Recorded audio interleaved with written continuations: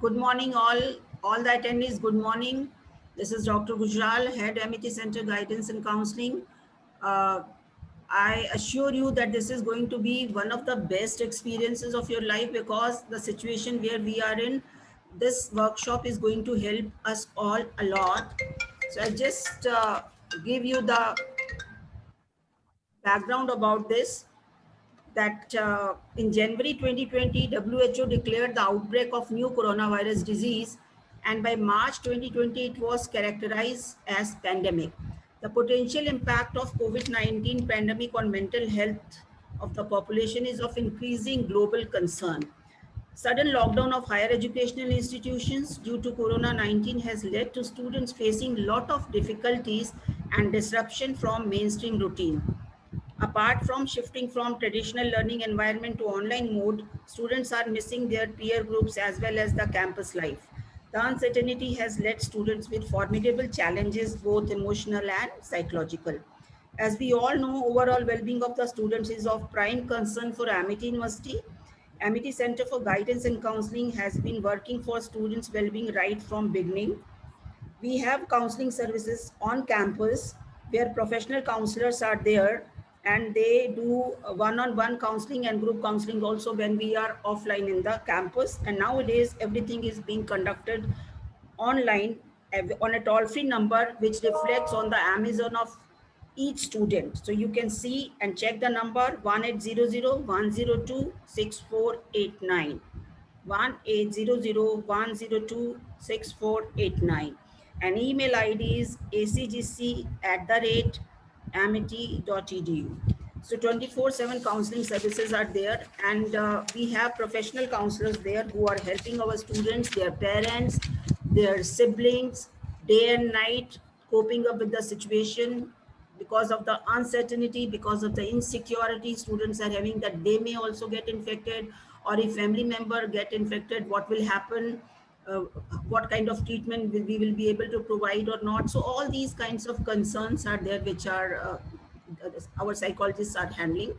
Apart from this, we keep on conducting awareness programs during orientation of the students, during orientation of the faculty members, and special guidance teams go to hostel when we are offline, we are on campus.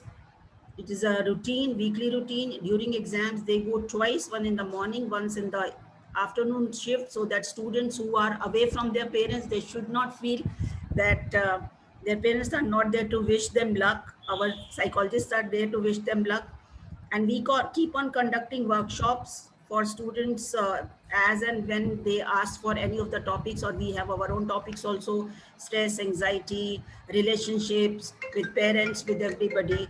So then we keep on conducting these stress fests also.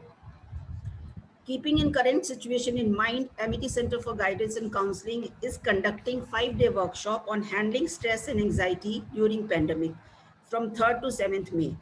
You have your schedule, and apart from that, we have added one session which is going to be very interesting session, which will be on art of learning 2 to 3. And you know the schedule, you will be attending all the sessions, and then there is a small self work which you have to do, because that small self work which has been kept for you is a your perspective on current situation and how you are coping on this. So once you do that and submit your assignment or self work in the evening, by the end of the day before 5:30, then attending one full day workshop, you will be getting certificate. So you can tell your other friends also, today you are attending, tell your other friends also to attend tomorrow, and they can also get the certificate. Getting certificate is not the priority. Priority is how we are making ourselves empowered so that we can deal with the situation in a better way than the normal common person. Because being in Amity, when we have this facility, we want all of you should feel empowered, not get panic in this kind of situation. Because when we are traveling also in aeroplane, they say put your oxygen first, then help others. Same here, first we have to be getting, we should get empowered, then we will be able to help others. So making ourselves more resilient is the need of the hour. So I will not be taking much time, and this I assure you, this is going to be a very good experience for all of you. Now I would request our respected Vice Chancellor, ma'am, to say a few words on ACGC and what is the need of this. So, ma'am does not need any introduction. You all know her, but even then, I would just like to tell few things about ma'am. That No, Harminder is not needed. ma'am, two lines, just one line. Everybody knows about the vice chancellor qualification, or I am not going to tell about that. One thing I would like to tell, that being this ACGC is given priority right from the, this is a vision of the founder president sir and our chancellor sir and vice chancellor ma'am. So we have been doing and we are enhancing it day by day by adding more of services. We added during this pandemic, we added schools also, and we made a bigger group where school psychologists or counselors of MET schools are also there. And today many school students will also be joining this. That is another thing. So this is the passion and under the leadership of our VC ma'am. So I would request ma'am to please say a few words about this. Thank you, ma'am. Uh, Thank you very much, Dr. Gujral. A very good morning. I'm so happy and delighted to see Dr. Sita Ramanji here. And so I'm so happy and really to see Dr. Sita Ramanji to you, because you were the person who initiated, who established this Amity Center for Counseling and Guidance. Our honorable founder president's vision is that every single student to be happy, satisfied, and the successful. And many times the students have issues and the problems which they cannot share with anybody.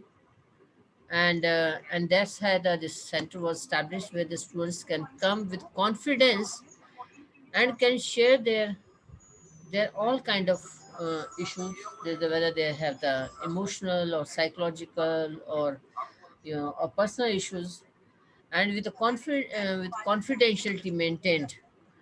Our professional counselors will help them, guide them, counsel them, and provide the issues. We have seen that when we look at the data, the kind of the issues, the many students have just the anxiety, some students have the stress, some have the relationship issues, some people have family issues, some students have uh, nothing but the peer pressure kind of thing. And so our counselors help them, guide them how to lead a more holistic, satisfied, and happy life while competing in the class, or competing in the career, or for the progression.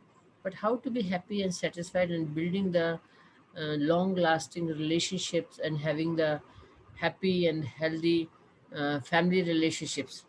And we have seen the students coming many times late in the night, early in the morning, to consult the counselors, talk to them. And many times we have found that that the students uh, have uh, felt that there's no point, they are so disheartened by their life or something. But after meeting the counselor, talking to the counselor, they have found the new meaning in life, that how to live a worthwhile life and make the best of their time, uh, best of their efforts, and best of the whatever the circumstances or the situations are there in their life, because every individual student has their own circumstances, their own limitation, their own resources. Though in the university they have all the equal opportunity, everything, but they have their own circumstances which sometimes prohibited them. But this center has become even more helpful to the students, useful when the students are not in the campus, they are away from their friends, they are away from the peer group, and they're confined to their homes and the four walls, and are not able to go anywhere. And this is that's the time when the counselors are able to help them understand their issues, understand their anxiety, and help them to answer their queries and all. And that's why the Amity University parallelly has organized one side the Amity Counseling and Guidance Cell for whole Amity Universe, including the schools, one side, and at the same time organizing every day in the morning 8 o'clock the yoga sessions and the pranayam sessions, because the health and physical well-being and the mental well-being both are equally important for the holistic well-being of an individual. And our honorable chancellor and our honorable founder president both have emphasized on these two aspects of physical and the mental well-being of the students. And I'm sure all of you are taking the benefit of this workshop, which is a 5 days workshop being organized by Dr. Harminder Gujral and her team, and will be very very beneficial for you people. All the students are advised to ask as many questions as you want, put in the chat box, or you can contact if it's very very personal, you can contact the ACGC anytime, and our qualified professional counselors will give you the time to to advise you, guide you, and help you to resolve your personal worries and the concerns. With this, I wish all the best for this workshop, and I'm sure that in the after the workshop is over, there are a lot of insight is going to come. Our honorable founder president is very keen to know that how the workshop is going, and because he wants to see that largest number of students should get draw the benefit out of this workshop. And you can always tell your friends, your batchmates, also to attend this workshop. And with this, I wish all the best for this workshop.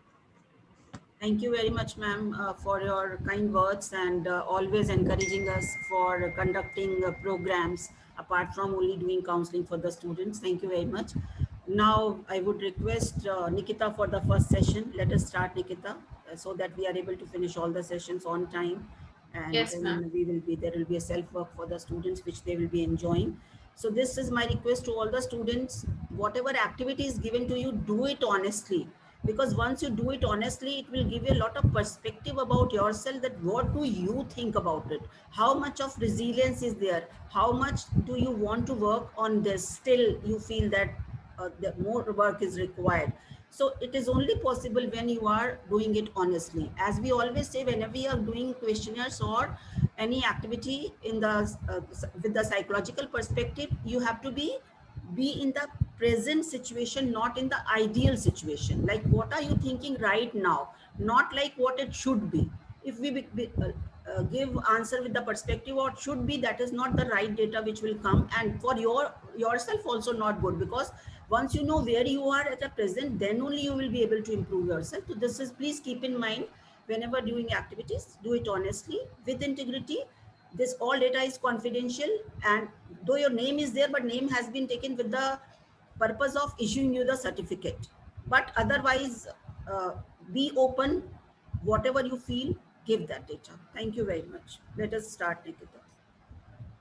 Thank you so much, ma'am. A very good morning to our Honorable Founder President, sir, our respectable Honorable Vice Chancellor, ma'am, our head of the department, Dr. Gujral, Sitaraman, sir, and to all the attendees who are attending our session. So I, Nikita Prabhakar, counseling psychologist at ACGC, welcome you all for the day 2 of the workshop on stress, anxiety during the pandemic times.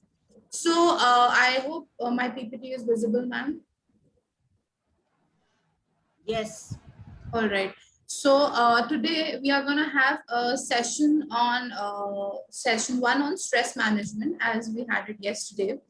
So as most of the students attended yesterday's session, right? And we made you understand that what actually is, stress and how can you manage that. So today also we're going to have an insight on what is stress management and how can we manage that, right? So it is very important for, first of all, to analyze ourselves, right? That whether are we under stress or not. Because sometimes we really misunderstand, or we have a lot of misconceptions that are we under stress or not, or what are our friends telling us, or our peers are like that, XYZ reasons, right? So it's very important to first analyze ourselves, that are we under stress or not, right? So I'm gonna do a small stress assessment checklist, right, where you have to mark from 1, which means almost always, to 5, which means never, right, according to how much of each time each statement applies to you. Correct? So I want all my attendees to give their honest reply in the chat box about what do you feel about this, right? We're going to give you 2 minutes for understanding and for reading the question and replying it on the chat box, right? So the first question is, I eat at least 1 hot balanced meal a day. So what you need to do is, I'll again mention that you have to number it from 1 to 5, 1 being the almost always you do it, and 5 being you never do it, right? So I'm going to give you some time. I'm going to give you 5 to 10 minutes. You have to number it and you have to give your reply in the chat box, right? So as you can see, there's a number and a behavior that help manage stress. So I eat at least 1 hot balanced meal a day. So rank from 1 to 5. As per what is your outlook on that, right? I get 7 to 8 hours of sleep at least 4 nights per week. Then I give and receive affection regularly. What do you say about yourself? How much do you rank and number yourself at? I have at least 1 family member within 50 miles on whom I can rely. What do you say about it? I exercise to a point of breaking a sweat at least twice per week, right? How much do you do that? I smoke less than a half pack of cigarettes a day. What is your outlook? I take fewer than 5 alcohols drinks a week. My weight is appropriate for my height. I have an income that meets my basic expenses. I get strength from my spiritual beliefs. I regularly attend club or social activities. I have a network of good friends and acquaintances. What is your network? I have 1 or more friends who confide in about my personal matters, that you share your personal matter with 1 or more friends, right? I'm in good health. I'm able to speak openly about my feelings when angry or worries. Am I very open about my feelings, or am I very introvert? I do something fun at least 1 time per week. What fun activity you do? I'm able to talk with the people I love. I live with about domestic issues. That do you talk oftenly with the people you live? I'm able to organize my time effectively. I take quite relaxation time for myself during the day, right? Whether how much you rank yourself. I drink fewer than 3 cups of caffeinated drinks per day. You just give your number. If you want to, you're taking screenshot, I can share in the chat box also later on. So this activity we'll discuss after my session is over, right? How much do you rank yourself? Then coming to the next, right? How will you calculate this? We're going to calculate it that you have to write your subtotal. That means you're going to total it, right? And then you're going to minus 20 and your score will come, right? Now, when the total score will come, you need to see that whether your score comes between 25 to 55, which is you are seriously vulnerable to stress. That means you are vulnerable, but it can be pretty well managed if given the correct intervention techniques. And if its scores are exceeding 55, that means you are extremely vulnerable to stress. That is a different way to handle it. So calculate your scores. We'll discuss at the end of the session. All right. So as the session is on stress management, right? So it is very important, students, to understand that what actually is stress. People say we're under stress, mujhe bahut stress ho raha hai, XYZ things. So stress is basically stress gives us a lot of big impact in our body, right? On our physiology. Because when we are under stress, right, our hormonal imbalance happens, right? Our hormones gets completely disbalanced. And what do we usually do? They say, you must have heard this term, emotional eaters, right? We eat a lot, or we don't eat anything, right? So this is something which happens when we are under stress. We keep on eating, especially the junk food, right? And it also creates a loss of appetite as well, which is a problem as well. So it's like either we get emotional eaters or we lose our appetite, right? So now understanding that there are 2 kinds of stress. Fine. One is eustress, another one is de-stress. Now, what is eustress? Eustress is a positive stress, correct? And de-stress is, as the word itself says, distress. I am so distressed, right, students? So eustress is something which is positive in nature, right?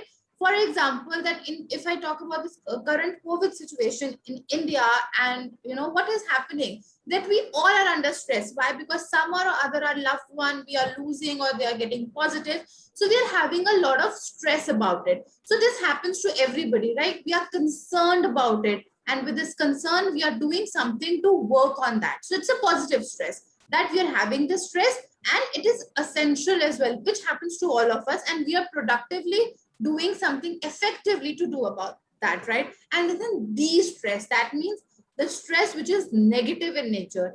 That means it really completely makes us go mad, right? We are not able to concentrate. We are not able to work efficiently. Our physiological health and our mental health goes for a toss. I'm sorry.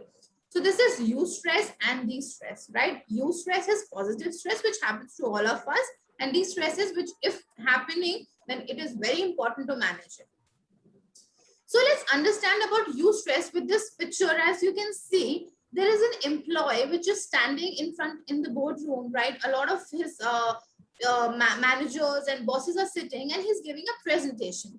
And his boss is saying, well, I know you're well prepared for this for a long time, right? So now with this term, you can see that the person who is giving the presentation, it is giving a positive motivation to him, right? He also might get into stress, that my boss is getting so much of expectations from me, but that is a eustress. That means he's encouraging for better concentration, for better performance. That is an example of eustress, that yes, it is important to take stress at this point in time so that he performs better.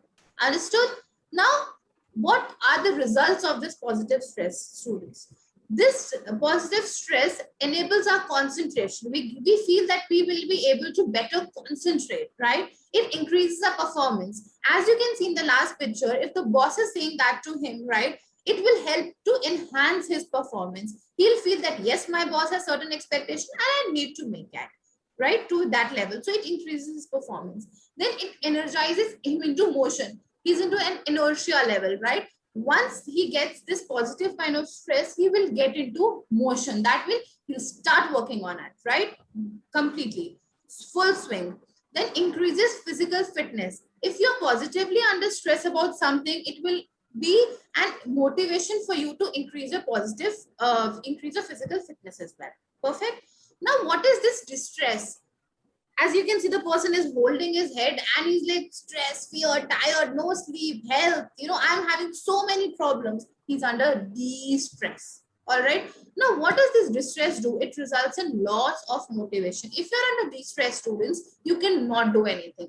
Your motivation goes completely for a toss, right? It reduces your effectiveness. You will not be able to give your complete productivity, and effectiveness will be reduced. You'll have a lot of physical and mental problems. Aapko mental problems bhi hongi, physical problems bhi hongi, and you'll have a lot of behavioral issues. Now, what do I mean by behavioral issues? I mean that you will get very irritable. You will get very cranky. You will be just bashing out everybody sitting in your house, and you will be just completely out of order. That will happen for you, right? So negative stress results in all these things. So we should all understand that yes, in this COVID situation, we are under a lot of distress, but it is very important to manage it as well appropriately so that we doesn't have all these things, correct? Now, if you see, what is stress now, right? What are the positive and negative stress? So let's understand that what is actually this is stress about our physiology. Stress is a bodily reaction to our challenge. So if you're having some challenging times, like today we are having COVID times, which is a big challenge for our nation these days. So being in stress is a bodily reaction. Is time pe har kisi ko hota hai. You are not something which is happening just to you, right? But we often perceive it as bad, and it can be good as also. As I mentioned, good stress and bad stress, right? But it is very important that when we are under stress, a lot of physiological reactions happen in our body. Our hormones are released, right, which results in physical manifestations. So what happens if you're under stress, right? It is, stress cannot be seen through a naked eye. So what happens, what happens actually is, if you're under stress, it is going to result in physical manifestations, right? Our body, as physiologically, will be under problem, right? Our appetite gets out, we get a lot of aches. So that means we are under stress. I'll afterwards I'll make you understand the signs and symptoms as well. So what happens if you are under stress? You have slower digestion. Your digestion gets completely out of order. That is a physical manifestation. You have a tunnel vision. You don't look at the broader perspectives of things. You get completely tunnel vision. Like for example, I'll give you, like in this COVID situation, what we are thinking, kuch nahi hoga, sab barbad ho jayega, aise ho jayega. So we are looking at a very tunnel point of view. But if we see that the government is doing a lot, right? A lot of people are vaccinated. It's a broader perspective. So if you are under stress, you cannot see the broad perspective. You are just seeing a smaller perspective and you get really shallow about it. And this process is often referred to as fight and flight mechanism. So there is a mechanism called fight and flight response. What happens, as the name says, that if we are under stress, right, there are two responses which our physiology gives us, right, which is a physical manifestation. Fight means we fight back. We don't escape from that stressful situation. Rather than that, we look for possibilities, we look for options, and then we fight through that response. Another one is flight response. What happens in flight responses, as the flight goes off, what happens is that we escape from the problematic situation, right? We get freezed, we get zoned out. We are not able to actually accept the problematic situation, and it goes for a complete flight mechanism. So it is very important, my dear students, to opt for and to practice this fight, not flight mechanism, right? How does it happen? You need to practice it on daily basis, that whenever you're under stress, because of any XYZ things, you need to say that I'm going to fight back, I'm going to win this, right? Keep that kind of a spirit in you and you will be absolutely be on the track. So now let us understand that what is stress and what are positive and negative stress. So let's understand what are the symptoms of stress, right? There are some probable symptoms which we are going to understand about stress. One is insomnia, neend na aana, neend ud jana, right? Which we say in a very layman language to our friends, relatives, mama, papa, neend nahi aati hai, insomniac. Loss of mental concentration. If you're doing some task, if some teacher is giving you some activity or some, in your classes, some assignments are given, you're not able to concentrate. Dhyan nahi lagta padhai mein. That is loss of mental concentration. Absenteeism. If you are now for timing, your classes are suspended, but if your classes are when your classes are going to resume, you'll be absent from your class. You'll have no interest in attending. So it is a symptom that you're under a lot of stress. Depression. I'm depressed, my mood is really, really low. So that is a probable symptom. Extreme anger and frustration. What do we do in stress? We take out our anger and frustration on our loved ones. What happens? We take it on our father, mother, sister, wife, husband, sibling. Mama pe gussa kar dena without a reason. If we are doing it, these are probable symptoms that without any concrete reason, we are taking out extreme frustration. That means there's something wrong with us. Family conflicts. Keep on having some or the other time. We are all the time having some family conflicts with our friends, relatives, right? We are having constant migraines, headaches, and back problems. Again, without any physiological diagnostic criteria, right? You are not diagnosed with any back problem or any migraine issue, but it is instantly happening, or it is sometimes oftenly happening. That means you are under stress. This is nothing else but stress. So please understand, these are the probable symptoms. We all need to tackle it in an efficient way and work on it smartly. Now, after knowing the symptoms, there are certain signs of stress: physical signs, mental signs, and behavioral signs, right? So what are the physical signs of stress? Poor appetite and overeating. As I mentioned, we get emotional eaters. Khana band kar dena, bhook na lagna, bahut zyada khana is a physical sign. Feeling tired and fatigued without doing any work. You feel extremely tired. Main thak gayi hu, I cannot work, I am exhausted. That is your physical sign. Various aches and pains, headache hona, without any physiological reason, you're having headaches, pains, It is a sign. Muscle pain, abdominal pain, sleep problems. You get either insomniac, right? Or you sleep too much. It is a sign of depression also. If you're sleeping too much, you don't feel getting out of the bed. That means something is wrong, right? Then falling sick and getting cold, cough, and your immunity is completely losing because of the current situation, plus because of your stressful situation. It's a physical sign. So what are the mental signs, students? So let's understand that feeling low, I am feeling very low, feeling very depressed is a physical, is a mental sign that you're under stress, right? Nervousness and anxiety, you feel really nervous about it, you feel very anxious. It is a sign of stress, right? Excessive anger and depression. You feel that I'm very depressed, my mood is low, मुझे बहुत गुस्सा आ रहा है, without any specific reason, I'm really getting very angry on my loved ones, right? Then being easily upset, low confidence, low self-esteem, you're not able to concentrate, your mental concentration goes for a toss. Poor performance in studies, consistently your scores are decreasing without you being giving the best of efforts, but still you're not getting the results, means that there's something of an alarming concern. Then now we've understood what is stress, eustress, stress, right? What are the signs, symptoms? Now let us concentrate about stress management. अब हम इन सब चीजों को manage कैसे करेंगे, which is actually why we have kept the workshops, that we can help you, right, in managing your stress. So now we are coming on the fact of knowing a therapy in psychology, which we call guided imaginary. Right? What happens is that in this technique, what do we do with our clients and students is that you need to visualize that I'm going to give you certain instruction. I'm going to play this video. I'm going to give you certain instructions, and then you're going to visualize through my instructions that what is happening, right? So I want you all to please close your eyes, keep your hands down, just close your eyes and just listen to what I am saying. As you can see, you are walking down in a beautiful forest where you are walking barefoot, and you can feel the moist grass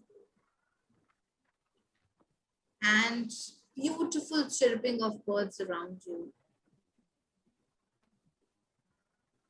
You can feel the beautiful breeze coming all over your face and making you really, really relaxed. You're walking through the grass. You can see the sunshine coming on your face. Just imagine that beautiful lakes, beautiful chirping of birds is happening, and you're walking barefoot through the grass. You can feel the beauty, scenery of the nature. And how relaxed are you feeling at this point of time? No stress, no anxiety, no problems. Just the beauty of nature and you. What a beautiful scenery is that.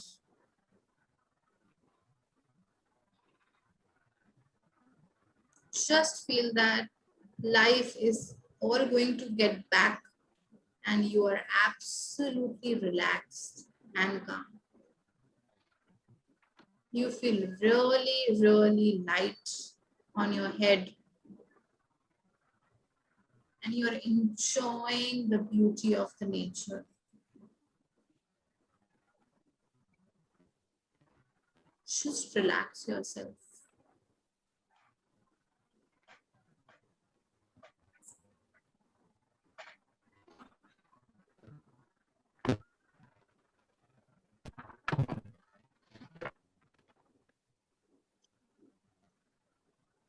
Feel that there is something of a great memory in your head. and you're cherishing that memory. And yes, that smile on your face is coming and you're very, very relaxed.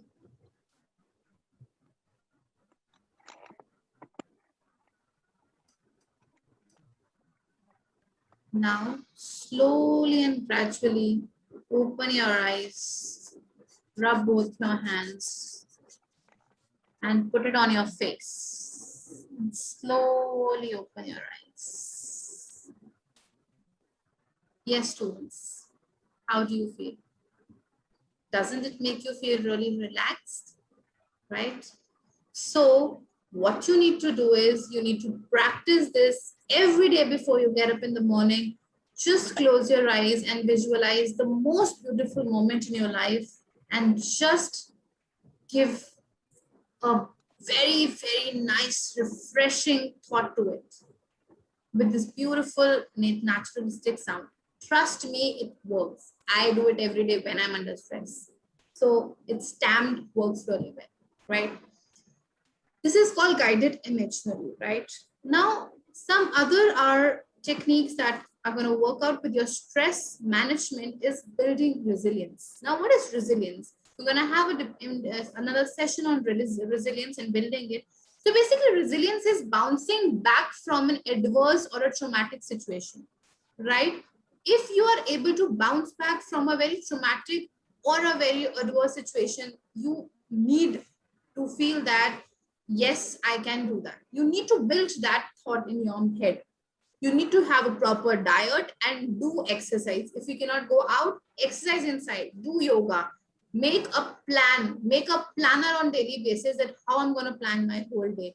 Do meditation. This is a meditative therapy only, which I've done with you, right? Talk it out, ventilate your emotions. Don't keep your emotions inside you, because the more you keep it, it becomes a pile of stressors, right? Just talk it out. We are there at Amity. You have this opportunity with the founder president, Sir Vision, and you all Amitians have this opportunity of talking to us at counseling psychologists, as Dr. Gujral has mentioned the toll-free number.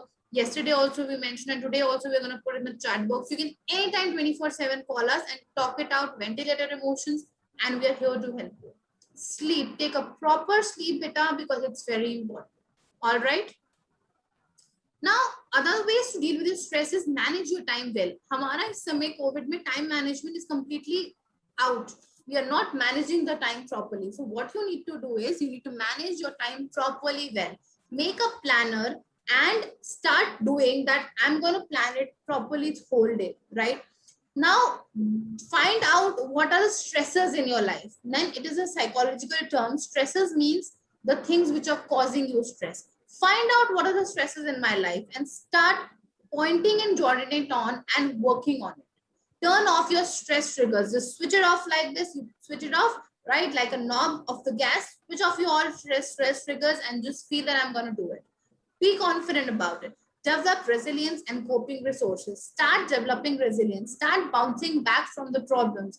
How to do that? If you're going to practice on it on daily basis, it's going to work out. Deactivate the secret stress engine. Stop ruminating. हम क्या करते हैं? Even in classes, we have so many. We keep on ruminating our mind, right? Don't ruminate. Focus yourself. Concentrate yourself, right? And make a habit of making a planner. Right? It's very important. Now, how to make a planner? It's very easy. As you can read here also, make that how I'm going to manage my whole day. I'll get up this time. It's not like a timetable, but I'll get up this time in the morning. I'm going to do my whole schedule in this way, right? So make a planner. Then take breaks. What I mean by take breaks is take breaks in between your exams, in between your projects, and in between your Netflix as well, right? So what you need to do is you need to manage your leisure time and your important work time in a way, right? Take some good activities, follow your passion, follow your hobbies, right? Just watch some television, grab a snack, spend time with your family and friends. At this point of time in COVID, it's such a bliss that you can stay home and spend time. Talk to your elders, I'll tell you something, the best therapy right now is talk to your grandparents. when you talk to your grandparents and when you listen from them, their experiences, and they share that how they lived their life, you're going to learn so much from it. I used to do it every time, right? So talk to your grandparents and they're going to give you so good insights. It's awesome, right? And now as the session is over about the technical session, now I'm going to give you a session quiz. Again, like the first questionnaire that I gave, you need to fill this also in the chat box. You just need to answer in yes or no. Have you ever felt that you were not able to get a 6 to 7 hours of sound sleep? Yes or no, right? You know the signs and symptoms of stress, so you need to answer this. Do you feel your level of mental concentration is reducing day by day? In the past 6 months, did you ever feel like not going to college? Now we are not going to college, then you can say that we are not able to attend online classes. You often experience migraine and headaches. So just answer 1, 2, 3, 4, 5. These are 5 questions. Answer in yes or no. All right. I know that it's going to be all right. So don't worry. Don't be under stress, and all the best. Thank you, students.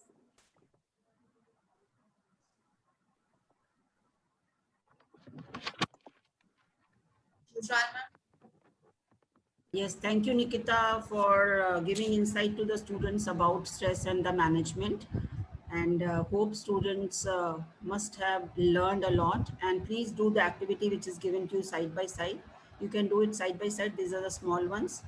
Now, next session, I would request Professor Mitra, who is an eminent psychologist and avid reader and writer also. He writes for India Today and Outlook, and he is involved in many portals and many forums for providing his expert advice on the issues which crop up in different times. So, Professor Mitra, I will not give much introduction about yourself because I want the students should listen to you. Then they ask, who is that fellow? We want to talk to him.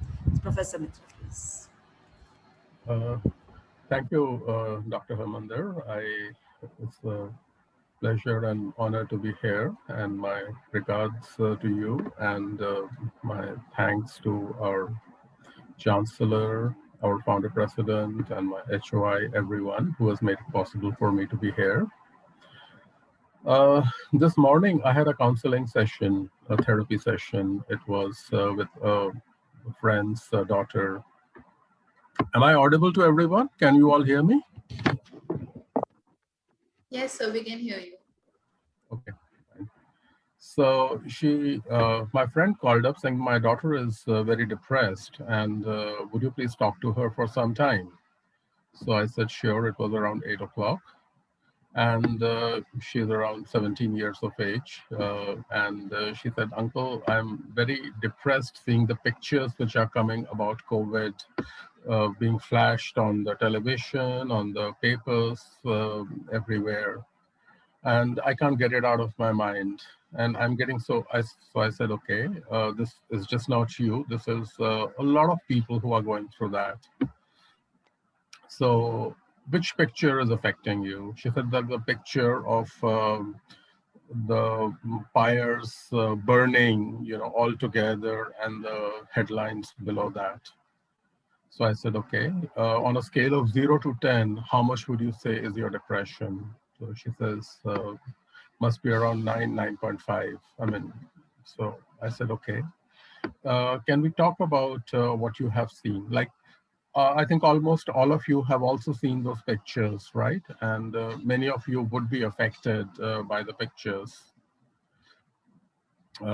Many pictures like this. So then I asked her, I said, okay, since you have been seeing these pictures, tell me something. Is this picture taken from the ground or the sky? So she was puzzled for a moment, and she says, sky, uncle, because it is taken from at a great height. So I said, okay. Now, which photographer, which news agency would go and take such pictures? So she said, well, someone who probably has that kind of ability. I said, okay, now who takes such pictures? She says, uncle, this is a drone picture. I said, exactly. someone has hired drones to take these pictures. I said, okay, now you see so much of suffering going on, and someone is hiring drones, not taking pictures from the ground, from above a height to take this picture, right? She said, Uncle, that's very bad, isn't it? I said, yes, that's very bad. I agree with you. You are somewhere, making a mockery out of human suffering. You can also show this by taking a picture, but someone has spent enough money, is spending enough money to go ahead and take such a picture. So then I said, okay, now imagine that suppose it was one of your relatives or someone who was in that fire, right? How would you feel? She said, Uncle, we have just lost someone in the family, and if someone were to do that, I would feel very angry. So I said, okay, so should you not feel angry then instead of feeling depressed about this? She said, yes. I said, this is called vulture journalism. These photographs are being sold today, for large sums of money. People are appointing drones to take those pictures and photographing people suffering their misery. So I would imagine that you get angry and protest against it instead of feeling depressed. So she says, okay, Uncle, thank you very much. And my friend just spoke to me 10 minutes ago.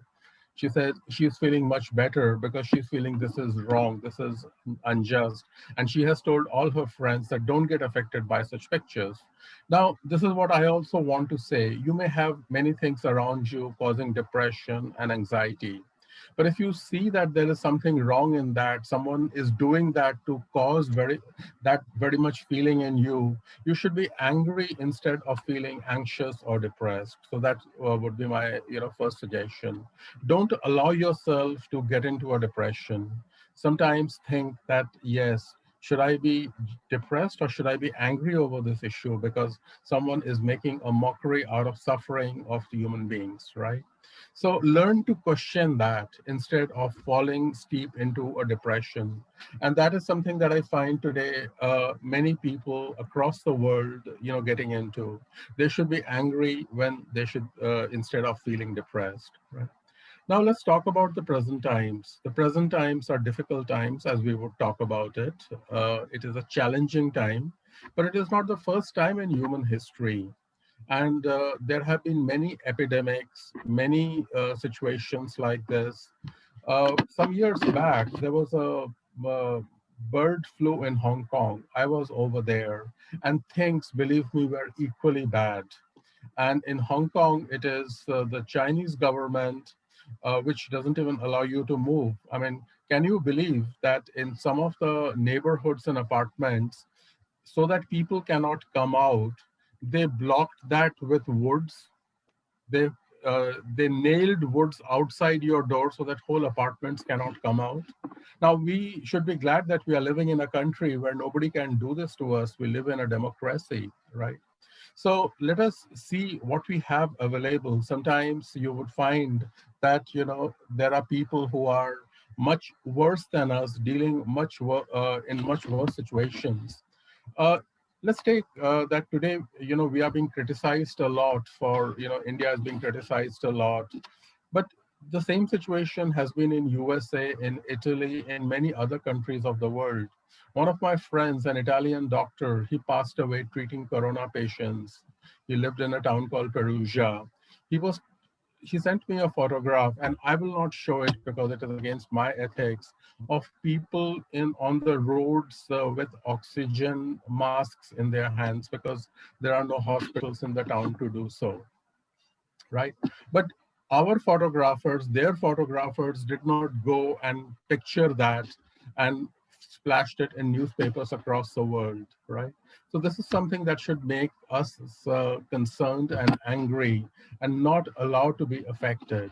Right? So it is something that is universal. Today, suffering is universal across the world. And there are certain rules, there are certain guidelines that we need to follow regarding our dealing with suffering, right? The first is to know our resilience, our strengths. First of all, human beings have dealt sufficiently well with the coronavirus today. And in India, in other countries, we have also dealt with it very well, right? Do you know the reason for it? It's adaptability. Human beings are the most adaptable creature out of all species, right? Uh, when think of the time when the corona was the virus was declared a pandemic. Most of us, we started wearing masks. We started with maintaining interpersonal distance. We started following many rules and regulations, not coming in contact with people. No other species has the capacity to do that, right? We stopped going out. We started staying inside the home, right? Now, for example, in my family, when we learned that we have to stay inside, all of us could do so, but our dog found it very difficult. He just tore apart our sofa, everything, because he could not go out. He could not adapt to the changed situation. He has adapted now because we cannot take him out that frequently. Now with the lockdown, again, it is difficult because the road is just outside. So he has, it's been the most difficult for human species. And your power to adapt is the most important reason why you are surviving and why you will survive. So increase your power of adaptability, increase your power to adapt. We are all survivors. We are surviving, and we will survive this corona too. And we will talk about some of the rules for surviving. First of all, let us go over what we understand by two things. One is anxiety, and the other is attachment and attachment cycle, because these two things have been most affected psychologically in the human species. So can you put on the PPT, please?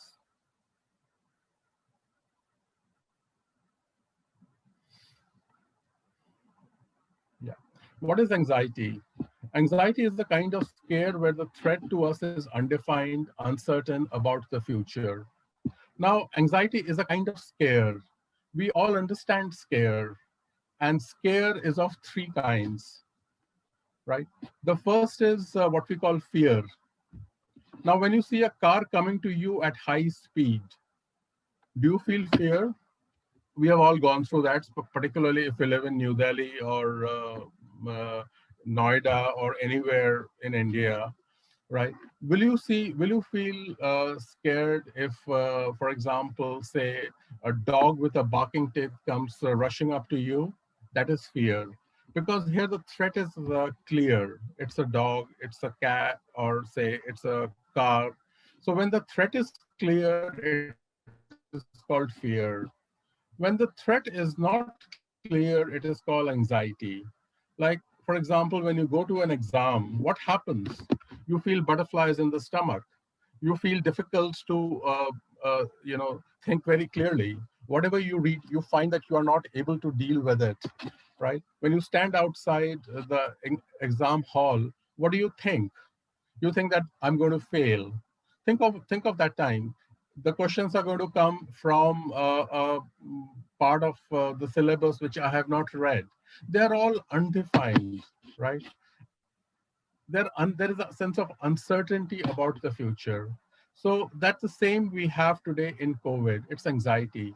And just in the same way that your exam anxiety got over when you started talking to friends, when you started discussing syllabus, when you started discussing the paper, in the same way, the anxiety regarding COVID will also go away. It is not there to stay. It will not become a part of you. All anxieties in life are like that. Think of the five biggest anxieties of your life. Where are they right now? How long did they stay? Right? They go away when we get information, when there is bonding, and you have a feeling that you are a survivor, right? So anxiety is a necessary human condition. We all go through it, we all come out of it, and we are coming out of it right now. Yeah, next, please. Next PPT, please. Yeah. Now, the five major anxieties during the pandemic, which this is from a research study, so kindly don't quote it anywhere else, that I may get infected, right? Many of you have that. I have that I may get infected. I'm very careful that I may die, right? Today in the COVID, almost a staggering 75 to 80% people have a fear of death. So if you have a fear of death, it is nothing abnormal. It is something very normal. It comes and it goes. It'll go away, right? Death is something that the COVID pandemic has brought us very close to, because we realized that it was something that we were pushing it aside. But whether it is the pictures in the media, or whether it is the frequent talk about it, someone dying in your family or extended family in the neighborhood, the topic of death is everywhere. I may not get a hospital bed, oxygen, or a doctor, right? We all are hearing horror stories coming from different hospitals, but we are also not hearing the fact that most of the people who talk such things, they're also getting a bed. This morning, one of my friends from Texas, USA, called me urgently saying that they need a bed. And I said, okay, let me try, because they were looking for a bed in another part of Delhi. And by the time I talked to someone, I arranged a bed. And when I called back, he said, oh, we have just been able to arrange a bed, right? So, but you will not hear this news. You will only hear the news which is different. So learn that what is being shown as an exaggerated form, perhaps in many media outlets, don't let that have power over you. That I may lose a loved one. This is a universal anxiety that all of us have, that someone who is a loved one, I may lose. Some of you have already may have lost. My sincere condolences to them. That I may lose opportunities, jobs, and timelines.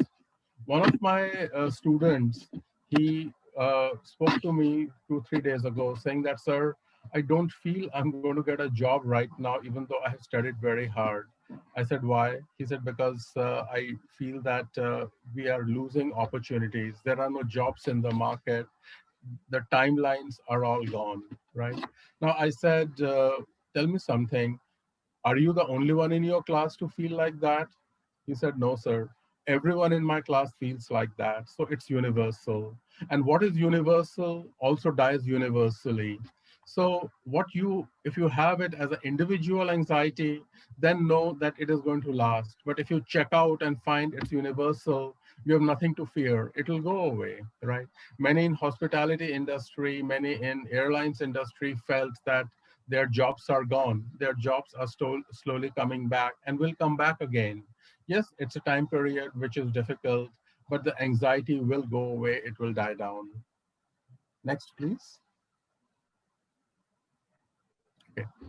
Now, another thing that I would talk about right now is what has come about as attachment, or we talk about maintaining distance from each other, right? This is called the attachment cycle in life. COVID has disturbed this attachment process. So let's talk about it. At the top, you see it's written proximity. Now, what is proximity? Proximity means closeness. And in India, we understand proximity too well. You travel with anyone for some time, you start discussing your personal things, whether you are married or not, whether how many children do you have, everything, right? Western societies do not have so much of proximity, and they take a long time to develop proximity with each other, right? Let's take an example of your university. Remember the first day in university? When you came, you did not know very many people. You made eye contact with a lot, and with some, it felt like, hey, this person seems nice, or this person seems the one. You formed your group. You came close together. You formed bonding. When we maintain proximity, we create bonding. So that became your group in amity. Through thick and thin, you have shared that together. I mean, the other day I was at the university. I had gone for a cup of coffee, and I was coming out. I saw a number of young boys and girls sitting together, chatting. Somebody was strumming a guitar, and they passed by, and it was my favorite song. So I stopped and listened. They waved at me, and it felt wonderful to look at the bond. And I asked them, that, hey, that's a great song. And they said, sir, we are meeting after so long, we just cannot hold ourselves back. So this is our bonding. And so one of them said, sir, this is even a deeper bonding that I have with my family. So we create bonds like that in the university, and that's a bond you have. And that's the bond which is disrupted right now. It has led to separation, right? All bonding leads to separation. So even this guitar playing group one day will separate.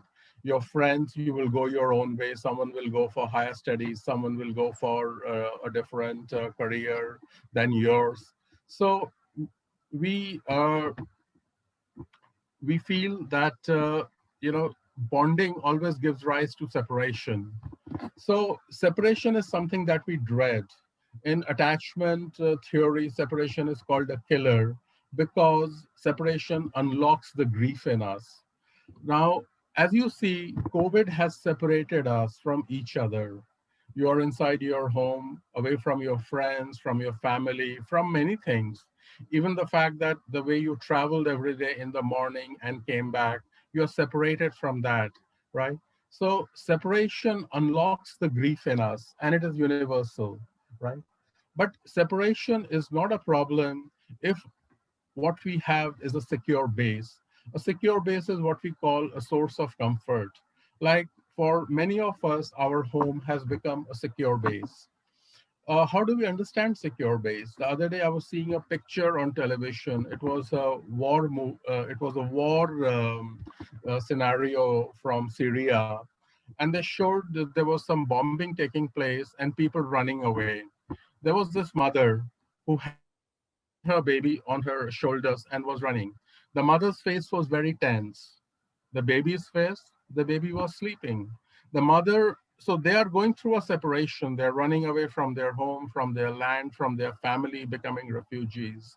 Now the mother is tense, but the baby is not, because the baby has a secure base in the mother. In the same way, when we separate, it's not a problem if we have a secure base at that time. So think of who your secure base is. Is it your best friend? Do you have a best friend? If not, create one right now. Is it your teacher? It is a secure base in our lives that makes separation possible and helps us to go through the grieving process. And once we go through the grief, we start the cycle again. And COVID will end one day, and we will again go through again a new set of proximity, bonding, separation, and grief, right? Next PPT, please. Yeah. I'll talk about the stages of grief, which we are going through right now. The first stage is denial. Like think of the time when you heard of the COVID and the lockdown and you have to stay in home. What was your first reaction? No, it's not possible. Think of the time when you heard the death of someone due to COVID. No, it can't be possible. We deny because we protect ourselves. The second stage of grief is called protest. Did you like being inside the home? No. You showed it in some way or other. As I was telling you, my dog also showed that, right? He protested. And then after some time, much later than all of us, he calmed down and said, okay, I would rather accept being in the home for a while, right? The third stage of grief is called longing or pining, right? I have had all my close friends, people whom I have not known for heard from a long time, call me up. यार तेरे से बात नहीं हुई रजत, बहुत किसी से बात करने का दिल कर रहा है. How many of you have said that to each other? You are longing for each other. That's the stage of grief. The fourth stage is fear. How do I now survive with the lockdown? It's universal. How do I survive with the curfew if there are no supplies, if there is not there? Now think of it. You've gone through that fear. All of us have, and we have survived. The fifth stage is rationalization. How many times you heard say that the COVID is teaching us new things? Nature is angry with us, therefore is teaching us a lesson. God is angry with us, so is teaching us a lesson. That's rationalization. After that comes acceptance, forgiveness, and rebonding. We rebond again. Now, all of us are going through this cycle of grief. We are at different stages. Some people are still in denial.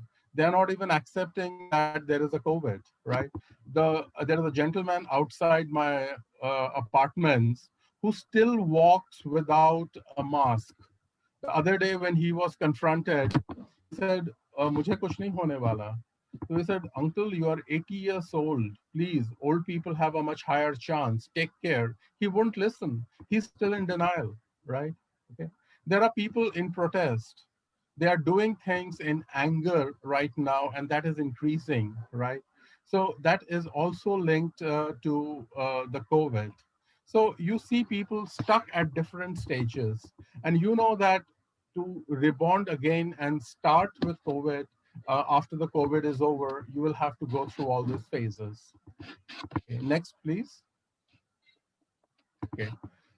There have been different losses faced by people during COVID-19. Again, this is a research study which is still not published, so don't quote it. I have the person's permission to share it with all of you. Loss of stimulation, right? For example, can you give hugs to each other right now easily? No. Do you have felt a loss of hope?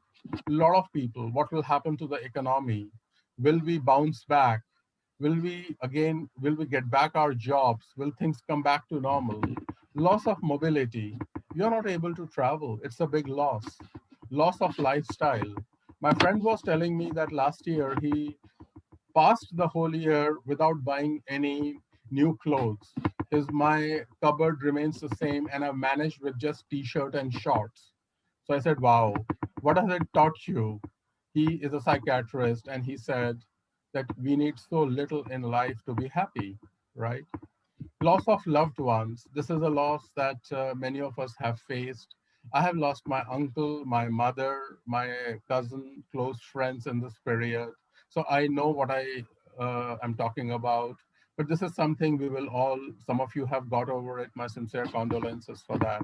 Loss of structure. Loss of structure means loss of time structure.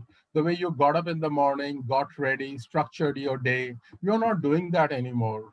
The other day, I was taking a class for my students. They had all signed present. And when I asked a question, there was no one to answer. And I realized many of them had gone back to sleep after switching it on. Was I angry? No. I said, "Okay, cool. You have not slept last night, right?" They say, "Yes, sir, we were awake till last night, till 2 o'clock, and therefore we thought that, we will listen to your lecture later," right? I said, "Would you have done that if you were in the university?" "Not at all, sir. I mean, if we miss the class, our attendance goes." Loss of structure. We are going through that. Loss of proximity, which I talked about also earlier. The closeness, touch, which releases so many hormones inside our body, almost 200. We are not able to have that, and it is going to seriously affect all of us in the next generation. I was asking my daughter that how is a class, she's taking online classes, how is the online class different from a physical class? She says, I feel I know my friends now only through hearing them. I don't have any sensory impressions of them, right? So this is a loss that this generation of yours is going through. Next one, please. Okay, pandemics is a stage of transition. This is a diagram by Virginia Satir, a very famous psychiatrist. She said that initially, let's take the pre-pandemic stage. There was an order. Your life was in order of a certain kind, right? Uh, it has given rise to disorder. We are in a stage of disorder right now. There is chaos. And this is going to come to an end and will give to a new reorder after the COVID is over. Now, what this new reorder is, we don't know. But we know that since we were successful in our order previously, in dealing with order, we will also deal with reorder in a similar way and be successful. Our species will be successful in facing the reorder. Now, can we go from order to reorder straight away? No. We have to go through a stage of disorder and chaos. So don't be scared of the disorder or the chaos or the uncertainty in your life right now. It'll slowly fall apart and fall in places and gives rise to a new sense of order again in your life. It is coming. It will take some time, and since we all are survivors, since we all can adapt and develop that power, I would suggest that we look for that reorder and welcome it and embrace it. There is nothing called, the fear of the future. It is only the fear of letting go of what we are comfortable with. That is the only fear that is known in psychiatry, right? So with that, I come to an end. I'll say a last thing. One of my friends, again daughter, and I'm talking to many children right now. She asked me that, Uncle, can you suggest a book for me? And I suggested this book, The Diary of Anne Frank. You know, Anne Frank, she was locked up inside her home for almost 1.5 years before she was found out and taken away. And she wrote a beautiful journal in that period, which is world famous. There is an Anne Frank museum. So I would also suggest that if you want to read, some of you who may have that reading habit still, uh, get that book, the Diary of Anne Frank, read it, and know that how she passed through her lockdown and dealt with it. And some of you can even maintain a journal, write about your experiences, and discover the author in you, right? So with that, I come to an end. Thank you very much, all of you. Thank, uh, thank you, Dr. Harmander. Yeah. Thank you, Professor Mitra, for a wonderful session as always. And you have created an insight in our students so that they can use their knowledge and whatever today they have understood the strategies and which are very, very much normal. But sometimes we are not even aware that we have a wonderful power within us which we can use for ourselves. And as you said that if it is a universal anxiety, it will die universally. And if it is individual anxiety, then it is a concern. So I totally agree with this. And this is the universal anxiety. And we all know that these days also will pass. So thank you very much. You have given a wonderful insight. And students, if you have any question, keep on writing in the chat box. And please keep on doing your activities also side by side. We are taking note of it. Our next session is by Dr. Alka Sharma, who's a psychologist at Amity Center for Guidance and Counseling. She'll be talking on panic attacks because what the kind of complaints or the issues students are discussing in during toll-free services or Amity Center for Guidance and Counseling, that they are getting panic attacks without, they are thinking it's without any reason. Of course, it is not without any reason. The reason is we all understand the reason. So she's dealing with this. So we have invited her talking on panic attacks and how to manage panic attacks.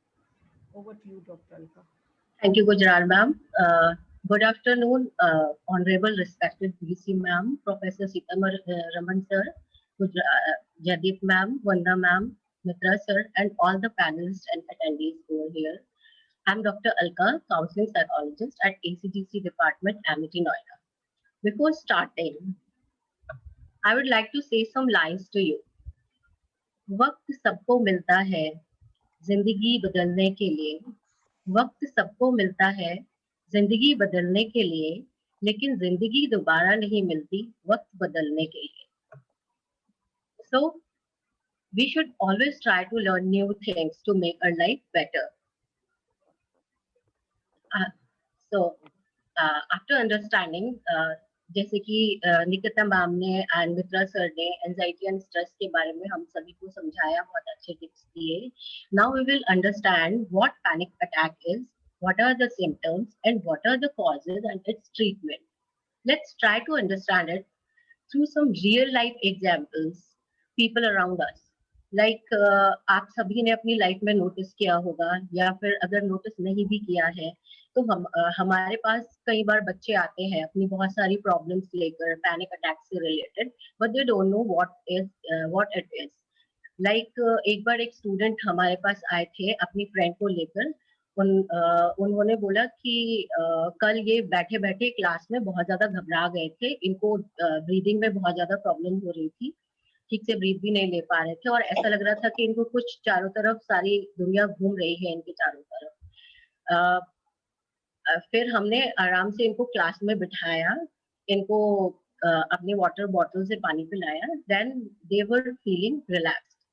So what is panic attack? Panic attack is a quick surge of intense fear or discomfort that peaks within minutes. The attack usually subsides in 20 to 30 minutes and rarely lasts more than an hour. When you're having a panic attack, you may sweat a lot, have difficulty in breathing, and feel like your heart is racing. It may feel as if you're having a heart attack, but it's not heart attack. It's like a heart attack. Panic attack also can happen to anyone, but having more than one attack may be a sign of panic disorder. Now we'll learn what is panic disorder. Panic disorder can develop when we worry too much about having another attack or change and start changing our behavior to avoid having a panic attack. जैसे कि आपने अपनी life में बहुत सारे लोगों को देखा होगा कि जो लिफ्ट से जाने से बहुत डरते हैं, जो पार्टीज अवॉइड करते हैं, अपने रूम में ही रहना पसंद करते हैं या फिर अपने घर में ही रहना पसंद करते हैं, बाहर कहीं भी जाते हैं तो उनको बहुत कंफर्ट फील होता है. It may be a reason of panic attacks and because they worry about panic attacks. उनको ऐसा लगता है कि अगर हम लिफ्ट में जाएंगे तो हमारा दम घुट जाएगा और अगर हमें लिफ्ट में पैनिक अटैक आ गया तो वहां पर कोई नहीं होगा जो हमारी हेल्प कर पाएगा उस टाइम पर या फिर हमें बचा पाएगा. तो इसलिए वो लोग इस तरह की जगह पर जाना अवॉइड करने लगते हैं अपनी लाइफ में, जहां पर उनको ऐसा लगता है कि यहाँ पर हमें कहीं से भी हेल्प नहीं मिलेगी और अकेले हम इस अटैक को हैंडल नहीं कर पाएंगे. Next slide please.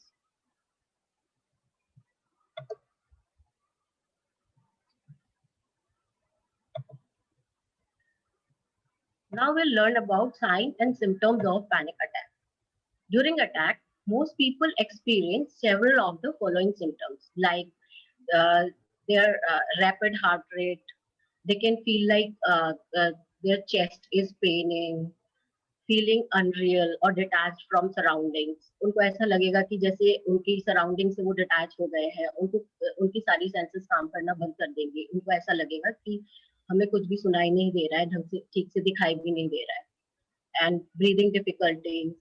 They can feel like tingling and numbness in their fingers and hands. They can feel like their stomach is upset and feel like nauseous.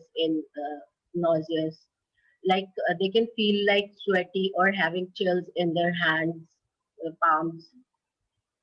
Then they can feel weak and faint too. उनको ऐसा लगेगा कि जैसे हम अभी बेहोश होने वाले हैं. Feeling choking जैसी फीलिंग होगी उनको. Feeling the loss of control.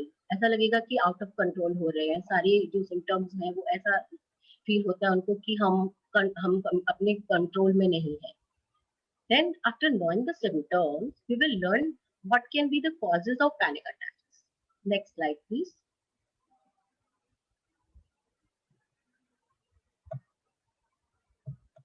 Now we'll try to know what are the causes of panic disorders. The causes of panic disorders are not clearly understood yet, but researchers have shown that panic disorders may be genetically linked. Panic disorder is also associated with significant transitions in our life. Like अगर किसी को कहीं पर hostel में new college join करना है, new transition हो रहा है उनके लाइफ में, एक सिचुएशन से वो दूसरी सिचुएशन में एंटर करने जा रहे हैं. Like going for an interview. अगर हम फर्स्ट टाइम कहीं पर इंटरव्यू देने जा रहे हैं, हमारे माइंड में पहले ही ये चल रहा है कि हमें ये इंटरव्यू क्रैक करना ही करना है किसी भी हालत में. तो वो इतना ज्यादा एंशियस हो जाते हैं, इतना ज्यादा स्ट्रेसफुल हो जाते हैं उसको लेकर, उसके बारे में बार बार सोचकर. और दूसरी प्रॉब्लम बहुत ज्यादा तब स्टार्ट होती है कि जहाँ पर वो इंटरव्यू देने के लिए जाते हैं वहां पर बहुत ज्यादा लोग आए हुए हैं इंटरव्यू देने के लिए, काफी सारे इंटरव्यूअर्स हैं. तो उनको ऐसा लगता है कि इतने सारे इंटरव्यूज के सामने शायद मैं तो सक्सेसफुल हो ही नहीं पाऊंगा या हो ही नहीं पाऊंगी. तो वो सिचुएशन भी कई बार लोगों में पैनिक अटैक क्रिएट कर सकती है. First day of job. अगर हम किसी नई जॉब पर जा रहे हैं, हम पहले ही बहुत ज्यादा स्कैर्ड है कि पता नहीं क्या होगा, फर्स्ट डे है हमारी जॉब का. तो कई बार वो इतना ज्यादा घबरा जाते हैं कि वहां पर भी उनको पैनिक अटैक कई बार उनका ट्रिगर हो सकता है. That creates actually stress and lead to the development of panic disorder. Apart from that, there can be some other causes too, like if our job situation is stressful, job loss हो गया अगर किसी का, तो भी panic attack trigger हो सकता है। डाइवोर्स अगर किसी का होने वाला है या हो गया है तो वो बार बार ओवर थिंक करते रहते हैं जो भी कुछ पास्ट में उनके साथ हुआ, तो भी उनको कई बार पैनिक अटैक आने लगता है। सोशल सिचुएशंस, ऐसी बहुत सारी सोशल सिचुएशंस होती हैं जिसमें कि लोगों को पैनिक अटैक कई बार ट्रिगर हो जाता है। जैसे कि अगर हमें पब्लिक स्पीकिंग से डर लगता है, इंटरव्यू में डर लगता है, ऐसी कोई भी सिचुएशन है जहाँ पर बहुत सारे लोग हैं, तो वहां पर भी कई बार क्योंकि वहां पर इसलिए आने के चांसेस रहते हैं जिनको पहले भी अटैक आ चुका है, क्योंकि वो हमेशा डरते रहते हैं। दे कीप वरिंग कि पहले भी मुझे ऐसी सिचुएशन में आया था, वहां पर बहुत ज्यादा मैंने अनकंफर्टेबल फील किया था, तो इसलिए वो पब्लिक सिचुएशन में जाते हैं तो जाते ही उनको ऐसा फील होने लगता है कि बहुत अनकंफर्टेबल फील करने लगते हैं। Apart from that, there are some phobias that can also trigger panic attack. Other than that, memories of traumatic experiences. हर किसी की लाइफ में कुछ कुछ पास्ट एक्सपीरियंसेस होते हैं, पास्ट ट्रॉमेटिक एक्सपीरियंसेस से रिलेटेड मेमोरीज होती हैं। अगर किसी लव वन की, जैसे कि अगर डेथ हो गई है, या फिर आजकल टीनेजर्स की लाइफ में तो ब्रेकअप्स भी उसका रीजन बन जाते हैं कई बार, कि अगर उनका अपने बहुत अच्छे फ्रेंड के साथ ब्रेकअप हो गया है तो भी वो बहुत ज्यादा ओवर थिंक करते रहते हैं कि अब क्या हो गया मेरे साथ, अब क्या होगा, मेरा कोई फ्रेंड नहीं है, मैं तो इनके साथ ही ज्यादा कंफर्टेबल था या थी, सारी बातें इन्हीं के साथ शेयर करते थे हम। तो वो ओवर थिंक करते करते कई बार पैनिक अटैक, उस ओवर एंशियस होने की वजह से, स्ट्रेसफुल होने की वजह से भी पैनिक अटैक आने के चांसेस रहते हैं।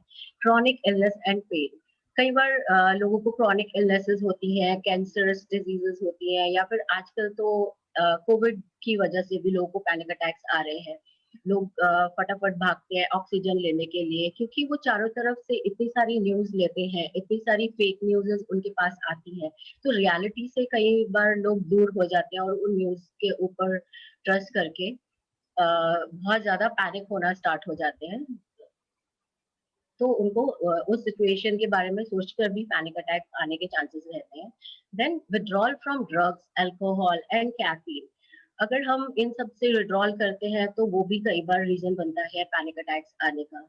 अपार्ट फ्रॉम दैट, अगर हमें कोई फिजिकल इलनेस है लाइक थायराइड प्रॉब्लम्स या फिर हाई बीपी की प्रॉब्लम, या फिर अगर किसी को डायबिटीज है, शुगर लेवल बहुत ज्यादा हाई हो गया है किसी का, तो वो भी उसकी वजह से भी कई बार पैनिक अटैक आ सकता है।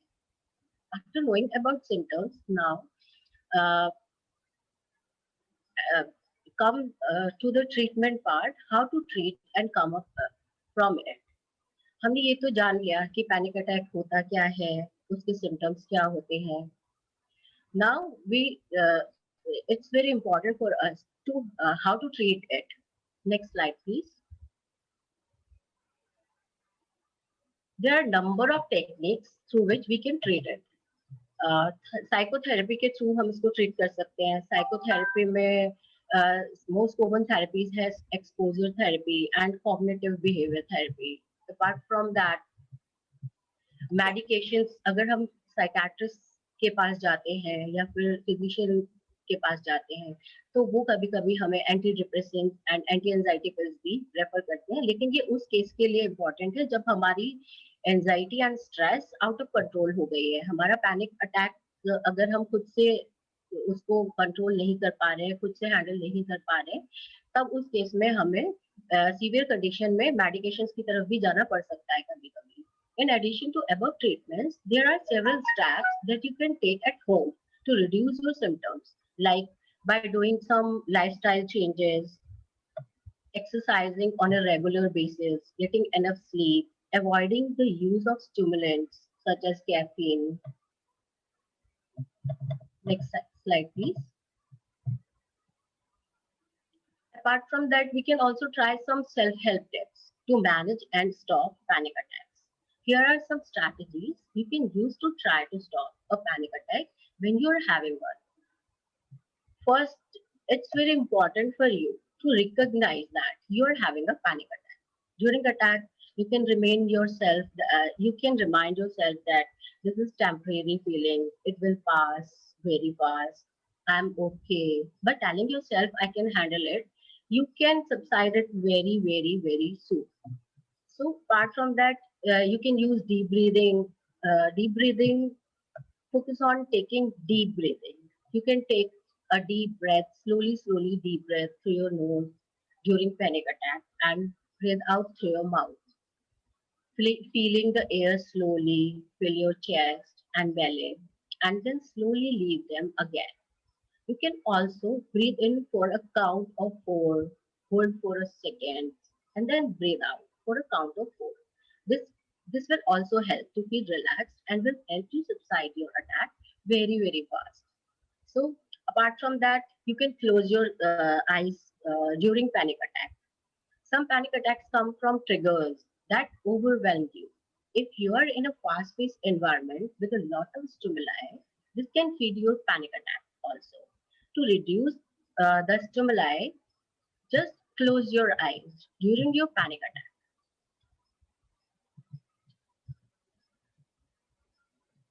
This can block out any extra stimuli and make it easier to focus on your breathing pattern. Now, you can also try mindfulness, as Nikita ma'am has said you how to practice mindfulness. You can visualize anything in your mind. This specific sensation ground you. This can help you also. By distracting yourself by focusing on one object. During panic attack, you can distract your attention by focusing on one object. Some people find it helpful to find a single object to focus all of their attention on that during a panic attack. Pick one object in clear sight and consciously notice everything about it. For example, describe the pattern of that thing, color of that thing, shape, what is the shape of that thing, and size of the object to yourself. Focus all of your energy on this object, and your panic symptoms may subside very immediately. Apart from that, you can use muscle relaxation techniques. They can also help you. Picture yourself happy places. You can imagine some happy places in your life. Picture yourself there and try to focus on the details as much as possible. Imagine digging your toes into the warm sand or smelling the sharp scent of pine trees. This place should be quiet, calm, and relaxing. No matter how much you have the cities in real life,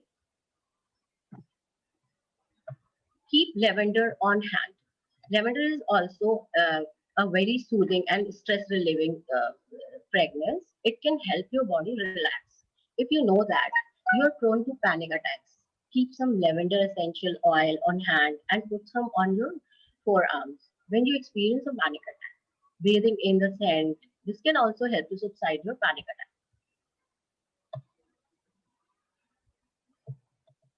You can also repeat a mantra internally in your head. Repeating a mantra internally can be relaxing and reassuring, and it can give you something to grasp into during a panic attack. Repeat it on loop in your head until you feel that the panic attack starts to subside. So, by trying above self-help tips, you can stop your panic attack immediately. That will help you to subside your attack very fast. I hope I was able to make you understand what panic attack is and how to cope up. Next slide, please.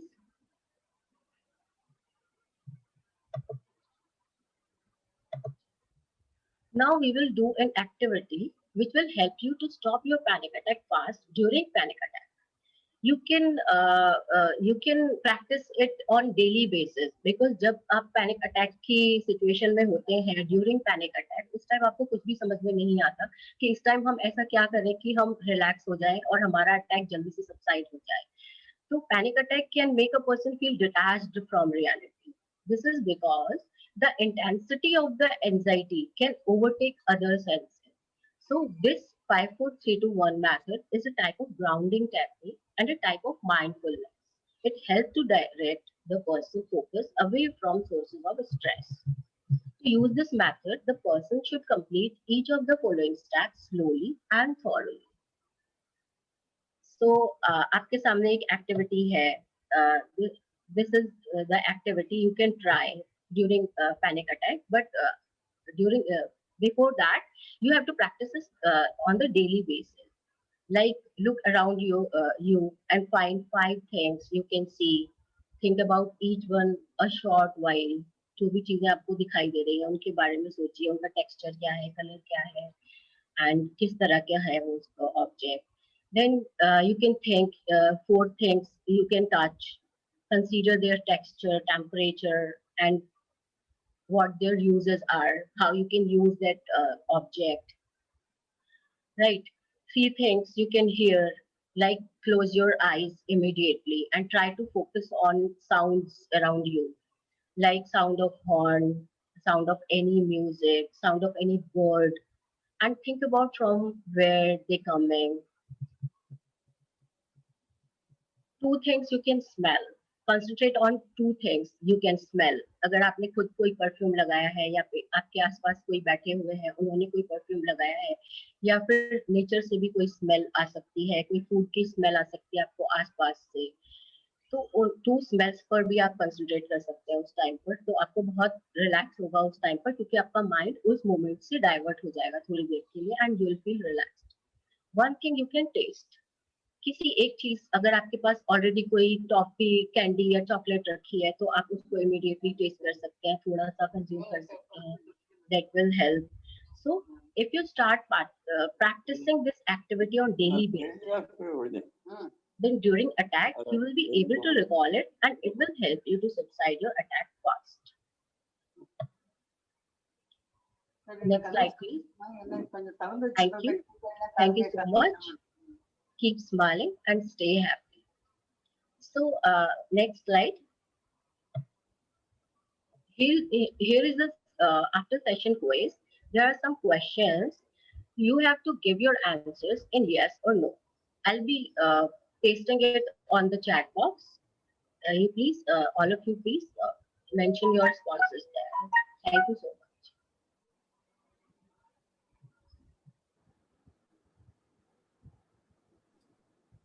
So yes, as in the after session quiz, most of the students are giving their responses, right? And you can see the screen and you are all requested to give your responses to the same. By that time, we have certain questions also related to the same. So welcome and we can just answer them. So there was a question which was asked by one of the students. I will just read in the Q&A box. 1 second.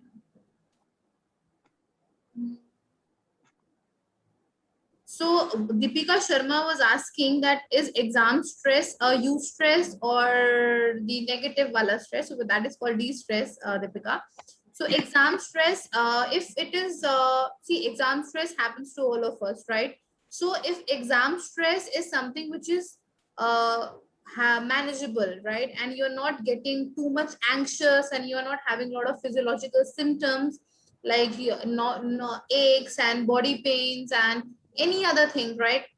If it's not physiologically harming, then exam stress happens to all of us. It used to happen to me. I'm sure it used to happen to Alka ma'am also when we were at a school age and college time, right? So if it's at that level, which is not affecting your mental health and physical health, it is a eustress. But if it's getting so distressful and you're not able to perform at all in your exams, it is a distress, right? So that is something which is important thing to answer, right? So then we have another question from Vinayak. How can we do, how can we, from whatever we can do, how to stop the spread of vulture journalism? All right. So, yeah, so he's asking that how can we stop the spread, right? So it is very important to be sensitized first from our own self, right? If we are not sensitized, if we are not taking the due precautions, if we are not handling the issues in an appropriate way, then we cannot expect the society to do the same. All right. So first we have to deal ourselves in a very responsible way, and then we can expect the same from others to behave. So, right? So it is very important to do that. There was one more question, Alka ma'am, on stress, anxiety. Somebody was asking that, does anxiety happen to the ones who have low blood pressure? I cannot get that question now. Can you please check in the chat box, Alka ma'am?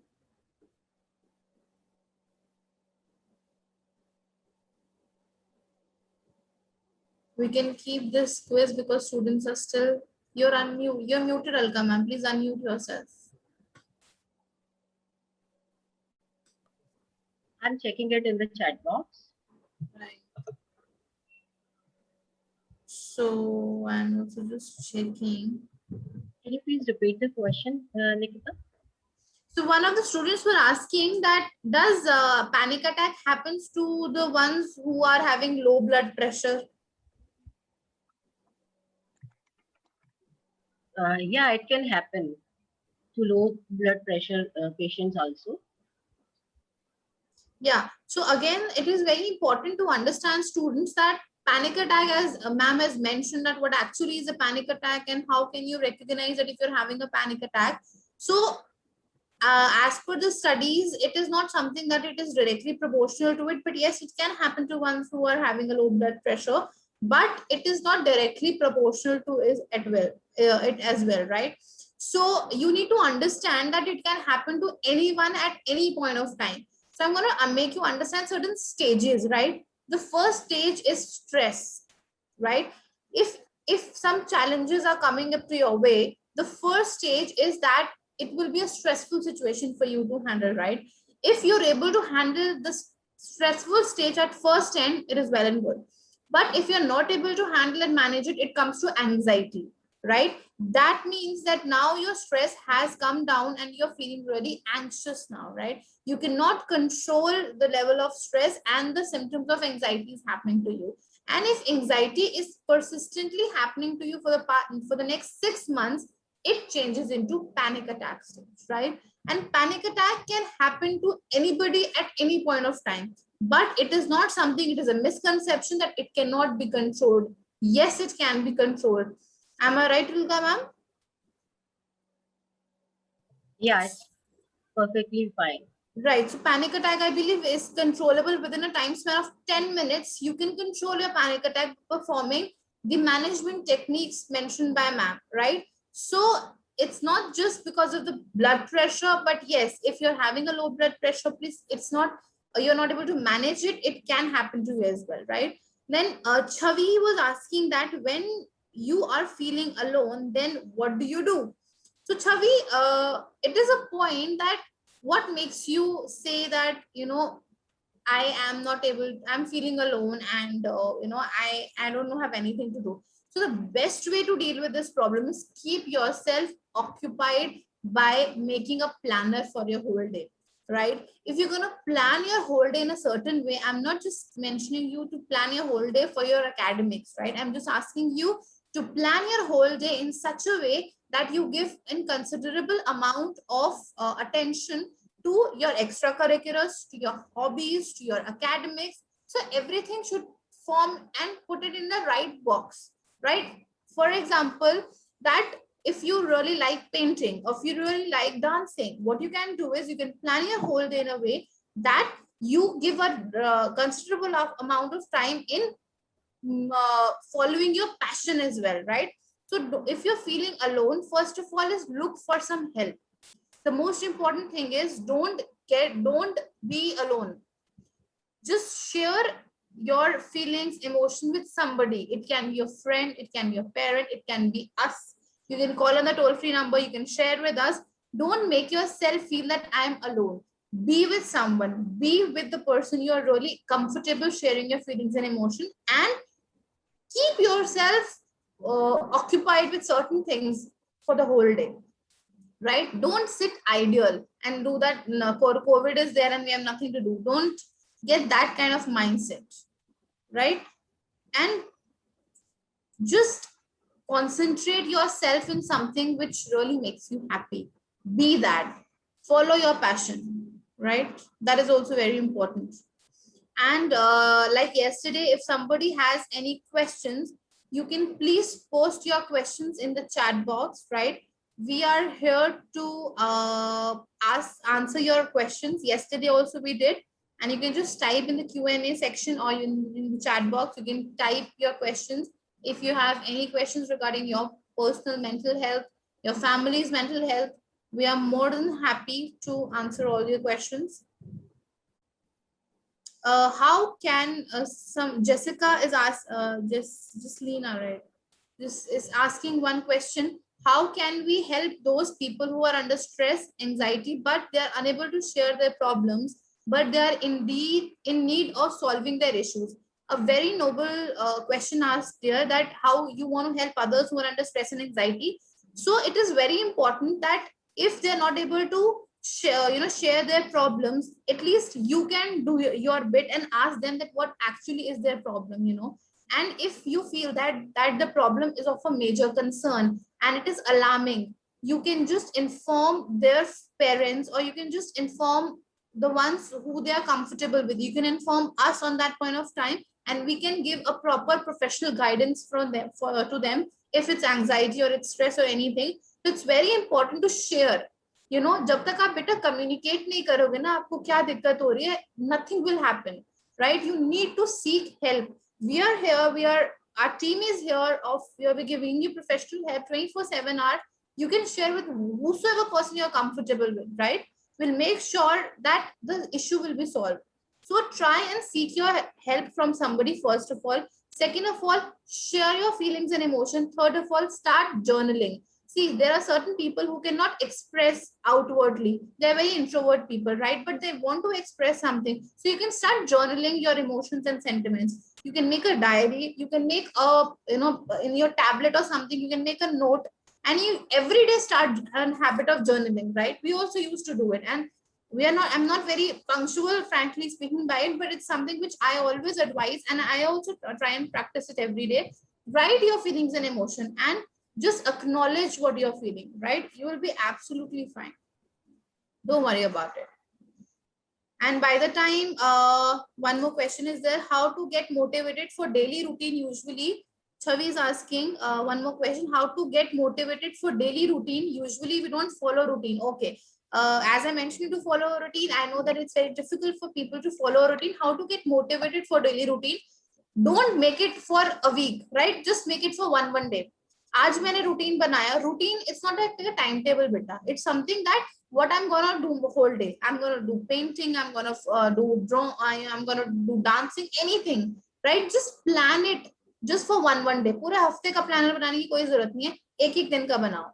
And try to follow them, saying that giving yourself a treat. अगर मैंने आज एक ही चीज follow करी, right? Then I owe myself a treat. Owe yourself a treat. Don't depend on anybody for giving you any treats, right? Give yourself a motivation that this is something, if I achieve for the day, I'm going to give myself this gift, or I'm going to do this thing for me, right? It gives you a reinforcement. It gives you a motivation to work. So don't worry, beta. Do it on daily basis and just make for one day. पूरे week का बनाने की planet जरूरत नहीं है आपको. ठीक है छवि? I hope that answers your question, beta. Right? And other questions are also, students can ask other questions as well. You can type your questions and we will be answering your questions too. So yes, over to you, Gujral ma'am. Thank you, Dr. Alka, for your session. And I hope students are doing activity side by side, which is giving them the insight about their own level and their own understanding, and how they are thinking these days. Does it need any change? As Nikita was explaining, that don't make a planner for a week, because you may not be able to follow. So make it at short-term goals. We all study short-term goals, long-term goals. Let it be short-term goals every day. So I will be getting up, I'll be doing this, I'll be doing that. Even if you miss one or two things, don't get upset. It's fine. Another day you can improve. So these are the tips which were being shared by our psychologists. Now I would request Dr. Jaideep Kaur. She'll be taking session on resilience. After all these 3 sessions, we have talked about stress, anxiety, panic attack. We need to develop resilience within ourselves. This is the one thing which is helping us all to sail through in this situation. We all know that people are getting corona. Some people who are very protected, not going out, not doing anything, they are just taking bath twice, thrice, and taking so much of precautions. Even then, they are getting. So it's nothing like that. It is, apart from getting from the environment, it is your internal resilience also. If be confident, take precautions, wear mask, whatever is rules and regulations, follow those sanitation drive and hygiene rules and regulations. But don't ever think of it that you will get. If you're thinking on that, always keeping in mind that you may get, this is not good. Okay. So these are the few things, and how to develop resilience and what resilience is all about. I would request Dr. Jaideep Kaur, who is a professor at Amity Business School, and she is a member of the consortium of Amity Center for Guidance and Counseling. She'll be talking on resilience. Over to you, Dr. Jaideep.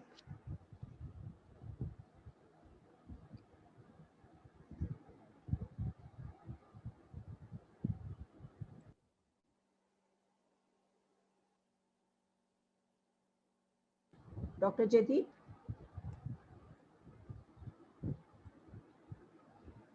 Hello? Is she there?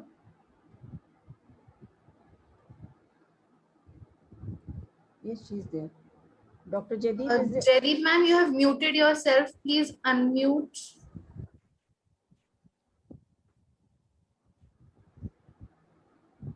Okay, by the time she joins, Nikita, keep on answering the questions of the Yes, ma'am. We have many other questions to yeah, answer. Keep on answering. Yes. Then we have a question on does recurrent panic attacks lead to major health problems? So mentioning that if you're having a panic attack on recurrent basis, and if you're not managing those panic attacks, right? If you're not doing the interventions, if you're not doing anything to make them less, then of course it will majorly affect your physiological and mental health both. So it is very important, if you're getting it on recurrent basis, right? It is very important to see a professional, whether a psychologist. First you go to a psychologist. If the psychologist says that it's not gonna be all right with the counseling therapeutic sessions and you need medications for it, as Alka ma'am mentioned, there are antipsychotics, there are anxiety pills for that. So if your panic attacks are not in your control and it is happening on very recurrent basis, then it is very important to go for a mental health professional and psychiatric help. Otherwise, it will definitely lead to major health problems. And yes, researchers also quote that recurrent panic attacks happening without properly managing them leads to even death. So it is very important to please go for a psychological or a mental health professional psychiatric help if you're having it on recurrent basis. And please understand the signs and symptoms first, Prita. If you understand that yes, it is happening to me and it is a panic attack, if you've diagnosed it, then it is very important to start curing it, start treating it. Don't ignore it and don't say that mental health problems doesn't happen, it is not a panic attack, it used to happen to my mother, it used to happen this. It can be genetic also. So it is my humble request to each one of you that if you have any mental health concern, please seek help. Don't ignore it. It's not really very much advisable, right? So then Vinayak is asking, please give small tips would be really helpful on how to rewire our amygdala, all right, so that we are not responding in a stressful manner. Thank you, ma'am. All right, Vinayak. So you want some small tips to be, if you want to help to rewire your amygdala, which is there for your emotions and which is handling your emotional, emotional state. So what happens that so that you are not responding in a stressful manner. So first of all, let me handle it one by one. For example, that it would be really good if you'll mention that what is that stressful situation, if you would like to share, but I'll just take an hypothetical example for it. For example, any stressful situation has come, right?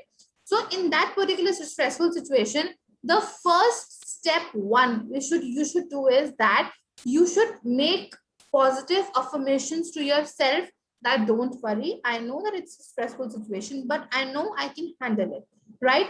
Then try and find out the stressors. What are stressors? As I've mentioned, the things which are causing you stress. Find out what are the triggers, what are the stressors. Are then second stage, right? Third stage is find out that are those stressors being handled by me? Am I able to handle those stressors? Yes or no? If yes, then try and make up a list of solutions that how can you reduce those things which are causing you that stress, right? If it's a no, then try and seek external help from an expert. And if you try and follow these steps, right, 4 steps in each and every situation which is under a stressful situation, then trust me, your amygdala will be completely conditioned. It would be rewired. You will be able to handle and respond appropriately in any stressful situation, Vinay. So you just have to make it very clear that first of all, do positive self-affirmation. Yes, if it's my problem, I can handle it. Second of all, try to find out stressors. What are the triggering things of that stress? Third of all, is those stressors being controlled by me? Can I handle them? If yes, how can I reduce that stressors? If no, seek for help. Right, Vinayak? I hope that answers the questions better.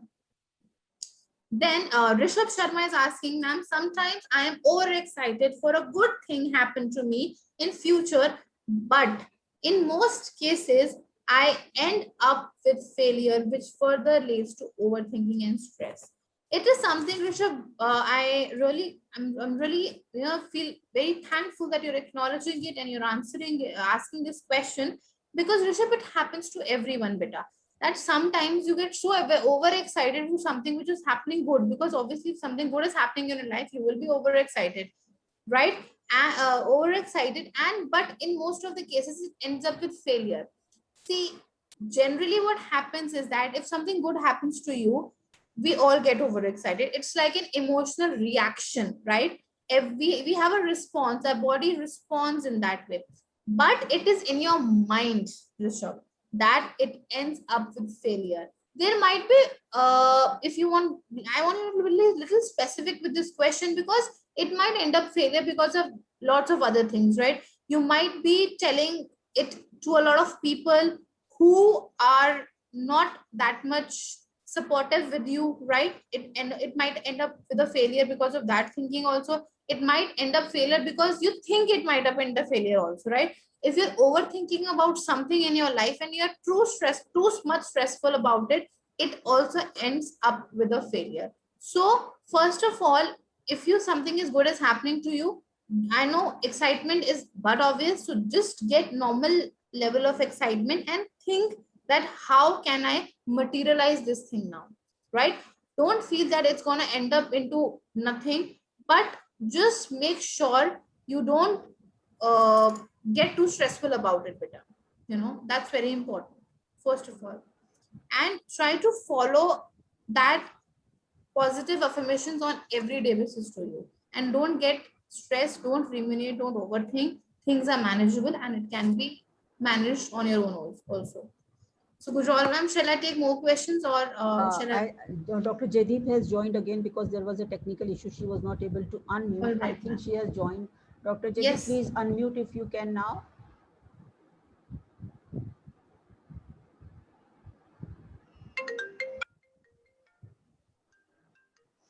Hello.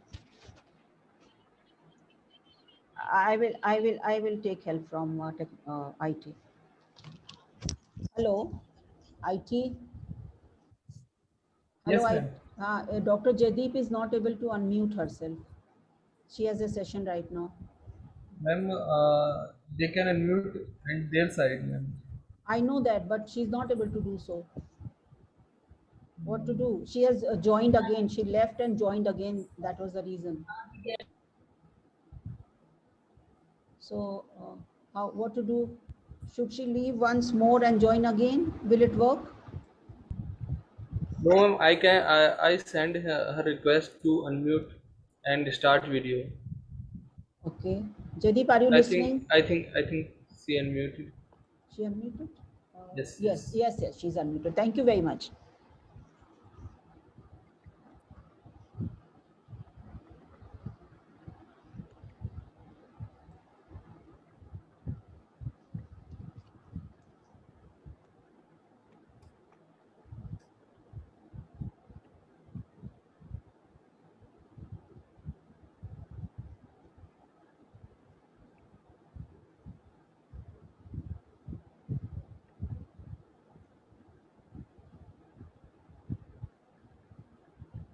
Ma'am, we can't hear you, Jaideep ma'am.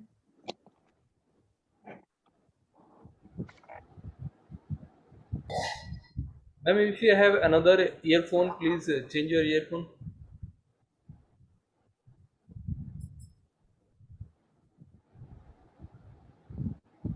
Ma'am, unplug your earphone. Uh, Jaideep ma'am, please unplug your earphone. remove the earphones and from portal also. It may work. Yesterday also it worked for somebody.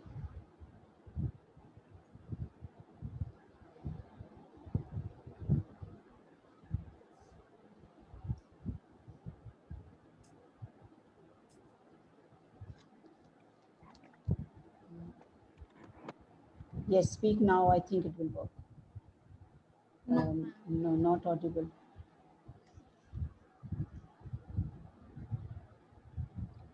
No, not audible. IT, can we do any desk with ma'am and then you can just see what is the problem happening at her end? Yes, ma'am.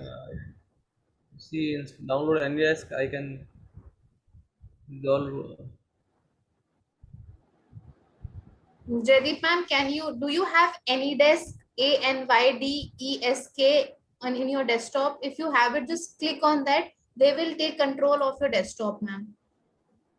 Yes, Jadip, we all have on our desktop because once we downloaded this, please check any desk. And you just have to share the login ID with it. You can just put it in the chat box and they'll take control of your desktop, ma'am. And then they can check what is the problem. You just have to go to any desk, click on that, ma'am.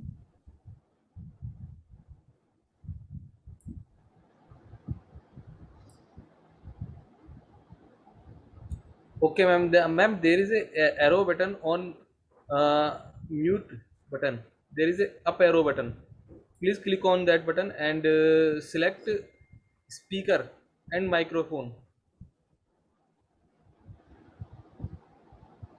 Ma'am, you can listen me. Ma'am, there is a arrow button on mute button, up arrow button. Click on that button and choose your speaker. I think you need to choose your microphone.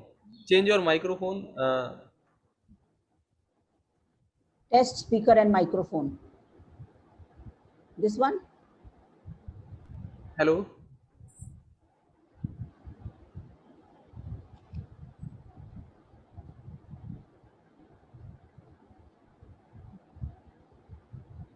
No, ma'am, you are not audible. Ma'am, I need a stereo. Jadip, there is an arrow button up and there are many options. IT is saying that you select test speaker and microphone. Click on that. Then it may start working. Yes, change your microphone.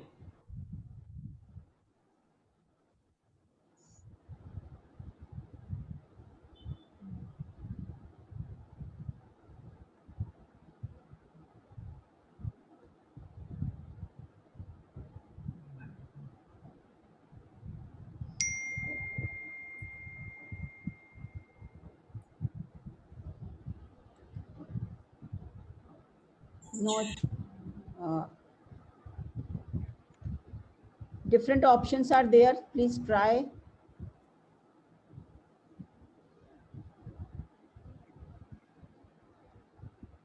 Switch to phone audio is also there, ma'am. Leave computer audio. Ma'am, I Yes. think she can join with mobile. It's easy for. Jadip, you join through mobile and Sakshi will share the PPTs. Then IT, will it work? Yes, ma'am. It will work 100%. Ma'am, please join with your mobile, ma'am. This will be easy for you, ma'am. Write in it. You just write me a message, Jadip, whatever is the problem. You're not audible at all.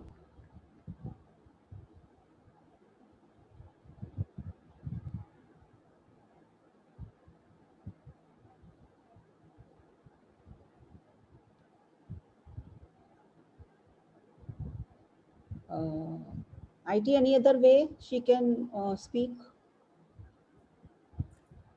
Ma'am, any desk या फिर ma'am, otherwise she will join with mobile. It's easy, ma'am. I think let me talk to her. Ma'am, can you please ask her? You can network issues, so that not possible to join with mobile. Ma'am cannot join because of the network issues, she's saying. Okay, so maybe this may be the reason for this also. Okay. Ma'am, can you give me any desk? Please Jadip, do you download. have any desk on Please your? download any desk and I can take remote your computer. Jadip, please download any desk. It will take 2 minutes. Ma'am, you just have to go to Google and type AnyDesk and download that and just provide them the login ID. That's all. It will work then, ma'am. Go to Google, ANYDESK, any desk, DESK. any desk. We got this when last time when lockdown happened 1 year back, we were given this and I got done also through Vinay. There was some problem and Vinay took over and he did rectify it.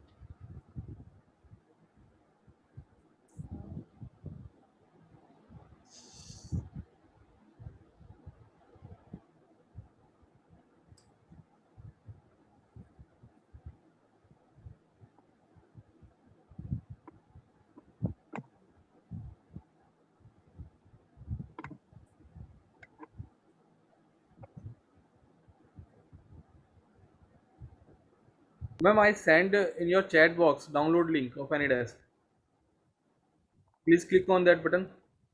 The AnyDesk is download on your desktop. And give me your AnyDesk ID.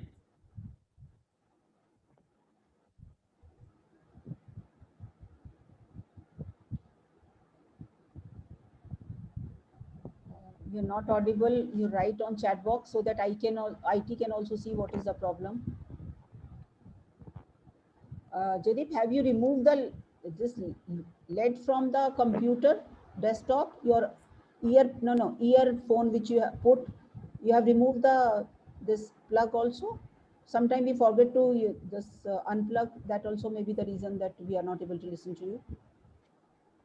No, you have done. Ma'am is saying that she has removed the unplug that as well. Ma'am, download AnyDesk, ma'am. After download you AnyDesk, then open AnyDesk and you will see a ID, AnyDesk ID. That ID is 9 digit. First download AnyDesk, then run AnyDesk application.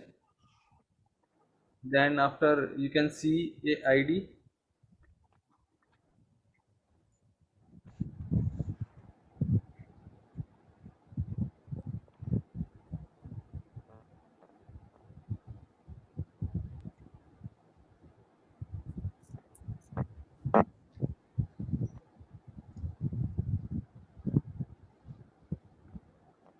Jadip, could you download? Yes, nod your head, yes or no. You could download? Okay, great.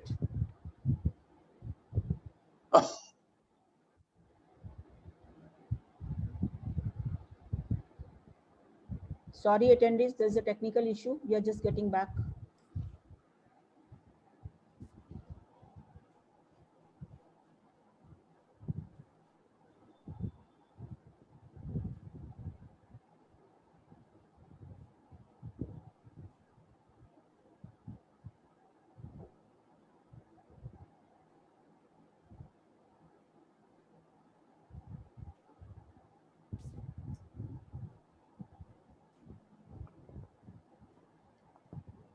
By the time Dr. Jaideep is coming back for attendees, this is to inform you that once you have logged in the morning and you have registered yourself, your attendance that is your attendance. And once you have registered, your name is there. And once you complete all the assignments and submit at the end of the day before 5:30, that will be the completion of your workshop. So you will get certificate only once you were there for till the end of the session and you have submitted your assignment. So some students are asking question in chat box, where to submit attendance. You don't have to submit attendance. We'll get the attendance because you are registering with program and name and everything. So we are getting information. So you just have to complete your workshop by completing all the assignments. At the end of the day, we will be giving you a Google form survey. That will be the last thing which we'll be doing after 2 to 3 session. We are going to have a wonderful session from 2 to 3, which is on art of living. So after that, the Google form will be given and you have to fill that Google form. It will hardly take 20-25 minutes or maybe 10-15 minutes. And then question answers, because this is the opportunity you all have got when the classes are not running. So you all can utilize this. We are very happy that students are coming up upfront and asking questions about panic attacks. And sometimes we think this is a stigma and we don't discuss with the psychologists. So opening up is very, very important. We have to open up to regarding the problems, then only we will get the solution. So we are happy that students are doing so. So this is a wonderful session which will be taken by Dr. Jaideep Kaur. So there's a little technical glitch. We are working on it. And the students were also asking that they'll be receiving the certificates after the 5 days, right? Yes, after that also it will take time, because we have to organize attendance. We have to check, like who have attended the full workshop, who were in the morning also and continuously were there and they have submitted, then only they will get attendance. So student, definitely you will get certificates, but yes, it will take time. Correct. Because they were continuously asking ki we have attended first day and all. No, but we will be completing all 5 days. Then we will organize everything. Then it will take time, because everything takes time. Develop patience. So ma'am, should we take questions or wait for ma'am? I think you take question, but I think it is being sorted out. IT, it is being sorted out. I think it is being sorted out. You can take questions, Nikita. All right. So after Rishabh Sharma's question that he gets very overexcited and it ends up with failure, I hope that answers the question, Rishabh, that you're not supposed to overthink about it. You're not supposed to ruminate. You're not supposed to take stress of that. Things will take time. Again, as ma'am said, if something is good is happening to you, first of all, show gratitude, be thankful for that this has happened good with me, and show some patience and don't get so super duper excited also, right? So just you need to relax and then wait for the right thing to happen. Then we have Ritik Raj's question, who's asking how to concentrate in online classes, and after attending 6 classes, my mind gets stuck, and how do we do self-study? Okay. So Ritik, I just get me right that you're asking that how to concentrate in online classes, and after attending 6 classes, your mind is completely occupied because you're attending so many classes and you don't get time for self-study, right? So again, the problem here is you don't have so much back-to-back classes from morning till night, right? You cannot have a 24-hour class. It's not possible, correct? It's just the problem in time management, nothing else. I can completely understand better that your classes are back to back and in the virtual mode, it's difficult for you all. That's pretty much understood. But what you need to do is, obviously your mind will get really stuck. So you just need to relax. If your classes are from 9 to 12, so from 12 to 1 or 1:30, you need to take a break and you need to relax your mind. Watch Netflix, take a nap, talk to your friends, whatever relaxes your mind, do that. Don't do things back to back, because if you're going to take classes, then you're going to do something again which is making so much energy and you're not able to channelize it, then your mind will get stuck and you cannot do self-study. And secondly, the best way to manage your classes and do self-study is that prepare, again I'm mentioning it and I'm focusing and I'm saying it again and again, be very, very clear with what you really need to do and make a schedule. That you cannot self-study all the subjects, right? What you need to do is you can just divide your subjects as per the days, and if you do even 1 subject or 2 subjects in one day, that is self-study, it's more than enough. But if you plan to do that, मैं सारे subjects कर लूँगा या फिर मुझसे होगा ही नहीं, मेरे सर में दर्द है or something, there are n number of reasons and n number of excuses, beta. But the way you can just relax your mind is, if your classes are from 10 to 12, just relax your mind, Ritik. Take a take a small nap or watch some Netflix series or something just for 1.5 hours where your mind relaxes down, and then start your self-study time, because it's not possible better that you cannot do you cannot have time for self-study because your classes are not 24/7, right? So make it a little time management, do proper time management, and everything will fall in place with it, right? Then Aman ma'am, all questions are done in a consolidated form. Will we provide the links which we shared yesterday? The link, Aman, was for the Google form beta. It was not for the quiz, right? And the Google form link will provide you at end of the session so that you can just fill the Google form link, and one more link which Jaideep ma'am will be sharing after a session. So those 2 links will be shared after the resilience session. All right. So wait, beta. Payal is saying, ma'am, when something unexpected happens or hurtful, I feel my chest gets heavy. How to avoid that? See, Payal, it is something which happens to most of the human being because we Indians are really emotional in nature, right? So if something unexpected happens or somebody hurts you, obviously it's but obvious that you get really emotional, right? It's very normal. But the best thing I'm going to tell you, the remedy is stop having unrealistic expectations from others. See, if something unexpected happens, it is, we cannot control that. But if something happens that you're expecting that that person will react in this way, you are mistaken. Better don't expect anybody to be the way you want them to be, right? But if something unexpected happens, God forbid, if something happens unexpectedly, nobody has control over it, beta. But yes, not getting hurt, you have control over that, right? So I can understand your chest feels heavy, because you get really panic. It's not a panic attack, right? It could be, but it could not be also. So how to avoid this is beta, that stop having, first thing is unrealistic expectations from others. Second thing, you have to take the charge of your happiness in your hands, right? When do we get hurt? We get hurt when we are expecting somebody to behave in a certain way and that person doesn't behave in that way, right? So इसलिए इतनी expectations unrealistic, क्या expectation बहुत ज़्यादा मत रखो. Do whatever is your duty and responsibility as a child, as a student, as Thank you, whatsoever. Nikita. Thank you very much for answering the question. I hope Jaideep ma'am is back and she has unmuted also. Welcome, Jaideep. We are waiting for a wonderful session. Oh no, voice is not coming.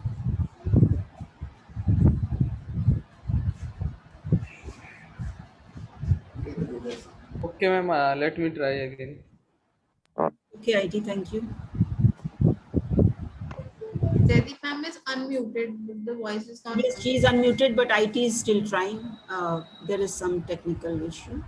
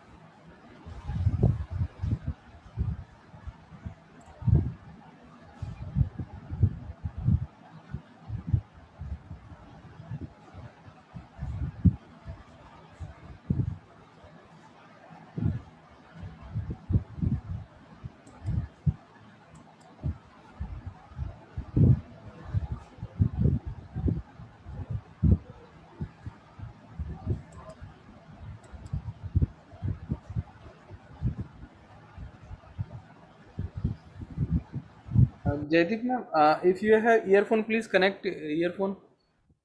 No. please say. No, ma'am. Block some security in ma'am laptop. Not allowed to microphone in Zoom.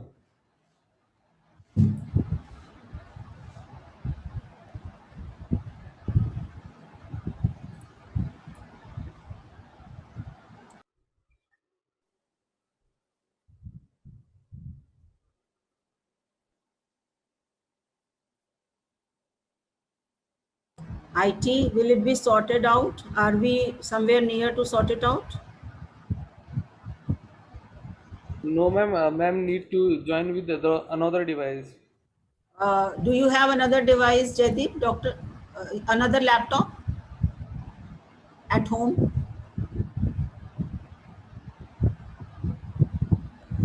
Do you have another laptop?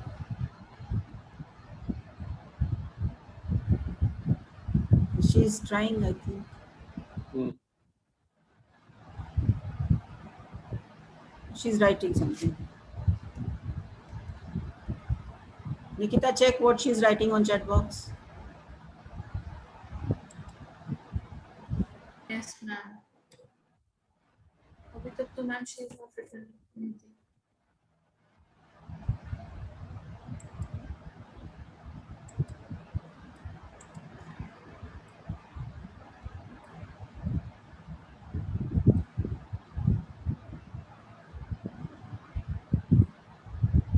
Ma'am, have you written something? Jaideep, have you written something on chat box? Not coming, ma'am, chat box. Maybe some network issue then. I think so because ma'am's number is also not reachable. WhatsApp number is also not okay. Jaideep, by the time you try to join from some other laptop, I am starting. Okay. Sakshi, please keep on changing the slides.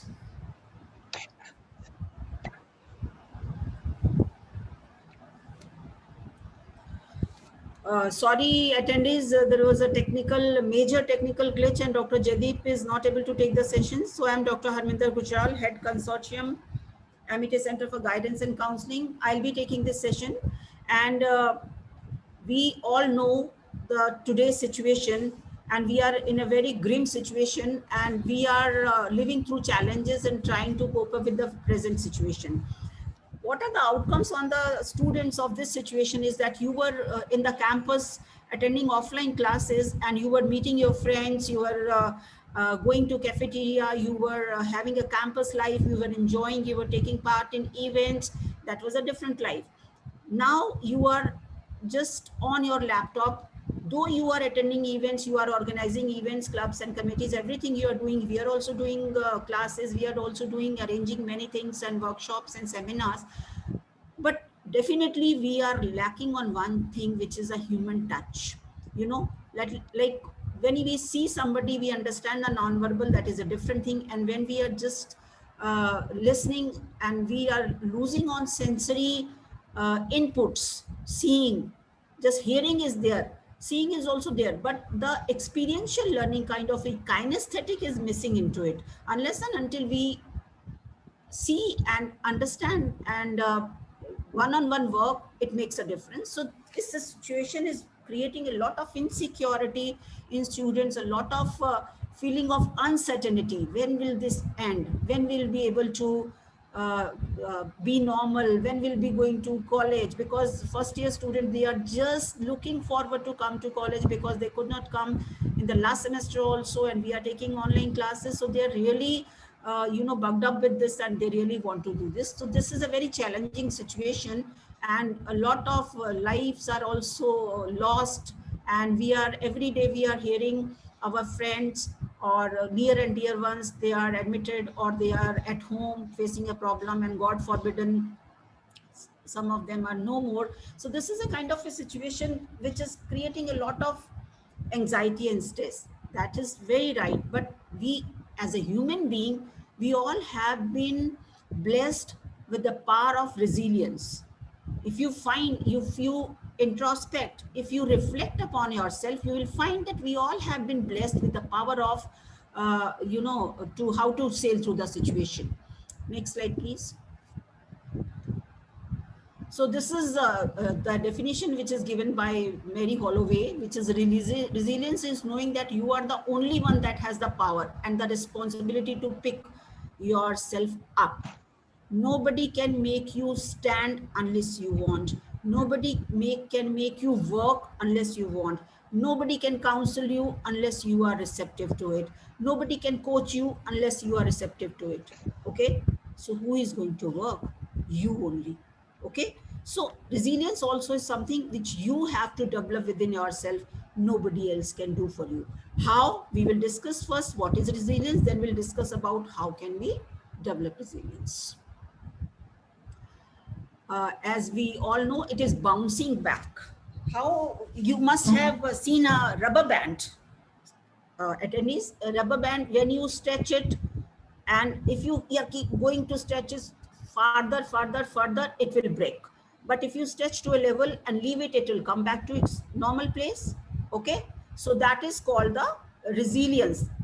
A rubber band has the resilience to come back to its situation, which is a thing. So why can't we come back to the situation? Because we are human beings and we are blessed with a lot of power within. There's a book, Born to Win. Please read that book, and you will find that book starts with a very beautiful quote that we all are born winners. But why are we becoming losers? Because the circumstances are making us go off track, and that is how we are becoming losers. So we don't have to be losers. We have to develop resilience. And then this time, resilience is very important because it is not only helping you.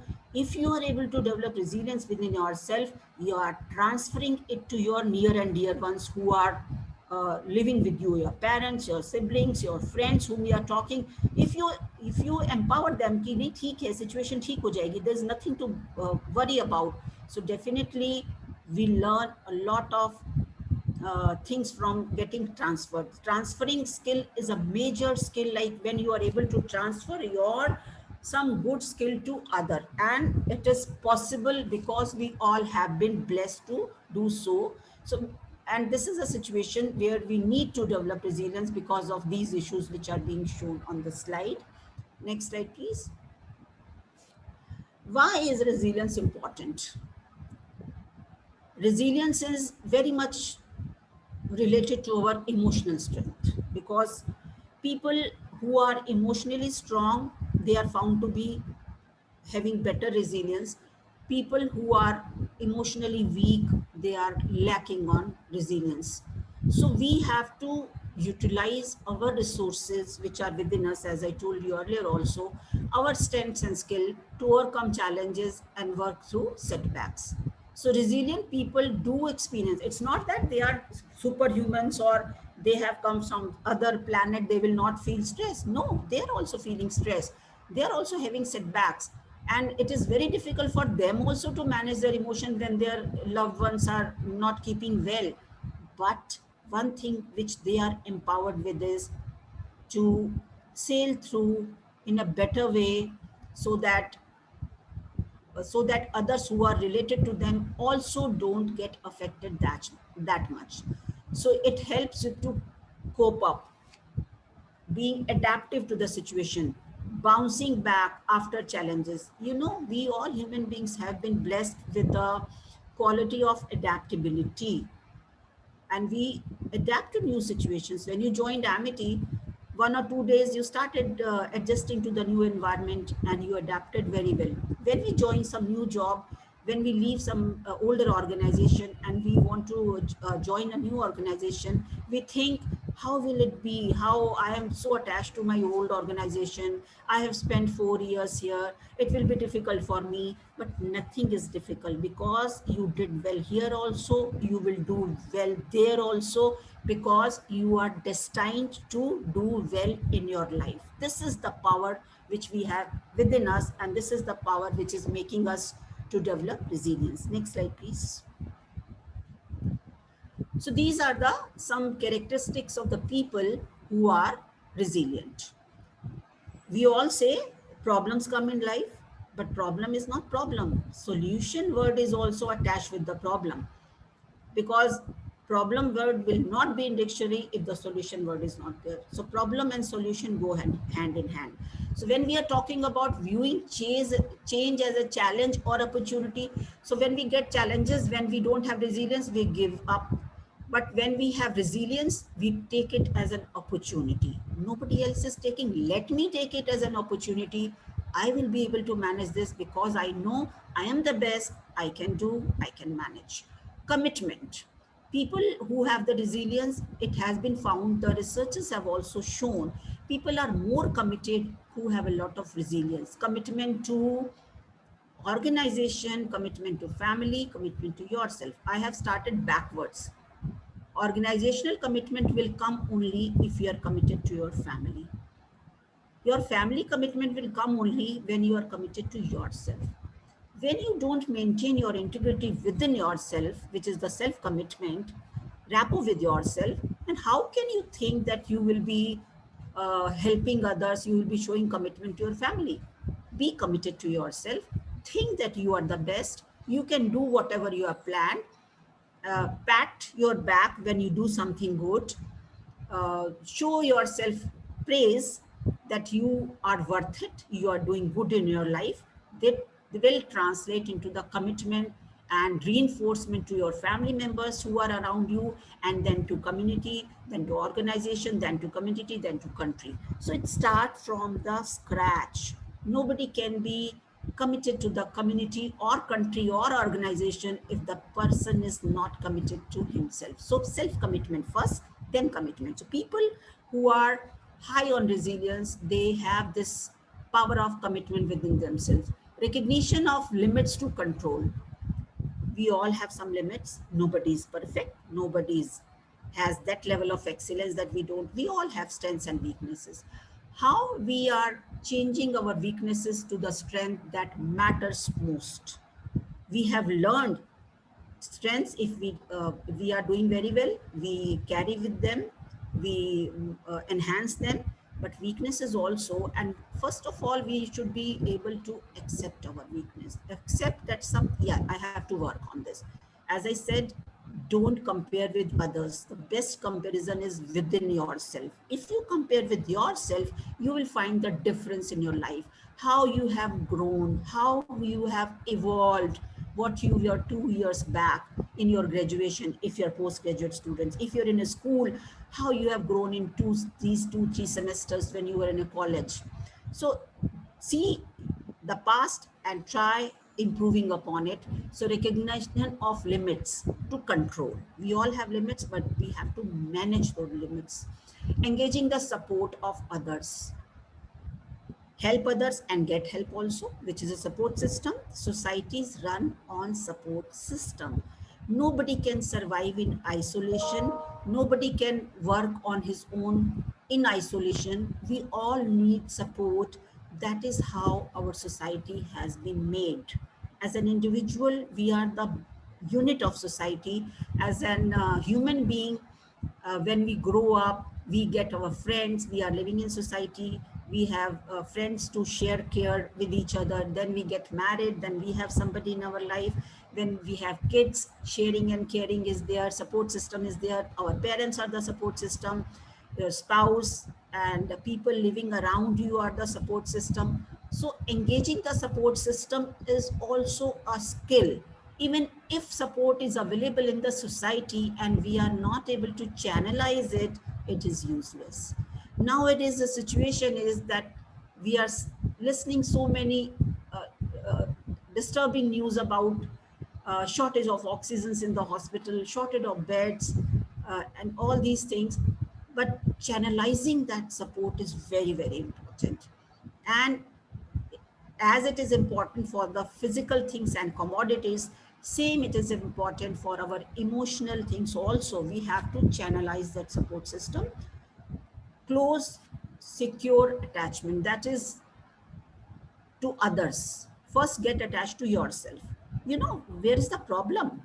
Why we think I can't do to that extent where the other person can do, because we are not loving ourselves. We are not happy with ourselves. You have been blessed with all the skills where you can be happy with yourself. You don't compare with others. Somebody may be good in academics, you may be good in sports. That person is not good in sports. So parents keep on comparing with siblings, with Mr. Verma's son is doing so well. You are no, Verma's son is doing what he is not doing, you are doing. Okay, so don't compare. So these are the strategies to develop, make yourself strong and develop resilience. So attachment to others, secure attachment, because as I told you, and in the earlier session also where Mr. Professor Mitra was talking about how we are conditioned to attach with each other, because this is how we have been born and brought up. This has been taught in our culture. Attachment is very important part.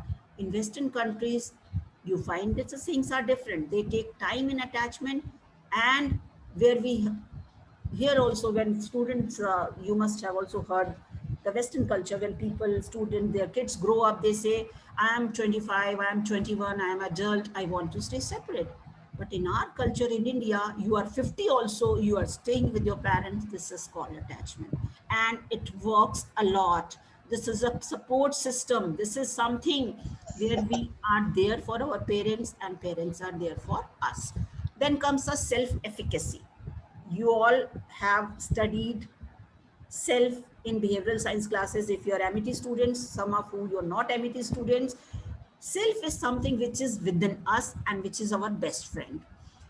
And when we are talking about self-esteem, self-efficacy is a strong pillar of self-esteem. We are thinking that you are worth it. So these are few things which have been discussed here as the characteristics of resilient people. They are high on commitment, they are high on self-efficacy, they are high on recognition of limits, engaging the support system, everything they are working on. Why? Because they are the people who are resilient. Next slide, please. Again, few things are there. Strengthening effects of strength. Eustress, distress, you have heard from Nikita ma'am. Distress, somebody asked a very beautiful question. Exam stress is a eustress or distress? Till the time you are able to manage and it is motivating you, it's eustress. But if you have given up and whatever you studied, you have forgotten everything, it is distress. So don't allow stress to be turned into distress. Let it be eustress, which motivates you. If we think life is without stress and conflict, no, life is not a bed of roses. Thorns are also there. So we have to sail through. So stress will be there. And if you have the resilience, you'll be able to manage on your own and you will be using that stress as eustress. But if you are lacking on resilience, that stress will turn into distress. We don't want that our stress should be turning into distress. Rather, it should be maintained as a eustress. Then comes sense of humor. We all like people who are witty and humorous. We don't want boring people in our group. So that is the reason humor is a part of society, organization, in our family life also. If we don't laugh together, life will be very boring. If we don't get time in between in the organization, when is a lunch time to sit together, have lunch, talk something humorous, which brings back your depleting energy, and you are able to do that. Okay, so these are the, please go back to the last slide. So sense of humor, that action oriented approach is not only thinking, doing. So thinking is a thought oriented approach. Think, do nothing. So that is not going to bring anything. So you have to do action, show your behavior, show through your behavior that you are able to cope up with the challenges and all this. So then develop patience. As I said, somebody asked, when will we get certificate? Definitely you all will get certificate. Let us complete our 5-day workshop. Then we will sort it out. How many of you did get registered? How many of you have completed the assignment? This is, as I told you, if you complete and submit and you were there till the end of the session, then only you will get certificate. So these are few things. So patience is a very important dimension of emotional intelligence. You know, once you are able to inculcate patience, you will find that your emotional intelligence is getting higher and higher. One good thing about emotional intelligence is this is not hereditary. We inculcate when we mature. IQ is hereditary. We can work on IQ to a little extent. We can increase it. If our IQ is 100, which is average, we can make it to 110 by lot of exposure, reading books, knowing current affairs. But EI is something we are not born with. We are learning on it. When we are getting matured, when we get angry once and we realize, why did I get angry? This was not the right way. But why did nothing that important I should have got angry? Once you have pondered upon this, then you think, no, I should have some resistance to it. I should have responded rather than reacting. Reaction is anger and responding is your behavior. So patience, develop patience. You know, we are seeing in our kids also, they are grown up. You people also, we also sometimes we lose on our temper. Sometimes losing temper is okay. Every time losing temper is not good. Anger as an emotion is okay. Aggression as a personality trait is not okay at all. Don't let anger turn into aggression. Let it be anger. Will come, go. But if you make it a kind of your personality trait, for everything, each and everything, you will be getting angry. Tolerance of negative effect. This is resilience. So are we able to tolerate? The effect means two things. One effect is our emotions, affect. Other is how it is affecting us when we use it as a verb. So tolerance of negative effect, negative emotions, how they are affecting us. Are we tolerant? Then you have to develop patience. Adaptability to change. Adaptability, as I discussed, we human beings are blessed with adaptability. That is the reason we are able to face extreme weather in India. 45, 44-degree temperature also, and 2-3 degree temperature also. Adaptability. And we have been conditioned for this. Okay. And we are able to sail through because of the resilience, adaptability which we have developed. Optimism. Optimism is very important. Call it positive attitude, call it your perspective towards life. If you are optimistic, if you are positive, 99% nothing wrong can go with you. This is my assurance to you. I have experienced it. I have seen in my children, I have seen in my students, I have seen people around me how optimism works and how pessimism makes us a person who is always cribbing and complaining, because we are not happy. Till the time we are cribbing and complaining, we have not conditioned ourselves to be happy, which is a major thing. That is the reason there is a syllabus is coming to why there is a need to teach happiness. Happiness comes from within. But yes, we are finding the need to teach happiness in our curriculum because the happiness quotient is going down. Why it is going down? Because we are losing our certain traits: patience, optimism, forgiveness, gratitude, and then faith. Faith on whom? On yourself. Believe in yourself. Have faith in yourself. Things will get right and you will be a person who will be showing resilience. Next slide, please. In this pandemic situation, how can we inculcate resilience? First of all, as I said, believe in yourself that you can cope up, or try to inculcate that belief system in yourself that you can cope up. Because few things which are not in our hand, we cannot do anything. But most of the things are in our hand and we can do a lot of things about that. So this quality of adaptability, sense of humor, courage, perseverance, resourcefulness, assertiveness, gratitude, and many, many, many long list. But if nobody is perfect, so nobody can have a long list. We can have 4-5 qualities. Even the one quality, if you have 2 qualities in your life, one is integrity, because people who maintain integrity in their personal life, definitely they will show integrity in their organization also. So, and then forget and forgive and gratitude. So we should be grateful that we are safe in our home attending the workshop.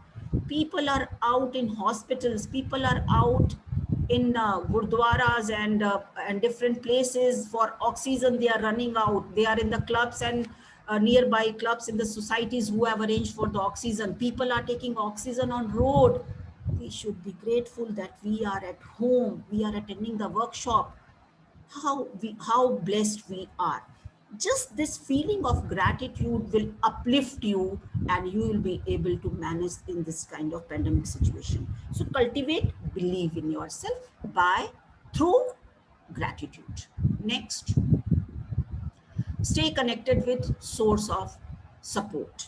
As we already have discussed, that sometime your friends call up, I don't have time, you call me later on, or I'm not in a mood to talk.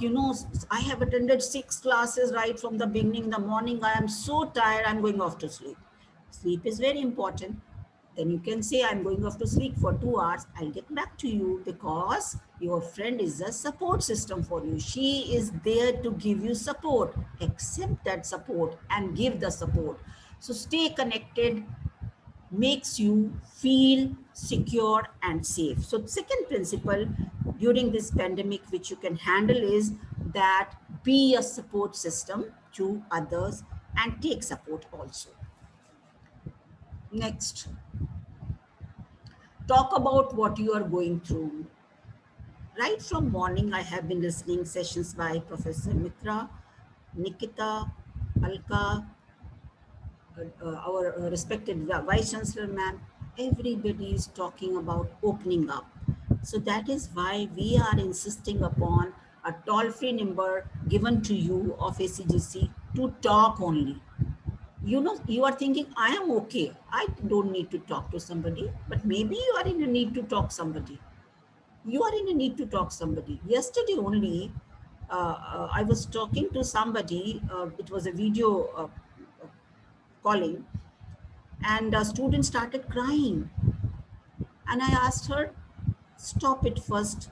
How can I help you? I just calmed her down and asked her, if you're not comfortable this way, you can talk to my psychologist. And if you are comfortable, you can talk to me right now also. She said, no, ma'am, I'm comfortable. I'll be talking to you.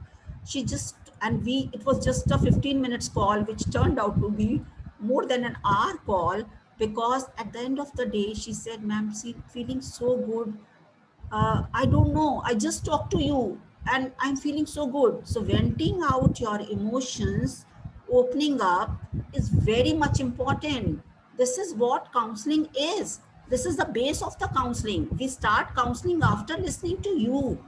And counseling don't have any stigma about counseling. Counseling is just talking to the person and understanding, because you are blessed with those qualities which you need to sail through in different situations.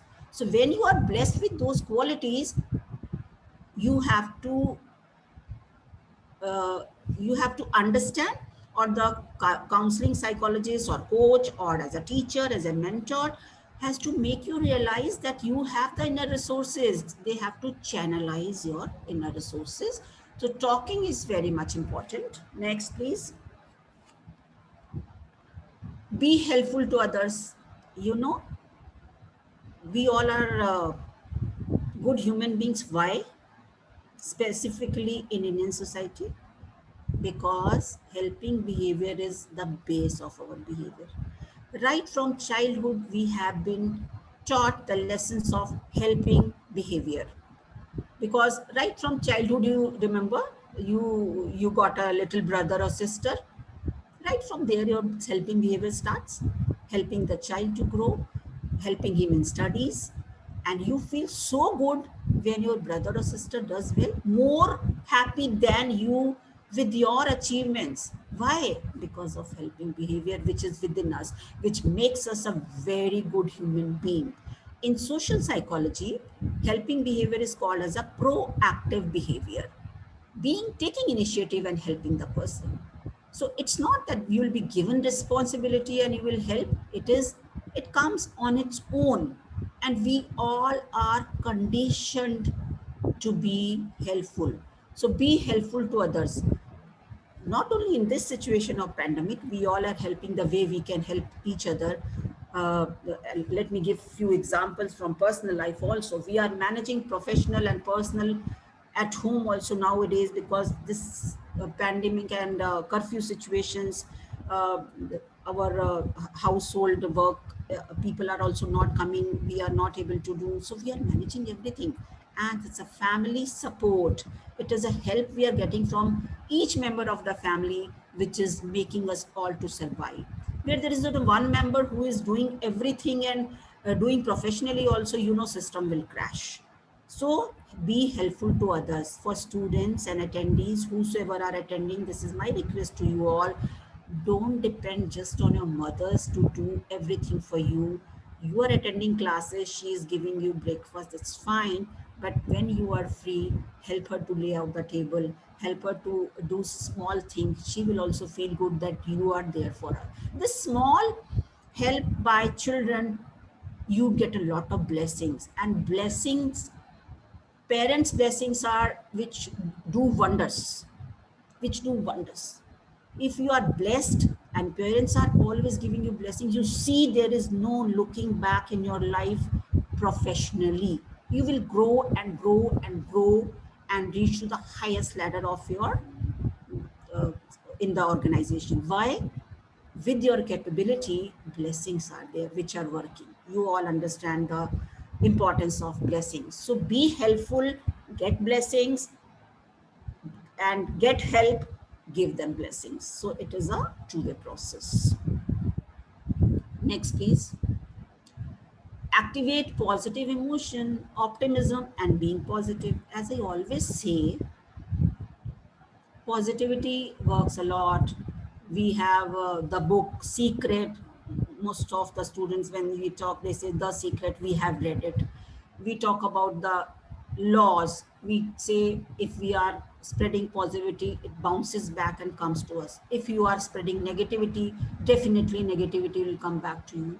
Why people are confiding with you? Why people are there to take help from? Why people are talking to you? Because you have something within you which is called positive emotion. That is the reason people, your friends, your family, and most of the times I have seen uh, in this situation particularly, family support is a great support.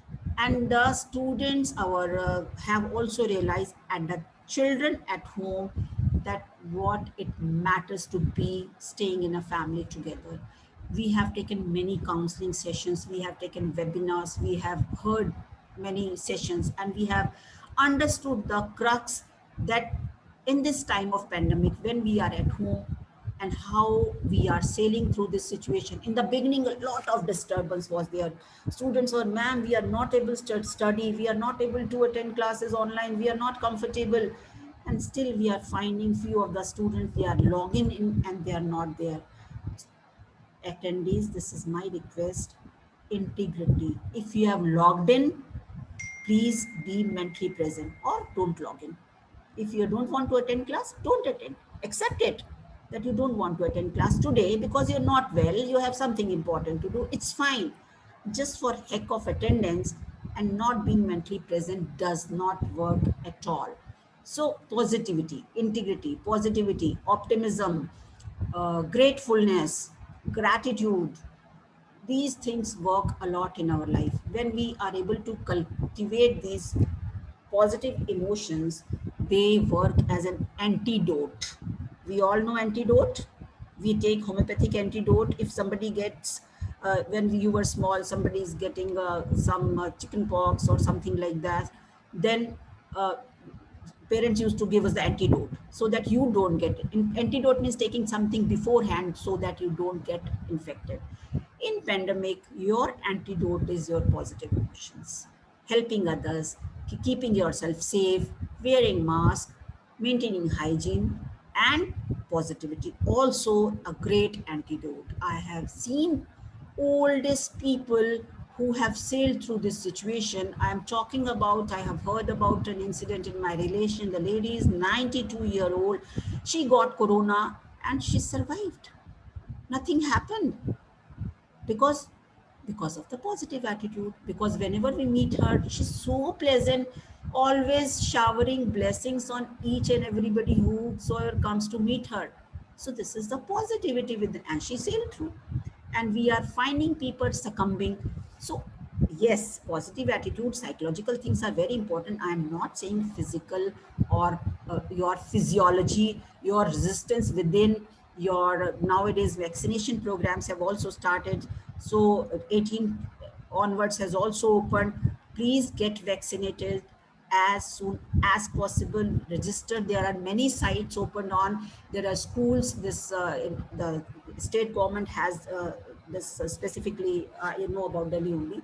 So they have made the provision of getting vaccinated 18 plus onwards in the schools. They have taken the help of the different government schools and go to that site, find out the nearby place, get yourself registered. Vaccination works a lot because we have seen in family also, with friends also, people even they had taken one dose of vaccination, it worked.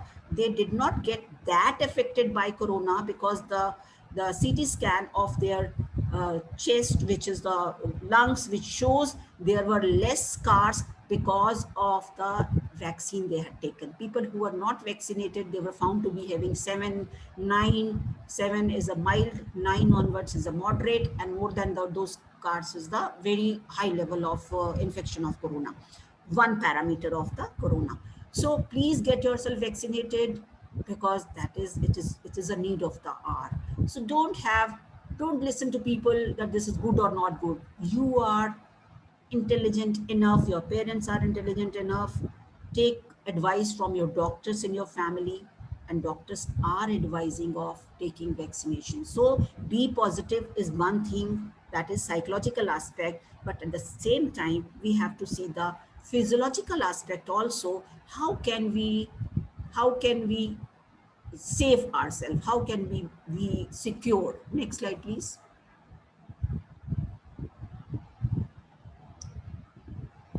Next slide, please. Okay, so by the time slides is not getting changed, we talked about the humor and wit. So find things that make you laugh. Why we are upset? Because we are not laughing, we are not smiling these days. Attending classes, being on online, being on the WhatsApp, being on the Facebook, being on Twitter, more information, more turbulence. So take in that much of information within which you can digest. Because always sticking to television and taking negative and negative, I'm saying in turn of when you are not able to manage. If you are able to manage whatever you are seeing in TV, it's okay. But if you find you're not able to manage, then take that much information which is okay for you, which is sufficient for you. Because once when this pandemic started, I was just listening to Sister Shivani of Brahma Kumaris. She was talking that don't just unnecessarily keep on changing channels to just see that you want to get more information. Whatever information is required, government will provide you. So rather than sticking to that channel of news, we can see news once or twice in a day. Rest of the time we can spend in our hobby, because things which are in our control, which are not, we cannot do anything. But one thing we can definitely do on ourselves, that we follow our hobby, do something which is creative. And here also you are seeing in this slide also, they are talking about good times to revisit your old favorite hobbies, or read something, or whatever you want to do. art, literature, whatever. So cultivate something which is very important. Sakshi, please change it. Cultivate an attitude of supervisorship. Some people who are conditioned to feel helpless and hopeless most of the time, they feel victimized. Others who are always feeling empowered. Okay, so here we are talking about people who are most of the time feeling helpless, hopeless, and victimized, and they are not able to do because, so we all have to develop this attitude of survivorship. As I discussed, started this session in the beginning, that we all are born winners. So we have something within us. So what we have to do? We have to cultivate an attitude of survivorship. We know that we will be safe, we will be secure. Why? Because we are following all the norms. We are not going anywhere out. We are maintaining hygiene. We are doing everything, whatever has been prescribed. We are taking care of our immunity. We are having nutritious food. So that is required for survivorship. So these are the small steps which, so, but that is one thing on the physical aspect. What about attitude? Attitude of survivorship, that you are born winner and you will maintain to be winner whole of your life. You will not go off track. This should be your promise, your commitment to yourself. Next. Next.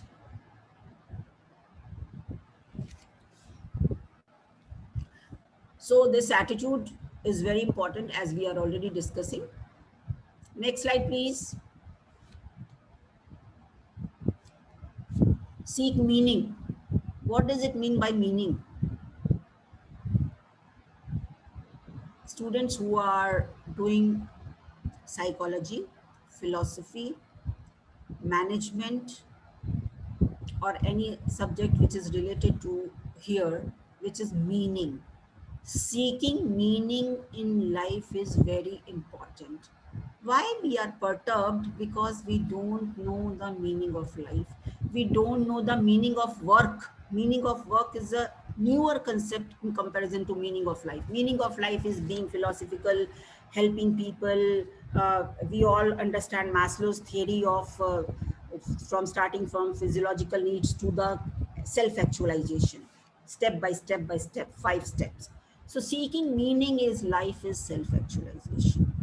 And very few percentage of us reach to this level of self-actualization or seeking meaning in life. We all know that there is a purpose in life, there is a goal in life, but how many times have we realized that are we following our goals? That is why we talk on short-term goals, long-term goals, smart goals, meaning of try to find meaning in your life. Try to find meaning of work. If you're doing a dissertation, what is the relevance? What is the meaning of that work which you're doing for yourself? Dissertation is for following a particular topic, using a particular methodology, getting the results, explaining them, whatever you did in a particular organization on a particular topic. Something there, hidden meaning is there. Why are you doing PhD? Because you want to explore something. You have spent 5 years doing your PhD. Definitely this PhD is your meaning of work. Great meaning it carries for you. Give this importance. Don't give it a secondary thing. If PhD students are also there, if you have registered yourself, this is very important part of your life. So meaning for PhD, that you have to do it. It has a great importance. So meaning of work is really very, very important. Keep in mind, whatever you're doing, try to take meaning out of it, whether in academics, in your organization, as a mentor, as a teacher, as a person who is helping students, whether they are counselors, coaches, handling grievances, whosoever. If you are able to find meaning, life will be wonderful. You will feel so good helping somebody, And sometimes we become so overwhelmed, emotional, that you start having tears of happiness that I could help somebody. Oh my God, my day is well spent. Please do so and feel the difference in your life. Next slide, please.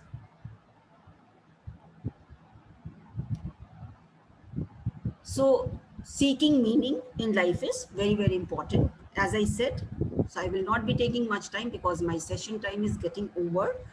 Sakshi, can you skip the slide? I don't know because Dr. Jaideep's slides. Okay, so this is the, Sakshi, please paste this in chat box. This is a URL. There is a small questionnaire or resilience. As we discussed in the beginning, that you have to do the self work. So this is one thing, small questionnaire which you'll be doing. And after this, we are going to have a wonderful session on art of living. And there you have to listen few things and you have to do more things. Action oriented approach rather than thought oriented approach. So that is the next it will be. Lastly, I would like to conclude that please do all your self work so that you are getting your certificates. Learning is first thing, but of course getting certificate also is very important for students and for people who want growth in their life. So I would conclude this with one positive thing, which we have made a kind of a logo also of SCGC. Stay safe, stay positive. Thank you very much. Thank you so much, Gujral ma'am, for such an enriching session. Actually, listening to you was like a treat. Actually, we didn't wanted you to stop only because thinking and listening about positive psychology, gratitude, happiness in such an environment is so refreshing. It was seriously very refreshing, ma'am. Thank you so much for it. I hope our attendees really enjoyed it. And yes, ma'am, when you were talking, they were having so many questions. Thank you, ma'am. Thank you, ma'am. And literally, we had so many questions in our chat box and Q&As filled with questions, ma'am. So I know that all of them really enjoyed it and it was really enriching, ma'am. Thank you so much. Ma'am, you're muted yourself. Vandana ji, are we ready for the next session or should we take some questions? No, you can take the questions, ma'am. Students are ready to ask the questions. Okay, Otherwise, we can move on.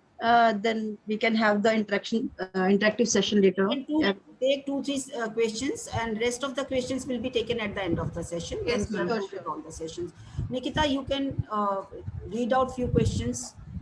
Yes, ma'am. So there's one question in the student is asking that in the current situation where there is so much negativity spread everywhere, plus we have been in our homes for a year now. And so I am getting bored and frustrated. So how to remain motivated when there is so much uncertainty and when life will get back to normal? Thank you. I have already answered this, that don't get bored because humor is within you. Don't get upset. Peace is within you. Don't get unhappy. Happiness is within you. So now we have to find out what is within us and utilize that. You will see the difference in your life. Palak Agarwal is asking, ma'am, I got to know that my very close friend's father passed today. I'm losing my emotions. I know I can't do anything, but my mind starts to relate thoughts like, what if it happens to me? What will I do? How will I face everything? Palak, you are right. This life is very uncertain and the situation we are sailing through, we all understand. But yes, you are right, Palak. We cannot do anything because you are so empathetic. You are putting yourself in your friend's shoe and you are thinking on those lines. But this is a time when we are not able to help people. We are not able to go even for the cremation of the near and dear ones. So this is the situation. So we all are sailing in the same kind of situation. So what you can do, you talk to your friend, be with her, emotionally support her. And this is what we can do in this kind of situation. And when the things get better, Palak, you can hug your friend. give her support. But right now we cannot do this. So then naturally we have to be online available for her. One more question, Nikita, last question. All right. So, ma'am, one student is asking that I started meditation but I didn't get proper relief. How can you help me? How can she learn more? Yes, ma'am. Toll-free number is there. Call up Alka, call up Nikita, call up Aruna. They are there to teach you meditation, and they will tell you that what is the right way, how to do it, because this is meditation is also a science. It's not an easy thing. When you start, it's very difficult to concentrate, and it comes with practice. So practice and practice and practice. This is the answer to that. So please call up the psychologist. They will teach you. I think let's move to the next session. Yes, ma'am. And we will take the questions later on. I'll request Vandana ji to call up the person who is there for the next session, Art of Living. Thank you, Harminder ma'am. Thank you very much for the lovely session. Good afternoon to all the panelists, my worthy colleagues and dear students. I would like to congratulate each one of you who have decided to be the part of this so insightful workshop in which we learned how to identify our stress and measure the stress levels. We are taught the techniques of managing stress and also to remove anxieties from our lives. I'm sure now we understand the importance of building resilience in our lives. Students, we all have all types of emotions, but the art of using emotions intelligently, called emotional intelligence, which only comes with the practice, as Dr. Harminder Gujral said. Now, we move to the practical session of Art of Living. Before we proceed, I would like to remind you, my dear students, that it is the mission of our respected founder president, Dr. Ashok K. Chauhan sir, carried forward by Honorable Vice Chancellor, Professor Dr. Balvinder Shukla, to make each and every student of Amity a success story. We are committed to make our youth empowered through education, human values, and emotional intelligence to serve the society and to make this world a better place to live. It gives me immense pleasure to share with you that we have with us our Amity alumni, Ms. Rudrakshi Munshi, BSc Honors Medical Biotechnology class of 2010, who is the Faculty of Art of Living and closely working with Sri Ravi Shankar ji. I remember Rudrakshi as one of the most positive, humble, and respectful human being who never drops her smile. It is actually a proud moment for a parent, for a teacher, mentor, and alma mater. When your student add values to you, Rudrakshi, I welcome you to your own Amity on this virtual platform and request you to please take session on Art of Living and add values to us. Welcome, ma'am. Welcome, Rudrakshi. Thank you so much, Vandana ma'am. It brings lots of memories back. And I don't know, I feel very happy and very proud. And I have foremost, I have two people to thank. First, Honorable Vice Chancellor Balvinder ma'am. I remember sitting outside her office for hours together, and every day she made it a point that she met me, even if she had to just say no to me on something, but she would meet me, she would tell me, and she would let me know why she's saying a no. So she always gave me that confidence that, see, even if it is a no, it is good for you. And secondly, I want to thank you. You know, I was just, I am fortunate ones who have your personal number. And I think, and I saw your WhatsApp DP and I saw you standing quietly, and there is this wave that is coming. And I remember you like this forever. You know, I remember all of us coming like waves to you and you being patient, smiling, and giving answers to each of us. You know, I have seen you standing up for students, even if it would have been like, you know, you had to say no to everything, even your lunch at times, but you have always stood for every student. And a student like me today, wherever I am, I'm thankful to you. Because of Balvinder ma'am and you, who gave us this confidence that, we can be anything, but foremost what we want to be is a good human being. We can be anything, but if we are not a good human being, then we are nothing. So for everybody else, I would like to introduce myself. My name is Rudrakshi Munshi. I have done my bachelor's in medical biotech, as ma'am said. Then I did my master's in molecular and human genetics from BHU. I started my PhD in breast cancer and stem cells, but due to some unfortunate reasons, I had to come out of it without finishing it due to some family reasons. So now I work with Art of Living. I work in the headquarters of Art of Living, and I coordinate 20,000 Art of Living faculty members across the country. And with this one thought that I was listening to Harminder ma'am. Sorry, ma'am, I've never met you. Maybe because when I was there, you were not there. But ma'am, I'm so happy that our university has actually thought of something like handling stress important now, because from where I stand, I'm a research scholar myself. I still read.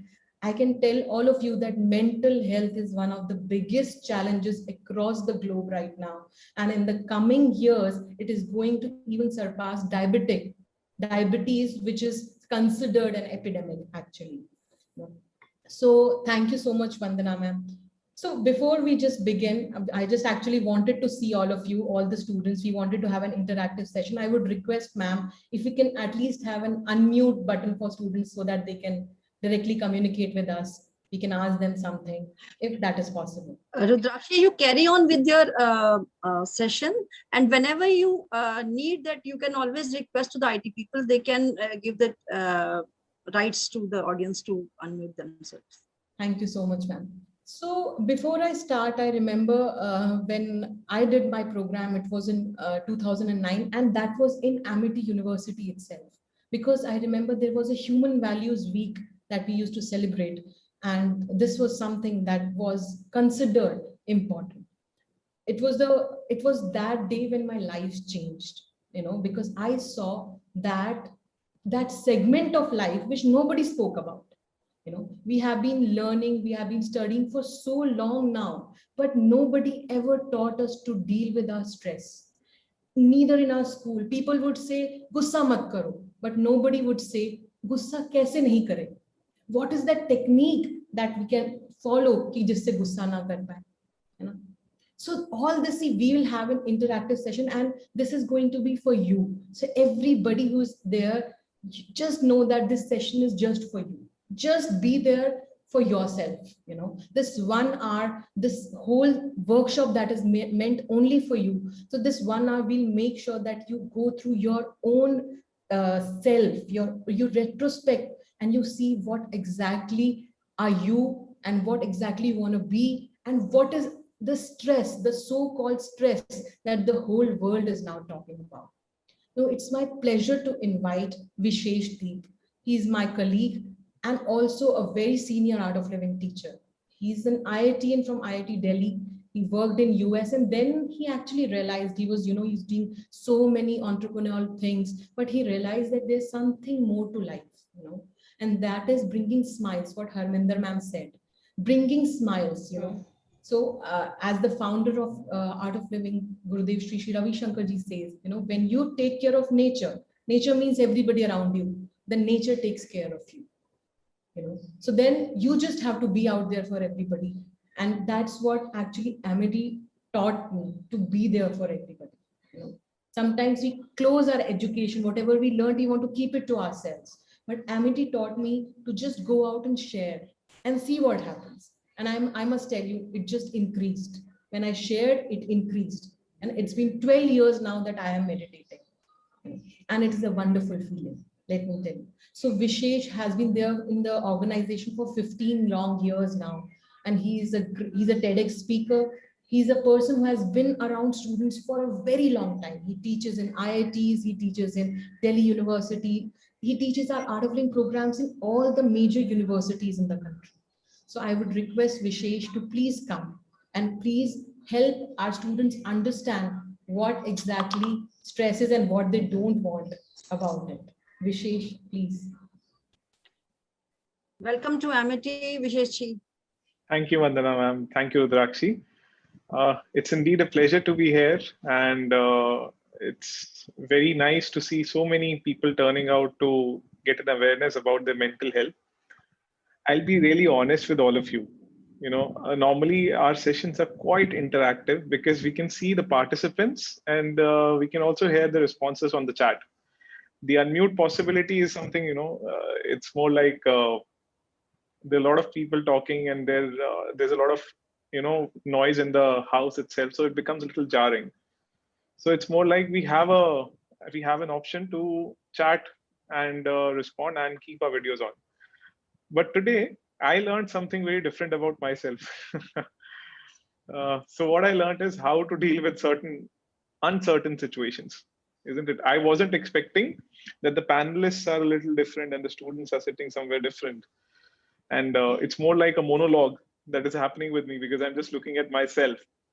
So I would request if all of you can just say hi on the chat if you're there, if you're listening to me, and then we can proceed with the session.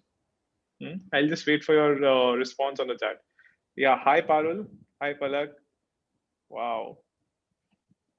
Excellent, excellent, excellent. So I know that you are there, right? So we can chat on that's wonderful. So I'll keep asking you a few questions. Wow.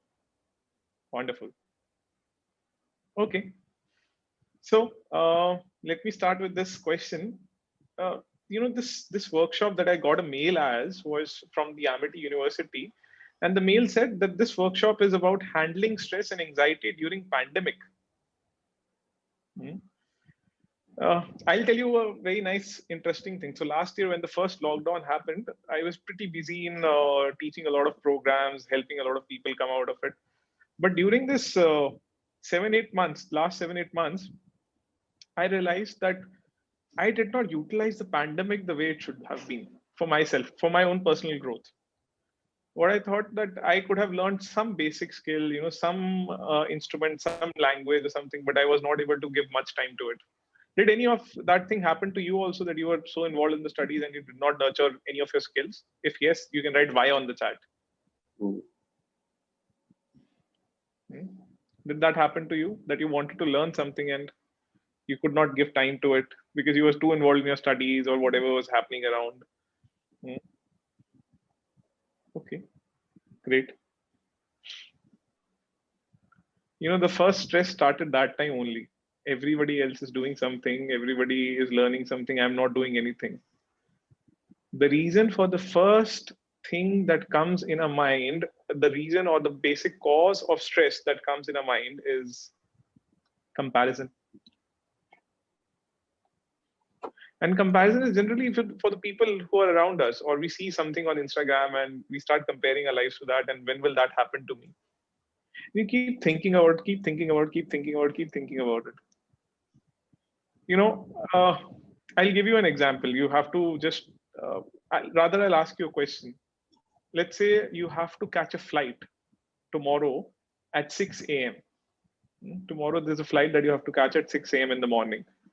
At 11 p.m. today, you get a call and a message from the airlines that due to some emergency, the flight has been preponed to 4 a.m.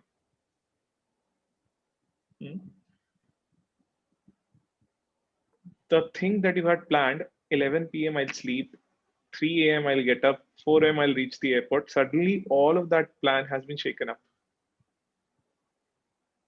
And the amount of sleep that you actually had to have, you're not able to sleep for the sheer reason that you may miss the flight. Does that happen with you? Just waiting for your answers. It does, right? And this is the same thing that happens when you start studying also. There's a waiting syndrome. So I remember I used to do the same thing, So let's say I decided I'll study at 3, but suddenly 5 minutes have passed 3. Now I'll study at 3:15. The round figure I never used to know. Why did my mind tell me always to go on the round figure? 3:30, 4. Inevitably, I'll know that I'm studying like at 9 in the night. Why? Because the thought of doing things tires you more than doing it. The thought of catching the flight was more tiring than catching the flight. The thought of studying is more tiring than Studying. Do you agree with me?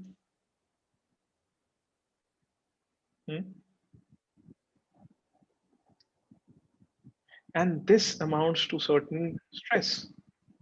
Because stress is what?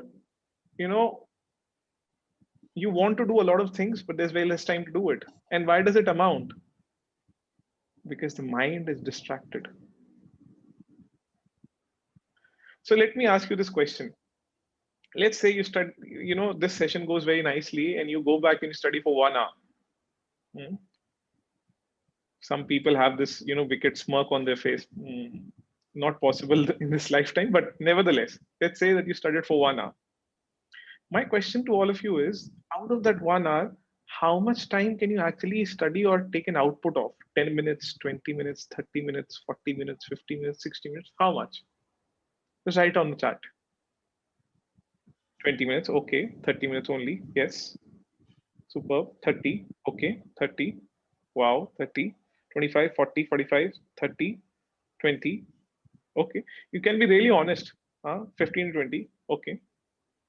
48, that's like very, she's calculated, Aditi has calculated nicely.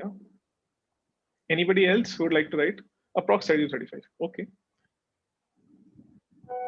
So, you know, the people who are listening to all of this and, you know, writing their answers, some people whom they are, you know, who the friends who've written their answers and they're reading their answers, one thought is going in your head, pakka jhoot bol rahe hai.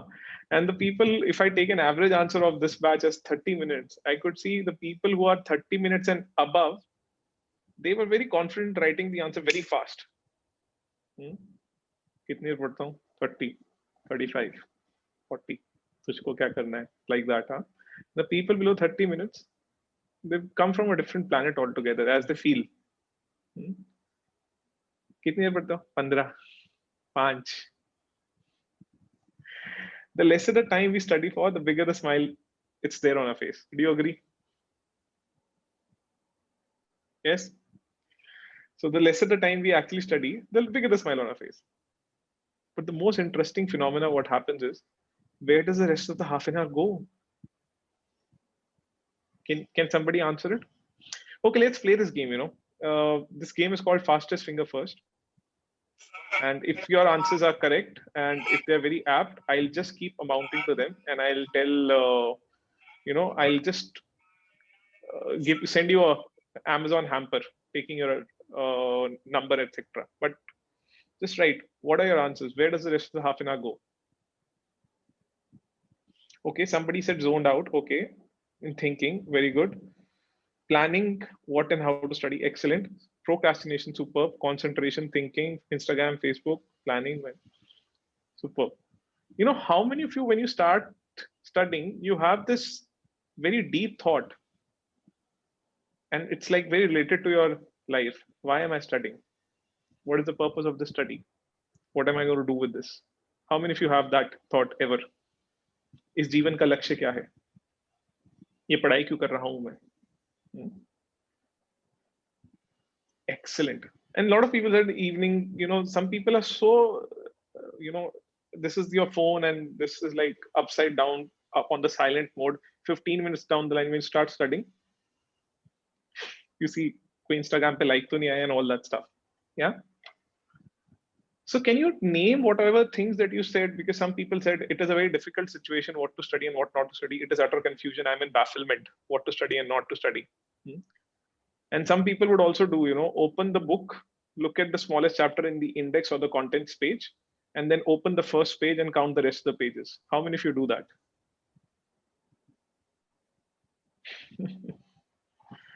Yeah. So tell me, what are these things called? Can you give me one word for that? What are these things called? One word.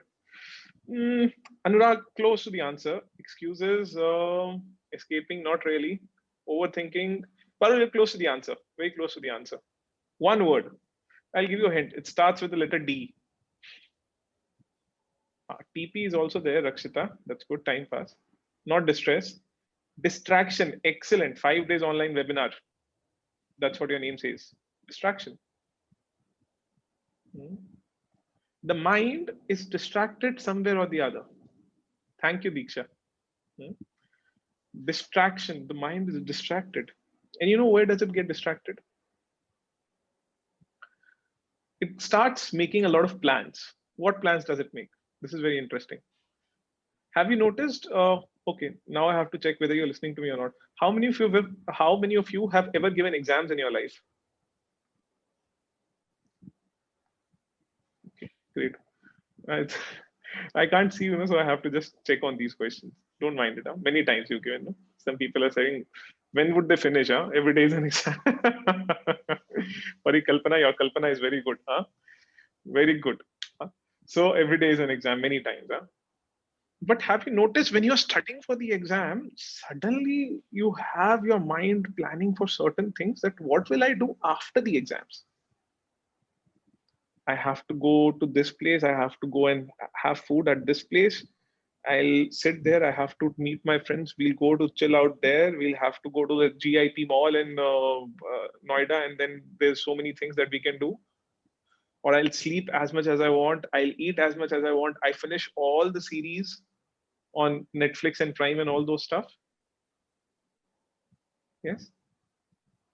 But luckily or unluckily, you never meet those plans. But you waste a lot of time just thinking about them. About something which has to happen. Something which has to happen lies in which tense? जो चीज आपके साथ होने वाली है, कौन से tense में lie करती है? हाँ? Excellent, yeah. You guys are so good. Super batch. Future. And similarly, when you start studying or you do start, you're concentrated on something or the other. You're even making an assignment or something, no? What will happen? Somebody had said something to you, your mom reprimanded you, the teacher did not talk to you properly, your friend did not talk to you properly, or they commented something, or they told you something which you, or 10 years back, somebody had said something, you just saw that color on the page, and then your mind went into 10 years back, flashback. Something which has already happened, you start thinking about it. Nostalgia, something which has already happened. Something which has already happened lies in which tense? Wow. Wonderful batch we have. Past. So the mind is distracted.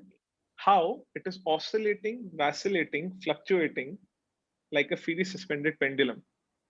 You remember the old wall clocks which were there, which had a huge pendulum which used to go left, right, ding, ding, ding, like that. It keeps on fluctuating. Pendulum. Can you relate to it? If you can relate to it, you can write R on the chat. If your mind also goes into the past or the future. Wow. Wow. See, you're so aware about yourself. That's one of the best things that you have now. It is said if you're 50%, if you are aware, then 50% of your problem is solved. Okay. So the mind is fluctuating in the past or the future. It's oscillating in the past or the future. Where do you have to be? Adrika, I'll help you with that. Present, right? I'll tell you, in the smallest things that we do in our life, we are not in the present moment. For example, I hope this hour of the sessions are always challenging. It's after the lunchtime, I believe, and it's very difficult to keep our eyes open and all. I remember in my engineering, we used to have this as a very challenging time. But during the challenge, during the time you're having food, you're not in the present. You know how? The first bite that you're putting in your mouth and you're chewing it, the hand is automatically making the next bite. अरे इसमें अचार कम रह गया था, इसमें सब्जी कम रह गई थी, इसमें तो दही कम रह गया था. The mind is automatically planning for the future. Do you agree? But I am telling you, you've also been in present moment for a lot of times. Let me give you an example. How many of you watch Prime, Netflix, Hotstar, and all those OTT things? How many of you watch that? Write I on the chat. I. Great. So you do that, right? Have you seen that when you're watching those series, if you're watching on the phone or on the television or on the laptop, your body positions are the most awkward that they can be. For some people, the heads are down and the legs are really up. Some people are just sleeping in a crocodile pose or something, and they're watching those televisions and everything. And the most awkward, if you're sitting anywhere, it's like, it's very awkward to sit like that. Right? But during that 1 hour, 3 hours, 4 hours of time, you'll not feel the body pain at all. But the moment you start sitting and doing something, especially studying, you can feel the pain in your toenails also. How many of you agree?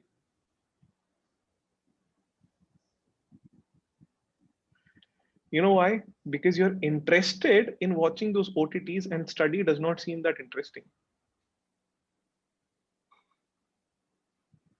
Yes? One of the reasons that you feel interested and you are actually, you feel in the present moment and you are actually interested in it, that derives that you are in the present moment because you're interested in something like this. And studies certainly give you stress.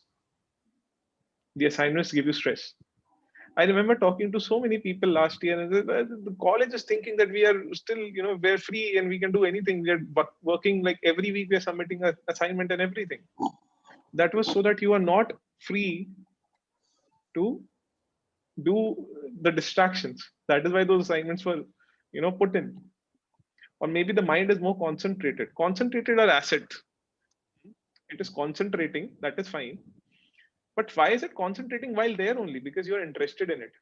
See, when you're talking to your friend and you start talking at night, 10 o'clock, suddenly you have also talked till 5:30 in the morning because you're interested in that conversation. Watching your favorite movie, playing your favorite sport, or reading your favorite book, you'll not know when the time passes. Agreed? Because that very moment, you're in the present moment. Right? But that time is only so difficult when you're studying.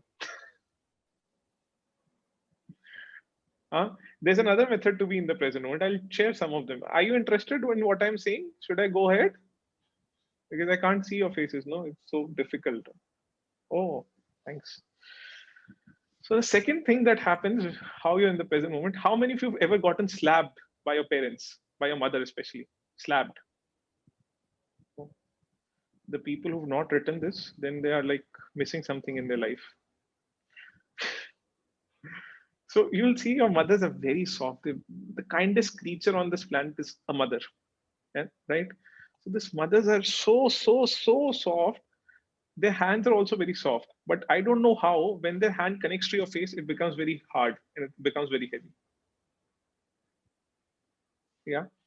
And the moment you've gotten slapped, in your ear, you would have heard the sound. Ping. Have you heard that sound? And those 30 seconds, you have no thought in your mind. That is the time also you're in the present moment. You're blank. Excellent, Gargi. Yeah, this is what happens. You're in the present moment. Your blackout happens. Then another time when you are in a state of shock. Yeah. And also when you're playing your favorite sport, you do not realize the time. You do not realize the time, how it's passing. Because you're so enjoying it. There's another method which can actually make you come in the present moment if you are aware. Would you like to learn that method?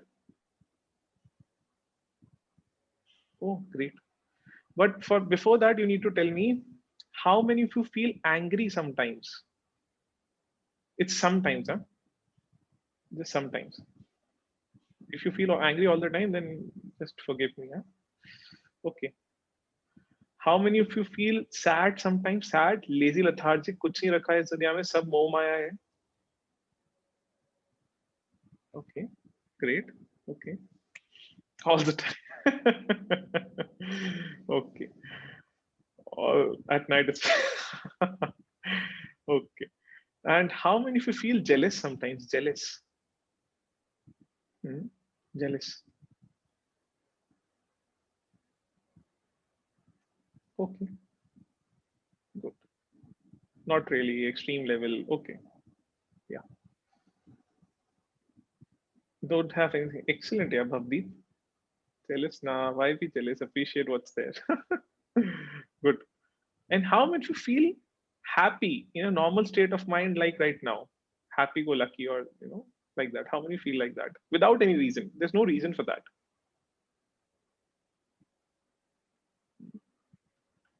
Great. This thing is very, very interesting right now. So, have you noticed your breath pattern when you're angry? How is your breath pattern when you're angry? High, fast. It's a little erratic, huh? Something like this. And how is your breath pattern when you're sad? If you've noticed it, it's very long and it's very deep. Sometimes you don't even know it's coming or not. So can I say you are in a normal state of mind right now, a happy-go-lucky mood? If you can agree to it, then say yes to it. Why or yes? Okay. So I'll tell you a very interesting secret. Wherever you are, just listen to it very carefully because I won't repeat it. Very, very interesting secret. The secret is, till the time I pointed it out, you didn't even know that you were breathing. Some people are checking. Sahi bol rahe hai. The first tendency of the mind is it goes into the past or the future, and the second tendency of the mind is that it's not aware of whatever is happening. Are you getting my point? See, how much amount of food do you eat every day? Just give me a rough guess. How much amount of food, like quantity in kgs, grams, whatever it is? Give that number to me. How much amount of food do you eat? 1 kg? Okay. A lot. Around 60. Aman, that's very less, yeah. How are you surviving? 1.5 kg, 1 kg. Okay. 700 grams. Okay. 1 to 2 kg. And if you're eating nice buffets every time, then it's like 2.5 kgs. Fast food added. Okay, great. Eating Shrutika, eating all the time. Yeah, that's our favorite hobby, no? 2-3 kg. Super. And how much water do you drink in liters, if you can say, throughout the day? 4 liters, Adrika says. Okay, 2 to 3 liters. Okay. Two drops, Diksha, or 2 glasses? Huh? Okay. Taking nutritious foods are 60 is enough. Okay, 3 to 4 liters water. Okay. Good.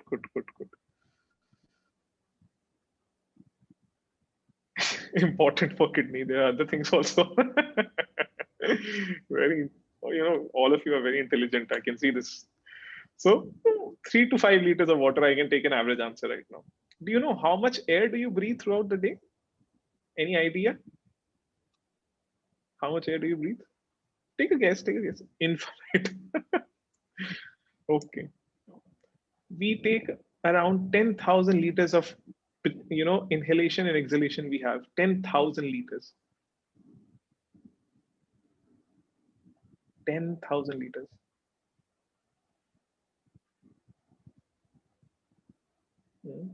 Rishabh, I'll tell you, 10,000, but we do not pay attention to it at all. Our ancestors were so intelligent. What they said was, all the answers to your questions are right under your nose. Did you understand this? All the answers to your questions are right under your nose. Nope, not in the mouth, under your nose. You know how? हाँ, सत्यम ने बोला जुकाम है, बिल्कुल. तभी तो समझ में आता है कि no breath, no life. No breath, no life. N-O breath, N-O life. K-N-O-W breath, K-N-O-W life.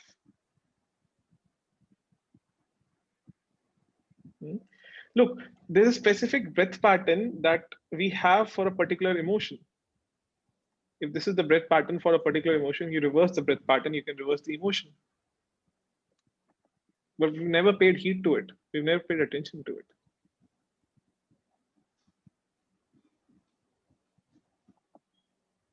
Are you getting my point? When, you know, a lot of you would have said this throughout your life and you keep saying it, "Yaar, aaj man nahi kar, I don't feel like doing it." How many of you said that?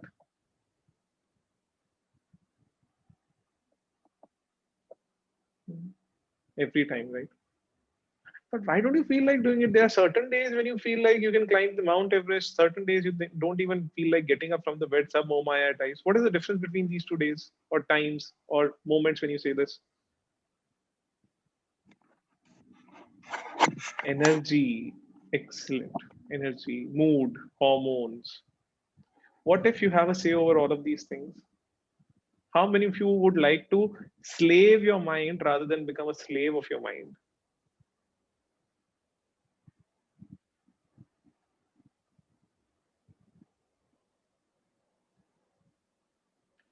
See, to slave your mind, you have to be a little more aware about your breath. Why breath? Because if you've ever flown a kite, so the interesting thing that happens, the kite is controlled by a thread. Imagine the mind is the kite, which is going anywhere and everywhere. It's controlled by your breath.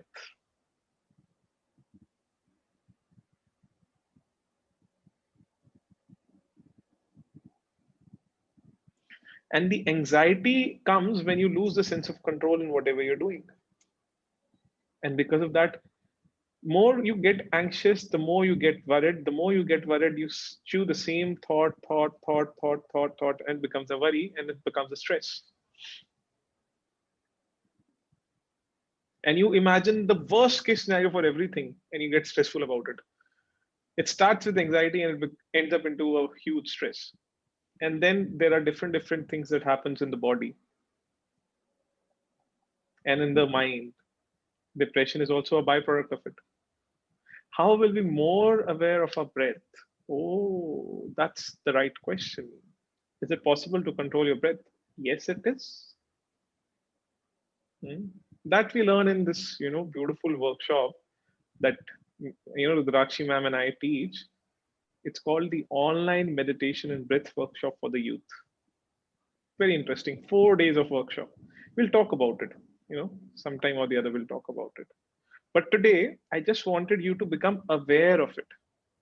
I hope that has been the case right now. Have you become more aware of yourself?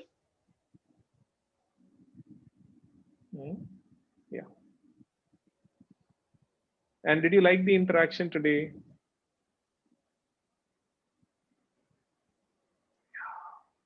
Great. So Drakshi ma'am, would you like to add on something? Or we'll offer, tomorrow I'll tell you how to deal with one tendency of the mind. Very interestingly. Drakshi, we still have some time. Sorry? We still have some time. So we have till 3. So we would like to do some breathing exercise with them and some meditation. They want to just know a little bit about it. Great. So would you like to guide them, Rudrakshi ma'am? Sure. Yeah, great. So I'll ask Rudrakshi ma'am to guide you, to help you a little bit of, will be pleased to learn. Yes, Aman. Yes. So Rudrakshi ma'am will guide you through the little bit of process so that you're becoming more aware of your breath a little. And tomorrow I'll tell you how to deal with the tendencies of your mind. Interesting, no? And tomorrow I'll make you aware of more things which can help you. Like you're not able to study and all that stuff, no? We'll deal with it tomorrow. Don't you worry. Yeah. Any questions you have till now? We can first take the questions and then Rudrakshi ma'am can guide you. Yes, sir. We can take the questions. Thank you so much, sir, for your session. It was really very knowledgeable. And I personally learned a lot of techniques and the way to lead life, the way you have mentioned. So there's a question in which a student is mentioning that, sir, I know that study is everything this time, but still I am not studying. I don't know why, but I am not studying then also. How I get off of this? So this is very interesting. Can you name the person who asked this, or is it anonymous? It's anonymous, sir. Okay, great. So how many of you have ever overeaten? In weddings and etc. But otherwise, how many of you have overeaten? Okay.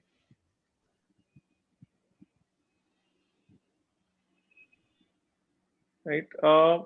Overeat into stress, okay.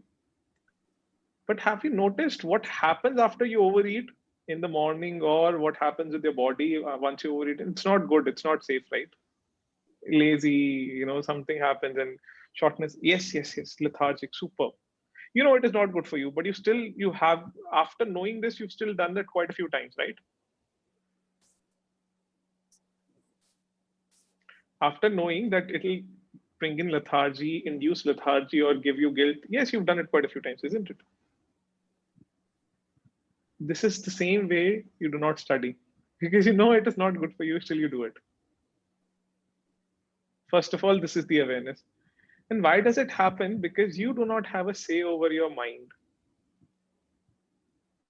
The mind tells you, no, little bit, Netflix is okay. Instagram, you put in a post, let me just see how many likes have come. The mind is controlling, you're not controlling the mind. In these 4 days, today, tomorrow, and whatever days are there, we learn about how to have a say over our mind. Right? At that moment, we just don't think about the outcome. I'm telling you, outcome would never be in your hands also, Bhavdeep. Only the output can be. What is your output? Yeah, this is very interesting. Yeah. Any other question, Nikita ji? Yes, sir. There's one more question where Rakshita Rajan Singh saying, when I'm studying my emotions, like when I'm angry or sad, it overtakes my mind and I get distracted. How am I supposed to control this? Can you please come back to the question once more? When I'm studying, my emotions, like when I'm angry or sad, it overtakes my mind. Basically, he wants to think his emotions overtakes his mind and he gets distracted of those emotions. So how can he control, like how can he regulate his emotions? I'll give you an example for 3 things now, huh? Rakshita, you said, right? Right. It's she. Yeah, I wanted to correct. It's okay. So, Rakshita, I'll give you one example. There was a friend of mine. So he's very, very fat, like very fat. Some problem was also there to him with some hormonal things. So very, very fat, very fat, very fat. And what happened with him was that,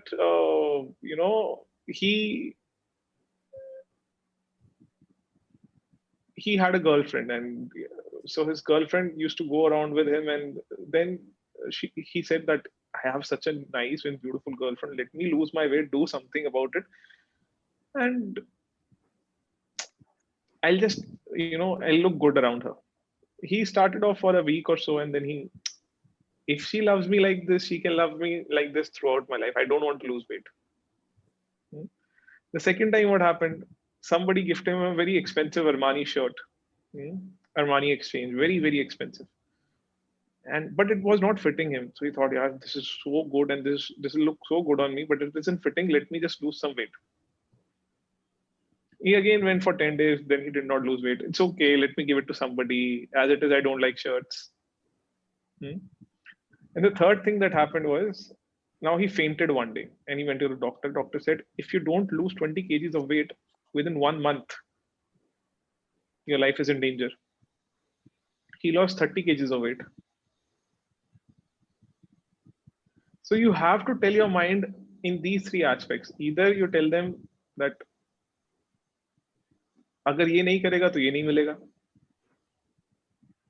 Greed. Second is fear. अगर ये नहीं किया तो ये हो जाएगा तेरे साथ, फिर तू देख ले अपने आप ही. It will happen to you then. Then you are responsible. Third is utter love for that thing. I love studying, so I'll just make it happen. Let the anger and everything take back seat. How do you love something? Is something when you start loving your own company. See, if I ask you to close your eyes, a lot of you would not be able to sit with your eyes closed for a lot of time. For more than 5 minutes, quite a few would be like this. Why? Because those 5 minutes, you will be bombarded with n number of thoughts, n number of things in your life. And you'll be like, how do I deal with it? And you want to open your eyes. Now understand, the people whom you're spending 12 hours with, how painful or how difficult you would be to sit with them, because you can't enjoy your company for 5 minutes. Loving yourself is a part of meditation. All right. We'll talk about it tomorrow, day after, and something. Yeah.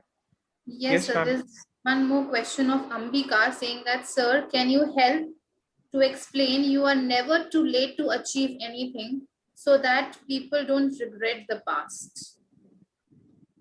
Yeah, I'll tell you with one of my friends. So he's 53 right now, one of my very good friends. So he retired at the age of 47 sorts. And what he did was he's like, I am 6'2", he's 6'3", and more athletic than me.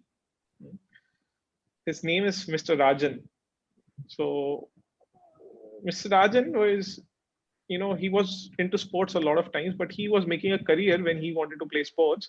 So his parents told him make a career for themselves. He made a very nice career that he retired at the age of 47 and everything is there with him. But in the process of making a career, he did not stop playing. And he kept playing. Right now, he won the National Veteran Championship in table tennis. You're never too late to start anything. It's just a passion is required. It's that energy is required. A lot of people you see that they're completing their PhDs at the age of 70. It's just that sheer passion. And the passion is only driven when there's no lethargy, when there's no inertia in the system. So how do you remove that inertia and that thing? I'll give you one tip. Play with small children, like 2-3 years of age. They enthuse the environment around you. Have a nice diet. It should be light, which gives you energy. The heavier a diet, the lethargic you get. Third and fourth, we'll talk about in the next 3-4 days when we are here. No, so you'll learn more about it. Yeah. We'll take just 2 more questions. Rishabh Sharma is asking, sir, whenever I start to learn new skills and activities, I can't able to concentrate and give my 100%. Something I don't know stops me to do so. How can I be able to compete with this problem? 2 things. Commitment. See, let's say, if you have to start something, put something on the line. If I don't do this, this will happen. Commitment. Like I remember one person who, one of my friends, he's working with PwC, PricewaterhouseCoopers. And this guy would hardly find time to walk. He downloaded an app called Step something. I don't remember what that app was. So every time he has not walked 10,000 steps in a day, $50 would get deducted from his account. And the next time when he missed it, 100. The next time when he missed it, 150. And you can't uninstall that app till 15 days. So 15 days, so you'll develop that habit of walking then. Be committed, put something on stake, put something online. Suddenly then you'll have to achieve, because there's nothing to lose. You have everything, parents are providing everything. So it's easy to give up in everything. Second, you start enjoying that thing. The more you enjoy that thing, you'll not like to leave. So when I used to play a lot of sports, I represented India in professional lawn tennis, right? But I remember I was about to leave lawn tennis because as long as I'm winning the game, I would play it. And then I would stop playing it. But then my coach said, failures are something which will enhance your ability. Are you getting it? This is how it is. Yeah, last question now. Yeah, so it's just a minute. Just for Rishabh, I had to just assert one more thing. Rishabh, don't be afraid of failures. It's okay. Don't be afraid of it, of losing. The best thing that you can give to yourself is losing something, because then you come back really strongly.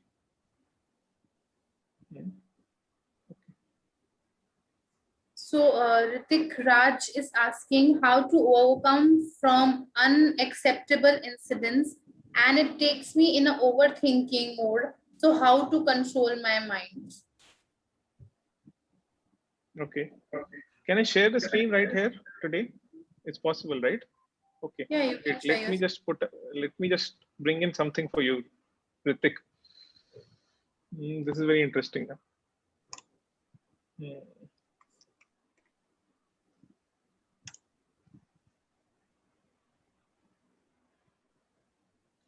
Okay. So Ritik, this is our Milky Way galaxy. I hope all of you can see this also. Yes. From this point, you can see my cursor from the left point to the right point of this elliptical galaxy. It takes 1 lakh light years to travel, for the light to travel, 1 lakh light years. From this point to this point, it takes 10,000 light years to travel.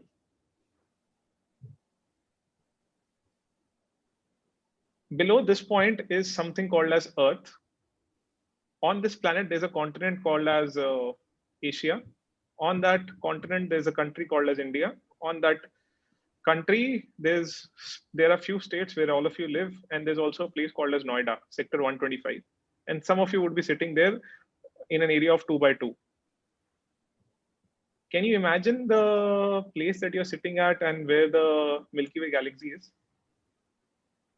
A little magnanimous, right? A little huge. Things are not under your control. The more you realize it, the more free you get. You are a minuscule in this universe, a minute thing. The more you are adapted to uncertainty of seeing whatever you expected is not happening to you, the broadened up your mind is, the happier you are. It's just like if I put a pebble in a tub of water, it'll have a lot of ripples. If I put the same pebble in a lake, there'll be less ripples. If I put a pebble in an ocean, you'll not even notice it. The bigger your mind is, the lesser you are affected by it. How to get a bigger mind? I can't tell everything today because I have to come tomorrow and day after also. Well said, Visheshji. And Vishwesh, it was we have a different audience tomorrow, so you may please Oh, feel free to answer the queries of mine. oh, different audience every day. Yes, yes. they may Very join again, Okay. but they're allowed to join again and again. But we will have a different audience tomorrow. Oh, great, great, great, great, great.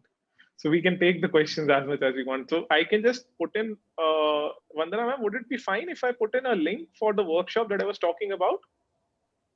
Yes, you put it in the chat box. Okay, I'll do that. So I'll just put across the link in some time. We can answer, questions can be taken up. Yes. Any other question, Nikita ma'am? Gautam Parul was, Sharma is asking, she's asking, people need to think positive side of life, positive sides of life as life is happening for you, not to you. She must be saying something.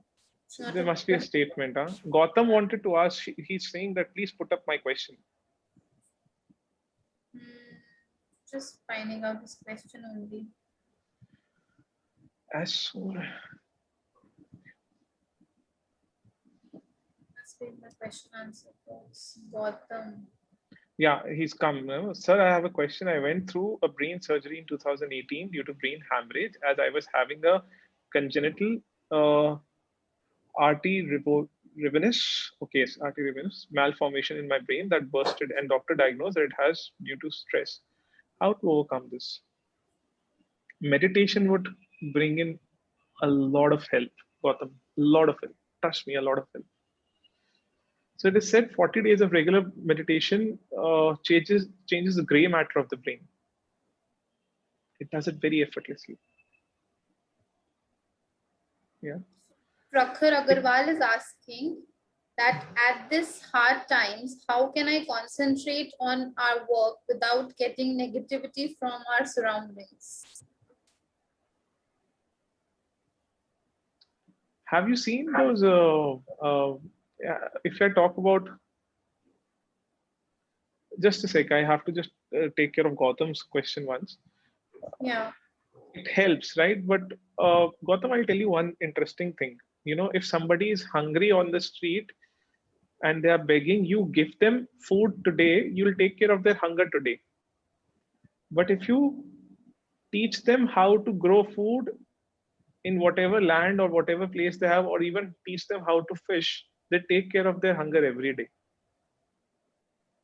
So it's good to listen. You know, I can come here and inspire you every day. Unless you practice what I'm trying to tell you is because it's very experiential. It will never be something which I can put across in words. I can come close to it. So it's a good idea that you can just attend that online meditation and breath workshop and understand how it is done. Otherwise I teach like only one workshop in a month, and because of these trainers times I've been teaching every week now. So it's quite important if you can just take out time and do that. Yeah. And what was the question for Prakhar? Prakhar is asking, at this hard times, how can we concentrate on our work without getting negativity from our surroundings? So how does a person remain immune with coronavirus is one of the things. There's nothing really said and confirmed or with backed up with studies. But one thing that everybody says, if your immunity is good, we talk about the immunity of the body, you'll stop getting affected by the negative processes around you or negative thoughts and negative people around you when the immunity of the mind is good. How do you get the immunity of the mind to be good? When your body is fitter, the mind has good thoughts, everything happening your way. One of the major methods to do it is pranayama and meditation. Nothing helps. There's no dumbbell for the mind. Like, for example, you can go to the gym and build a lot of biceps, but there's no dumbbell for the mind. Are you getting my point? The only thing that is there is meditation. Nothing else. You listen to so many self-help books, you read so many self-help books, they'll definitely bring in some change. But that change is very small as compared to the change that you see when you start meditating. Look, I've been meditating for 15 years now. Yeah. So that is how it is. Any other question, ma'am? Last question that we can take. After that, Rudrakshi ma'am can just take in. Right, sir. So, ma'am, give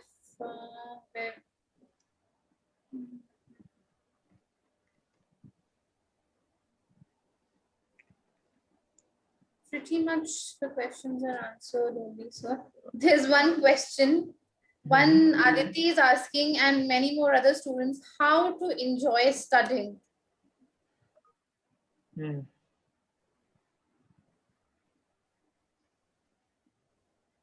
How to enjoy studying? I told you already, there are three things. Either you start imagining what you would be if you don't study and you have no career. What would you be doing? Second is making your mind listen to you. Making your mind listen to you. Right. Third is sit with that company. Remember the time, this might sound very funny though.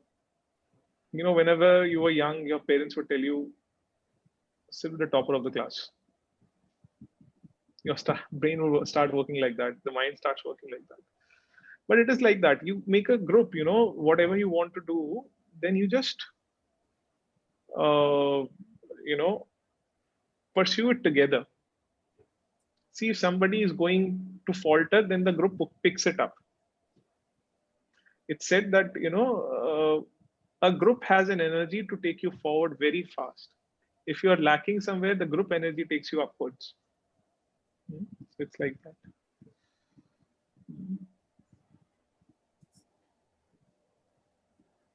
Rudrakshi ma'am, are you there?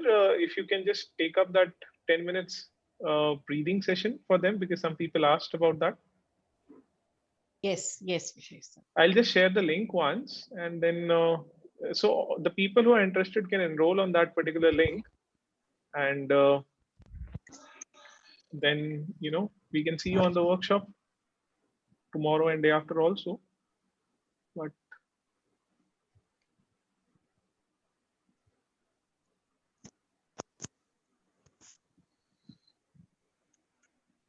can you give my answer, Neha, which I put up earlier? I'm so sorry, I'm not been able to see so many questions, Neha. Exactly.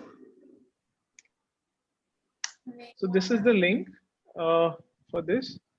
And Rudrakshi ma'am would also share her email ID, I believe. I'm also sharing my email ID if you would want to reach out for some questions, right? That will be okay, Rudrakshi ma'am, right? Yes, yes, please. My question is to sometime when I feel anxiety or mind stuck that place, only so that what should I do?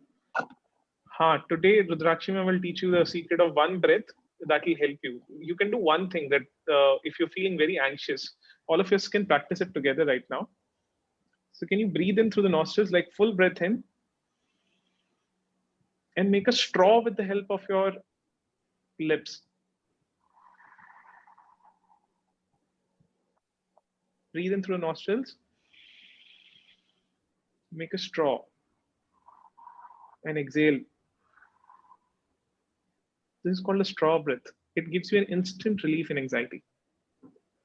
And if you're feeling very hot, जैसे लगता है ना गर्मियों में घबराहट हो रहा है, it'll relax it very fast. 10-15 times you do it, it'll ease you out.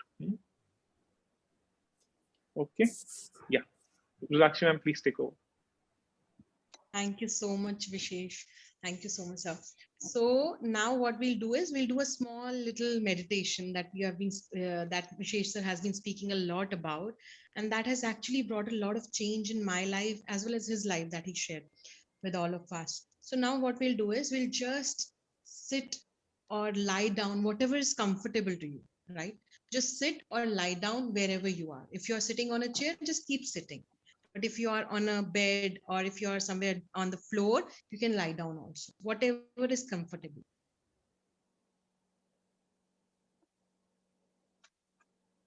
So for now, I'll not be asking you to put anything on the chat because you'll have to meditate. So I'm assuming that all of you are following whatever I'm saying, and you don't have to do anything. Just listen to what I'm saying and just put your attention. Don't move. You don't have to touch anything. You just have to put your attention. That's it, right? So just sit with your eyes closed. Take normal deep breath in. गहरी लंबी सांस लें and breathe out और छोड़ें.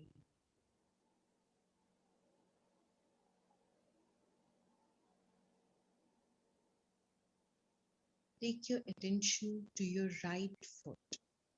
अपने दाहिने पैर की तरफ अपना ध्यान ले जाएं.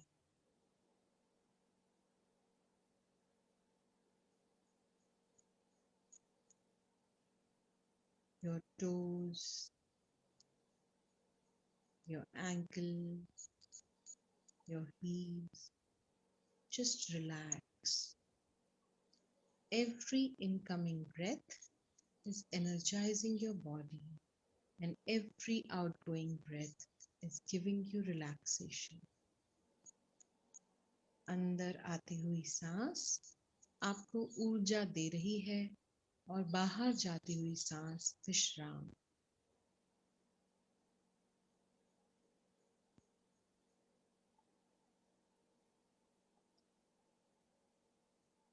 Take your attention to your right leg.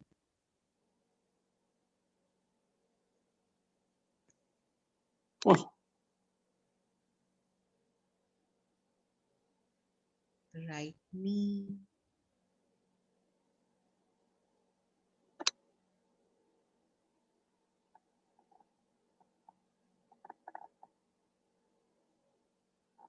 Right thigh.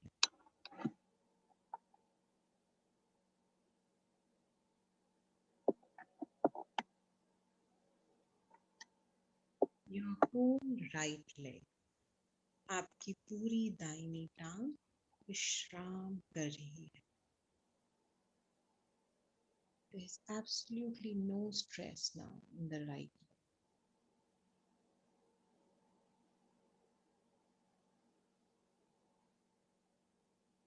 Slowly and gently, you may take your attention to your left leg. अपने बाएं पैर की तरफ अपना ध्यान ले जाएं. your toes, your ankle, your heels. Relax your whole left foot.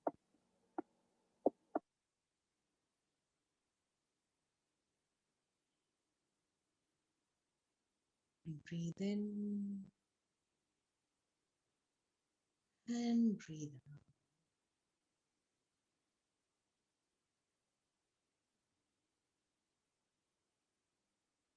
Take your attention to your left knee.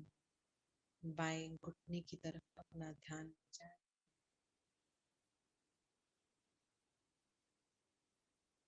Left thigh,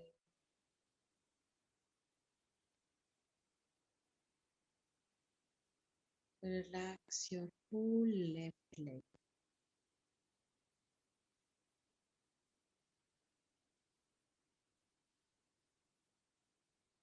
Breathe in and while breathing, relax both your legs completely.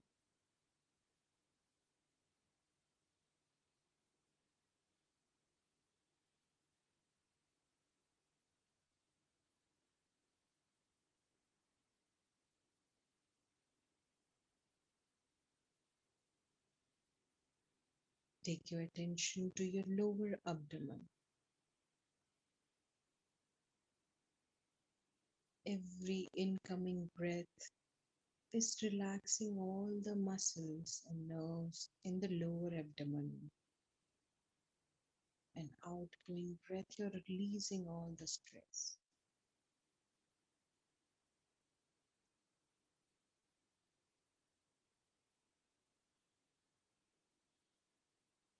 Take your attention to your stomach.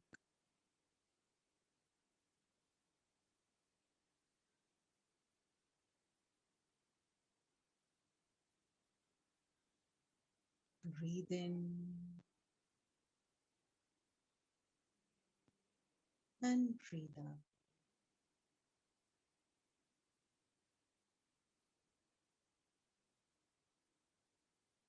Take your attention to your chest region. अपनी छाती पे अपना ध्यान ले जाएं. Breathe in and relax your body when you breathe out.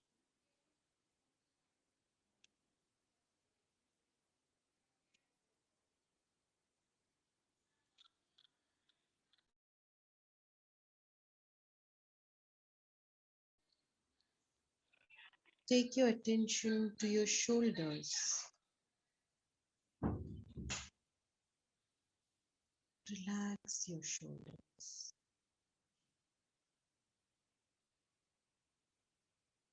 Breathe in and relax more and more.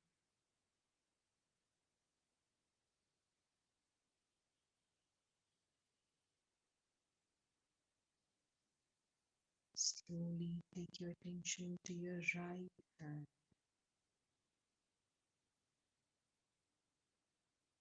दाएं हाथ की तरफ अपना ध्यान ले जाएं. Relax your fingers, your forearm,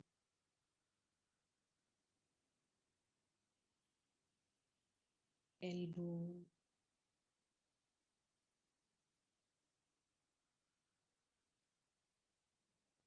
upper arm. Just relax your whole right arm. Take a breath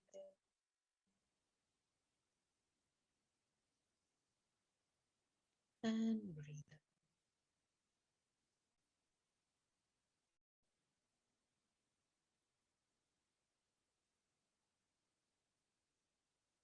Take your attention to your left hand. बाएं हाथ की तरफ अपना ध्यान ले जाएं.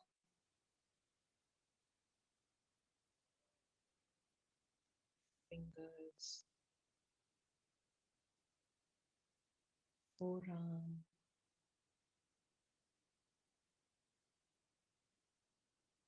upper.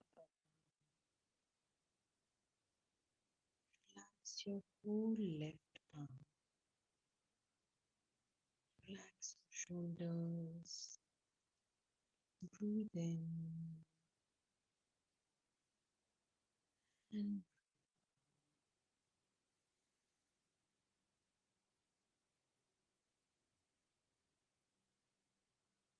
relax your neck muscles, your throat,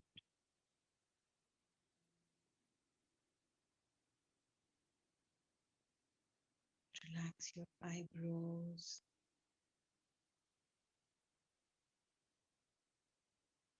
eyes, cheek muscles, your forehead. Relax your whole face.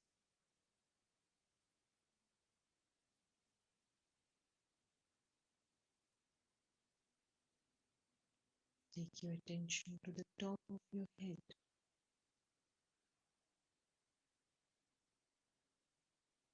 Breathe in and with the exhalation, you can just let go of stress in any part of the body. Just let go. सांस लेते लेते पूरे शरीर पे ध्यान ले जाएं और सांस छोड़ते ही पूरे शरीर में कहीं भी कोई तनाव है तो उसे जाने दें.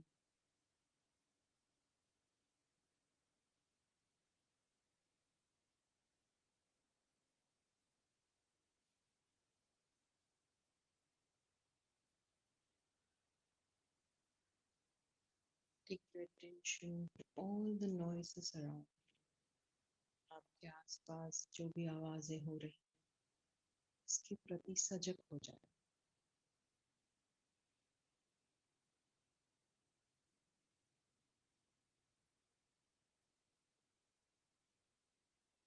Become aware of your whole body. अपने पूरे शरीर के प्रति सजग.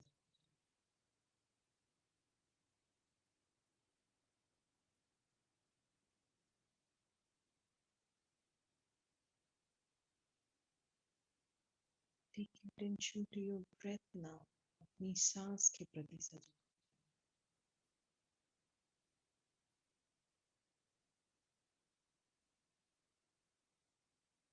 Take a normal deep breath in and breathe out.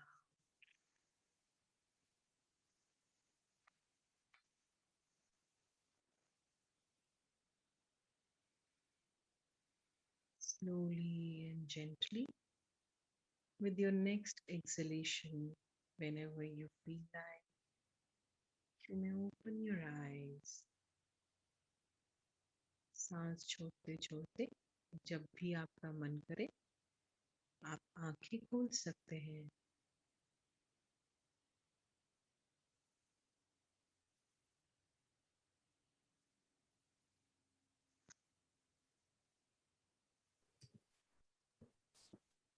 I hope all of you are feeling a bit relaxed.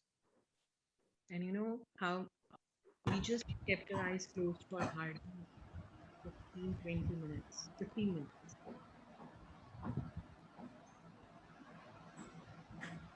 How is it? Can anybody, can all of you, just you can put a thumbs up, you can say very good or okay, or whatever you want to feel, whatever you want to say. You can just write down that in the chat box. You're getting a lot of thumbs up, Rudrakshi ma'am. Thank you, Rudrakshi ma'am. I feel more calm and stress-free. It was so good. Relaxed. Yes. So I am feeling sleepy now. Ma'am, I'm cool now. this is so good. You know, the whole point of meditation is to let you feel relaxed.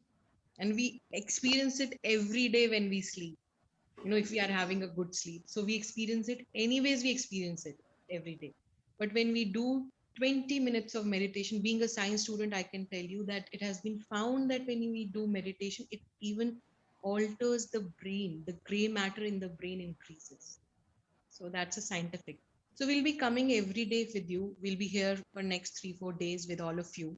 And we would want all of you to come back tomorrow again. Just be here. And we had a little crunch of time because there are so many questions I can still see people are wanting to ask.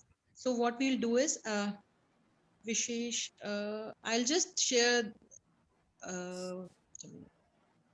So this is our program ID, and also my email ID is there for all of you. Anybody, if you have any question, anything that you want to speak, you want to say, you want to discuss, just know that we are here. We are here for you, right? And stress is nothing but a small definition in the physics book. Let it be like that only. Live your life, be happy, and be in the present moment is what we learned today. Like sir said, no, mind is always either in the past or the future. So today we gave you a little glimpse. We'll be here every day with you. Get your friends, let more people join in. And it is very good if they can just all experience this 10 minutes, 15 minutes, if they can come and join, right? So I don't know. I think Sakshi is asking for a toll-free number. Is there something like that, Nikita ji? Yeah, that is the toll-free number of our Amity Center for Guidance and Counseling. So we give 24-hour toll-free services to all our Amitins. Oh, Sakshi ji, are you asking it for Amity toll-free number, or you want to speak to any one of us? Just let us know. We are here for all of you, and I know you have wonderful faculty because I can say that with my own experience. You have wonderful faculty. You have such supporting administrative staff with all of you. Vandana ma'am is there. There are so many times when I had so many doubts, I used to just run to Vandana ma'am. So you guys are very lucky to have so many people with you. So all the very best. We are there. Write an email, ask us questions, give us any chance to help you out. We are here for you. Thank you so much, Vandana ma'am, for giving me this great opportunity. Thank you, Vishesh, for joining us. We'll see you again tomorrow. Thank you, Vandana ma'am. Thank you so much. Thank you, Rudrakshi. Thank you, Vishesh ji. Thank you for coming to the campus virtually. And Rudrakshi, you only taught me happiness lies within you. Yes. So this was your punchline. This used to be your punchline. And thank you for teaching me, smiling. And you and I still remember Ajay. I'm missing him also. So you both of you taught me so many things in my life, which I practice now. And God bless you. Thank you very much for the session. Vishesh, you are actually Vishesh to us. So now once at Amity, always Amitian. So now you are the part of Amity family. So we will keep on inviting. So thank you very much. Thank you, Vandana ma'am. Thank you, Harminder ma'am. Thank you. Got a chance to see you, and it's very appreciable that you are organizing something like this. All of you. Thank you so much. Thank you, Rudrakshi, for being part of this program, and we will always welcome you whenever you remember. You will definitely come, and our student will. And I was just seeing the expressions and all when you were doing this meditation. It was so calm and quiet. That only itself gives us such a feeling, positive feeling. So definitely, students are what they're writing on a chat box is definitely what they are feeling. That is what they are writing. So we are very happy. So tomorrow also we'll be meeting you.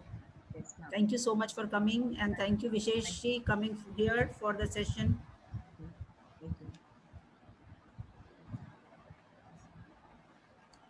So ma'am, now we can have the Google form. Yes, tell Sakshi to please. Sakshi, can you please upload the Google form? So attendees, like yesterday, we have uploaded the Google form, and you all filled up that form with all your credentials. So today also, Sakshi is going to upload that Google form, and you need to fill that. After that only, you'll be receiving the certificate for day 2 of the workshop. So I request all the attendees to kindly fill the form. And then if you have any queries, you are most welcome to ask your questions. But before that, kindly fill your credentials properly in the Google form for your certification. So Sakshi, can you please upload the Google form once again? Nikita, by the time they are filling the Google form, if students have any question related to panic attacks, then Alka can handle. And if they Yes. have any student left some questions with stress, then you can handle. So I am also there. So please, if they really want or see if any of the question has not been answered, tell them to type it again because it must have gone down. So Exactly, ma'am. And there are so many questions that it is very difficult to scroll up. This question they are pouring like anything. No, ma'am, that's really good also because we can be of any help to our students. It's really very nice. So attendee Sakshi has posted the Google form. So please fill that Google form. And ma'am, do we need to fill the form once again because I've already attended the workshop yesterday and I've already filled the Google form and the other. So this is Marin Simon. Yes, you need to fill the Google form. Harminder ma'am, they're supposed to fill it again, right? Nikita, who came yesterday also, who came today also? Yes. They are asking about. Yes, ma'am. No, if they have filled once and submitted successfully, I don't think. But if they want, they can fill also. So, Marin, if you want, data is with us. Yeah, right. So I don't think they need to fill again because otherwise it will be redundant because definitely we will discard the data which is duplicate data. You can tell them if they feel like that after the experience they are feeling like they'll be filling it more honestly in comparison to yesterday, definitely they can fill it. Then we will be making the earlier data redundant because maybe after learning from the sessions they must be thinking no, I want to fill it again. So if they want to let them, we will discard the earlier one. So now if you want to fill the real data now, so you can fill that now. And if you have already filled it, there is no need to fill it again. All right. So that is one thing. It's really a beautiful experience to be a part of the workshop. Thank you, Rashmi. Thank you so much. We are really happy that we all could be of any help to all of you. That is really great. So now attendees, if you have any questions about the panic attack, about the stress, anxiety, handling the ways that you are not able to manage it, you can please type your questions again because it went really up off the chat box in Q&A. So you can just type it again if you have any questions.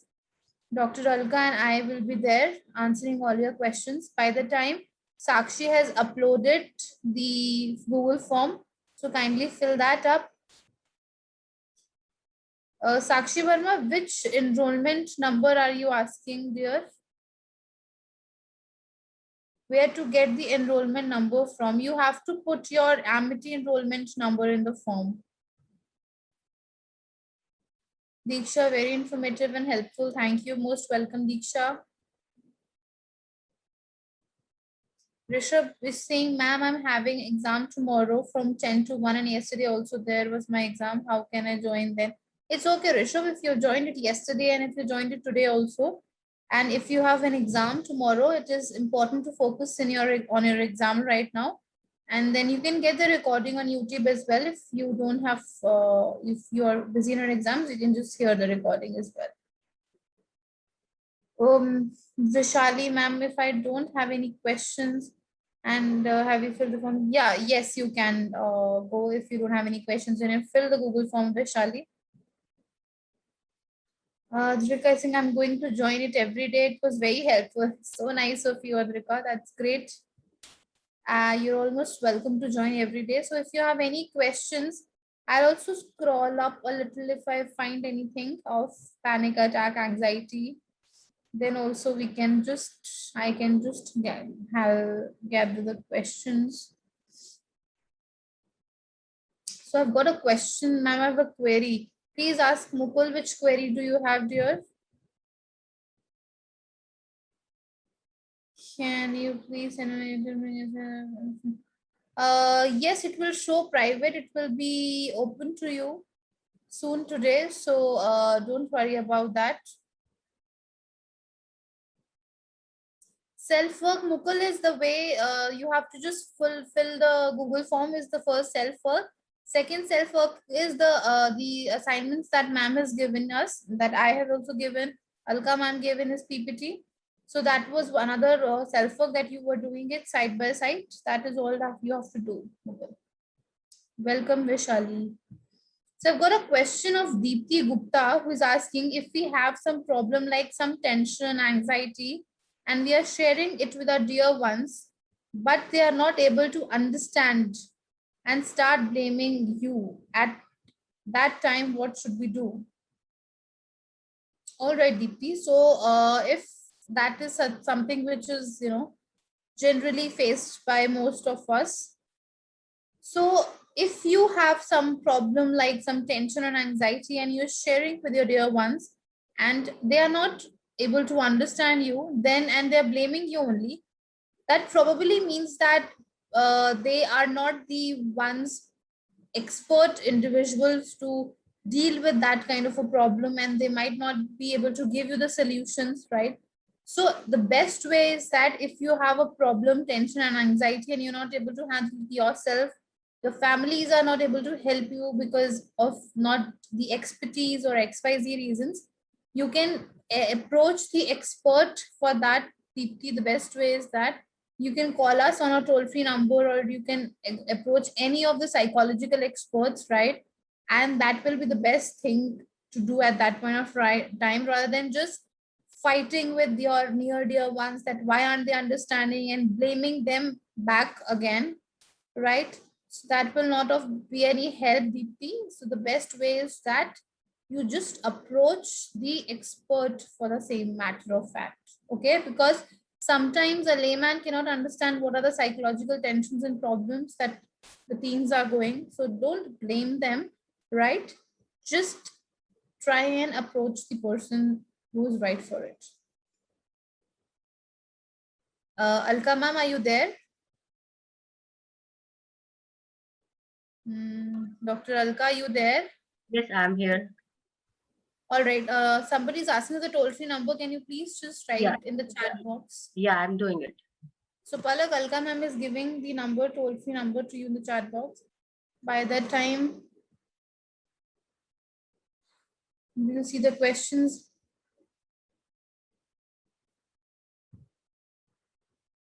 If you have any questions about panic attack, anxiety, we are here to take your questions. Somebody is asking, Yashita Srivastava, I believe, how to deal with overthinking. So it is very important to understand, Yashita, that what is the origin of that overthinking, right? What are the things that you're overthinking about? And if it's something that can be manageable, right, then you should work on those things. And sometimes why do we overthink, right? We overthink because those things are left without giving our attention to them, right? We are not able to give a considerable amount of attention to those things, and that is why we are keeping on overthinking, and then a loop happens, a loop of thoughts are being made and we keep on thinking about the same. So it is very important, Yashita, to find out that if there are any unresolved conflicts or any unresolved issues inside your conscious and subconscious mind, it is very important to acknowledge those issues and concern and start giving them attention. Because we keep on thinking in our head and we don't share it with anybody. That is the problem where everything happens, right? So it is very important for us to acknowledge those problems and work on them. Otherwise, overthinking becomes a loop, it becomes a habit. Then it is very difficult to overcome from that. Try and understand that, right? Because of so many years of experience, we have got to know that overthinking is not very easy to leave as well, because it becomes a loop of thoughts, right? We keep on thinking, and what thoughts we are keep on thinking are the unresolved thoughts. What things are we thinking? The things which are there in our subconscious mind and we're not giving them attention. So please acknowledge your thoughts and start working on them. Right? Hope that answers your question, dear. And Alka ma'am has put the toll-free numbers, right? So you can just call on that ACGC toll-free number if you have any concerns or queries. Most welcome, dear. So Yashita, that answers your question. Any other questions? By the time I request the attendees to kindly fill the form and submit it. And if you don't have questions, you can also leave. Ma'am, I've submitted my response. Is there any other question that I'm able to see? I'm able to see one only. Yes, you just have to please write that only, right? So that Google form only you have to submit. That is the final one. Any other questions you have from Alka ma'am about panic attacks or anything else? Siddharth, which link do you want me to share again? I'm kindly share the link again. Which link? The Google form link you want?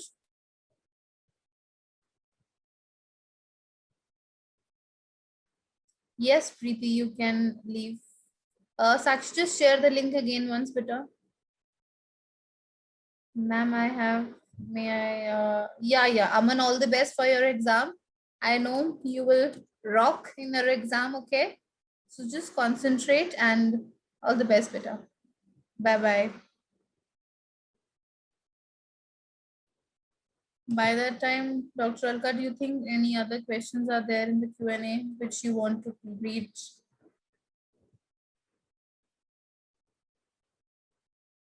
I am from Amity School and not university. No worries, Sakshi, it's fine.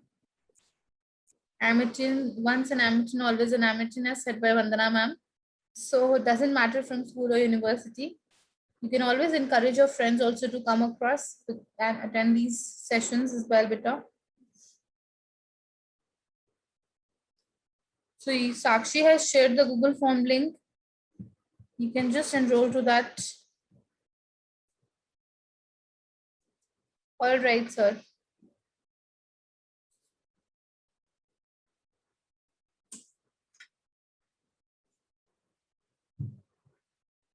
So if you've put your admission number instead of the enrollment form, just you can rewrite it again. You can submit that form again. That's not a problem.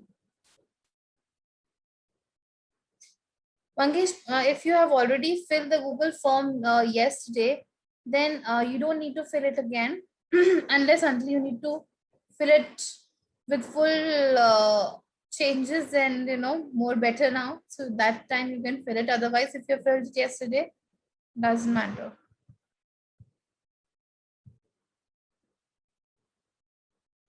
Have you come across with any questions, Alka ma'am? You want to take charge of it? Yes, you can leave if you have filled the Google form. There's no problem.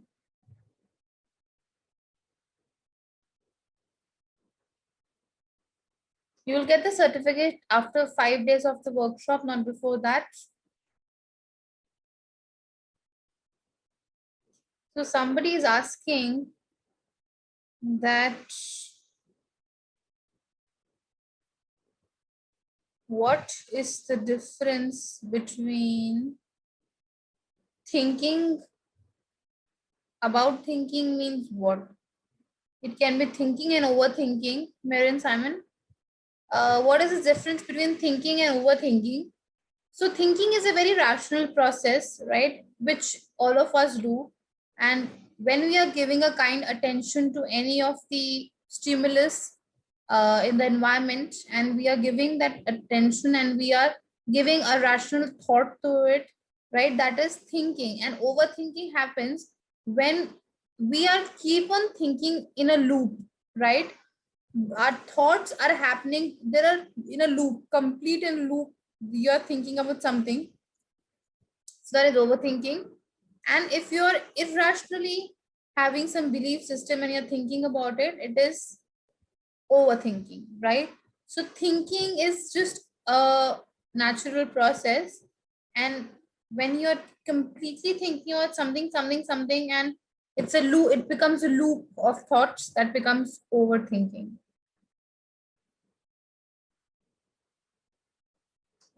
Today's workshop is, if you have filled the Google form, you can leave. There's no problem.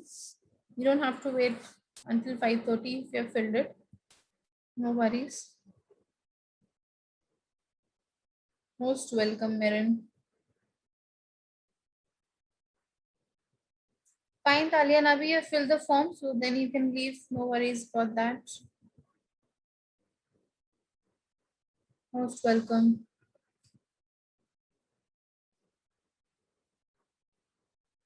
Vibhuti is asking that, good afternoon, ma'am. Today is my first day to attend the webinar from 2 to 3. I want to ask that what assignment self-work do we have to submit? So you have to submit the Google form, right? That is one self-work. Secondly, the quiz questions given by Alka ma'am and me are posted in the chat box. You just have to do that as well. And if you don't fill the Google form properly, you will not be able to get certificate Vibhuti. So kindly fill the Google form properly. And Nikita, resilience question also, which was put by me today. Jaideep's resilience questions URL was also put. So responses on that also. Yes, there was, yeah, as yesterday attendees, you have put, there was one more question I put to you of fourth session, after fourth session. Yes, so that also you need to fill. Ma'am, have you posted that? Yes, I told Sakshi to post it. Check with Sakshi.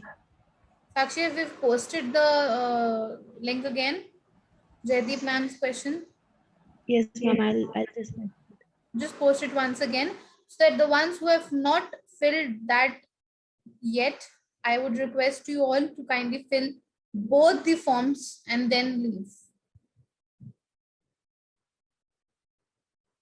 Satyam, if you have filled both the ones of resilience questionnaire as well as the Google form, then you can leave. Otherwise, you need to wait and fill the resilience questionnaire as well.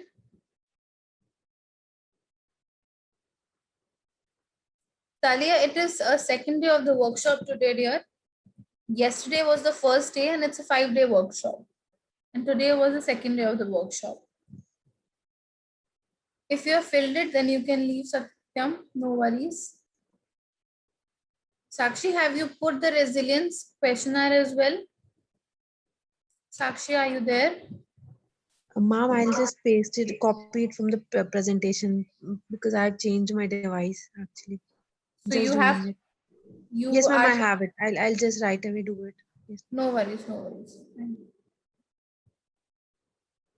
So Anurag, you have said that, hello ma'am, thank you for the session. I have shared my consolidated responses.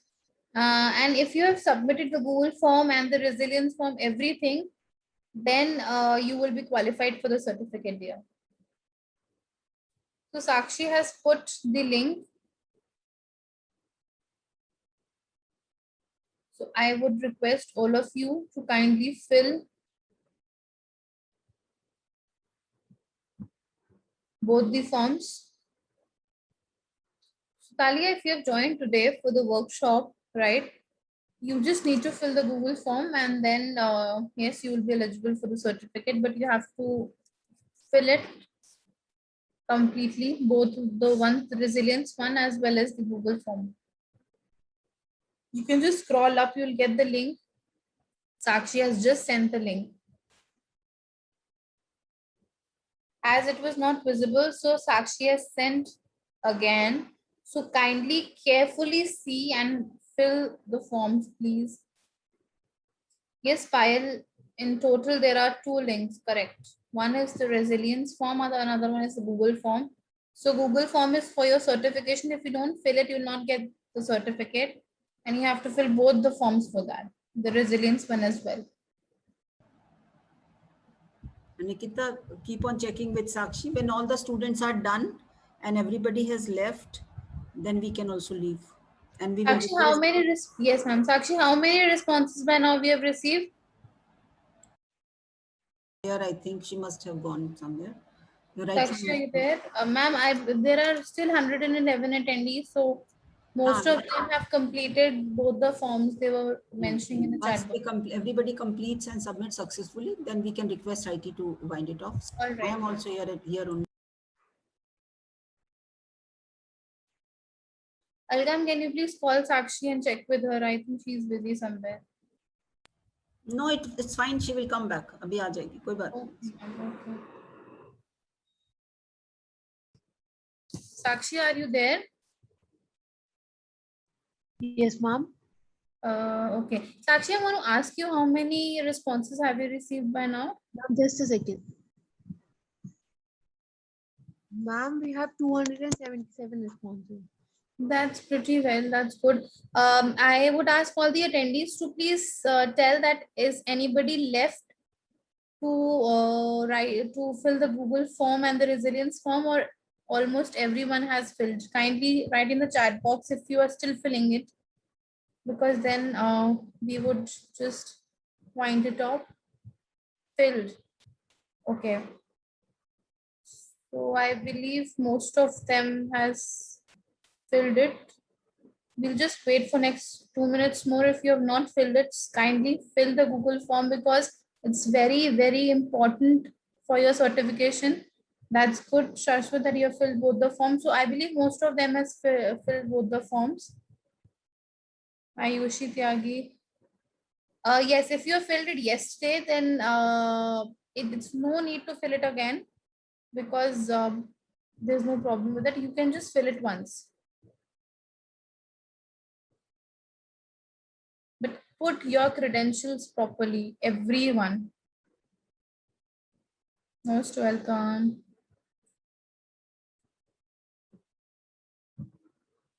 So Gujral ma'am, I think most of them have filled the form. Gujral ma'am, can we close it now? Because everybody has filled the form.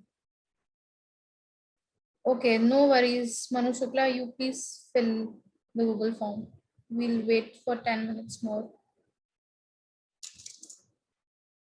Yes, Gargi, I will give you the quiz questions on stress. I will just post it in the chat box. So you can just fill those questions. I'll post it again, Gargi, for you.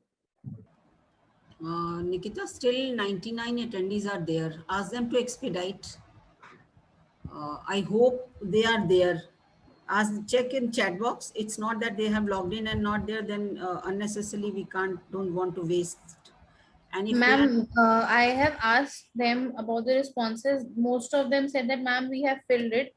So I believe that not 99 people would have been there. They must have just logged in like that. Because everybody is saying, ma'am, I filled both forms, filled both forms, filled both forms. Okay. Okay.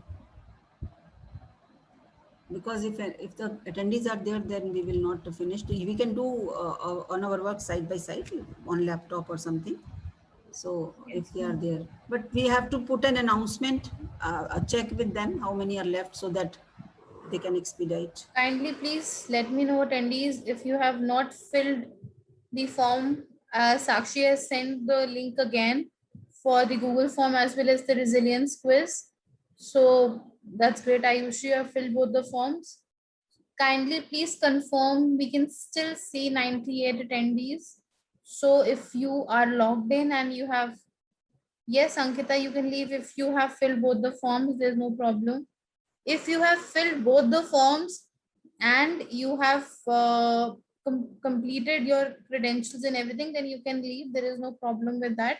We are just waiting for the ones who have not filled the form and the quiz, resilience quiz. We are waiting for you to fill, and then we can just wind up the session. If you have filled, you can leave. There is no problem. We are just waiting for you people to fill it, so that then we can just wind up the session. That's good, Reshma. If you fill both the forms, you can leave now. Yes, you can leave, Samiksha, if you have filled the forms. Once again, I'm giving an announcement. If you have filled both the forms, you can leave the meeting. And we will hope to see you and your other friends tomorrow for the day 3 of the workshop. Thank you all the attendees for joining in with us.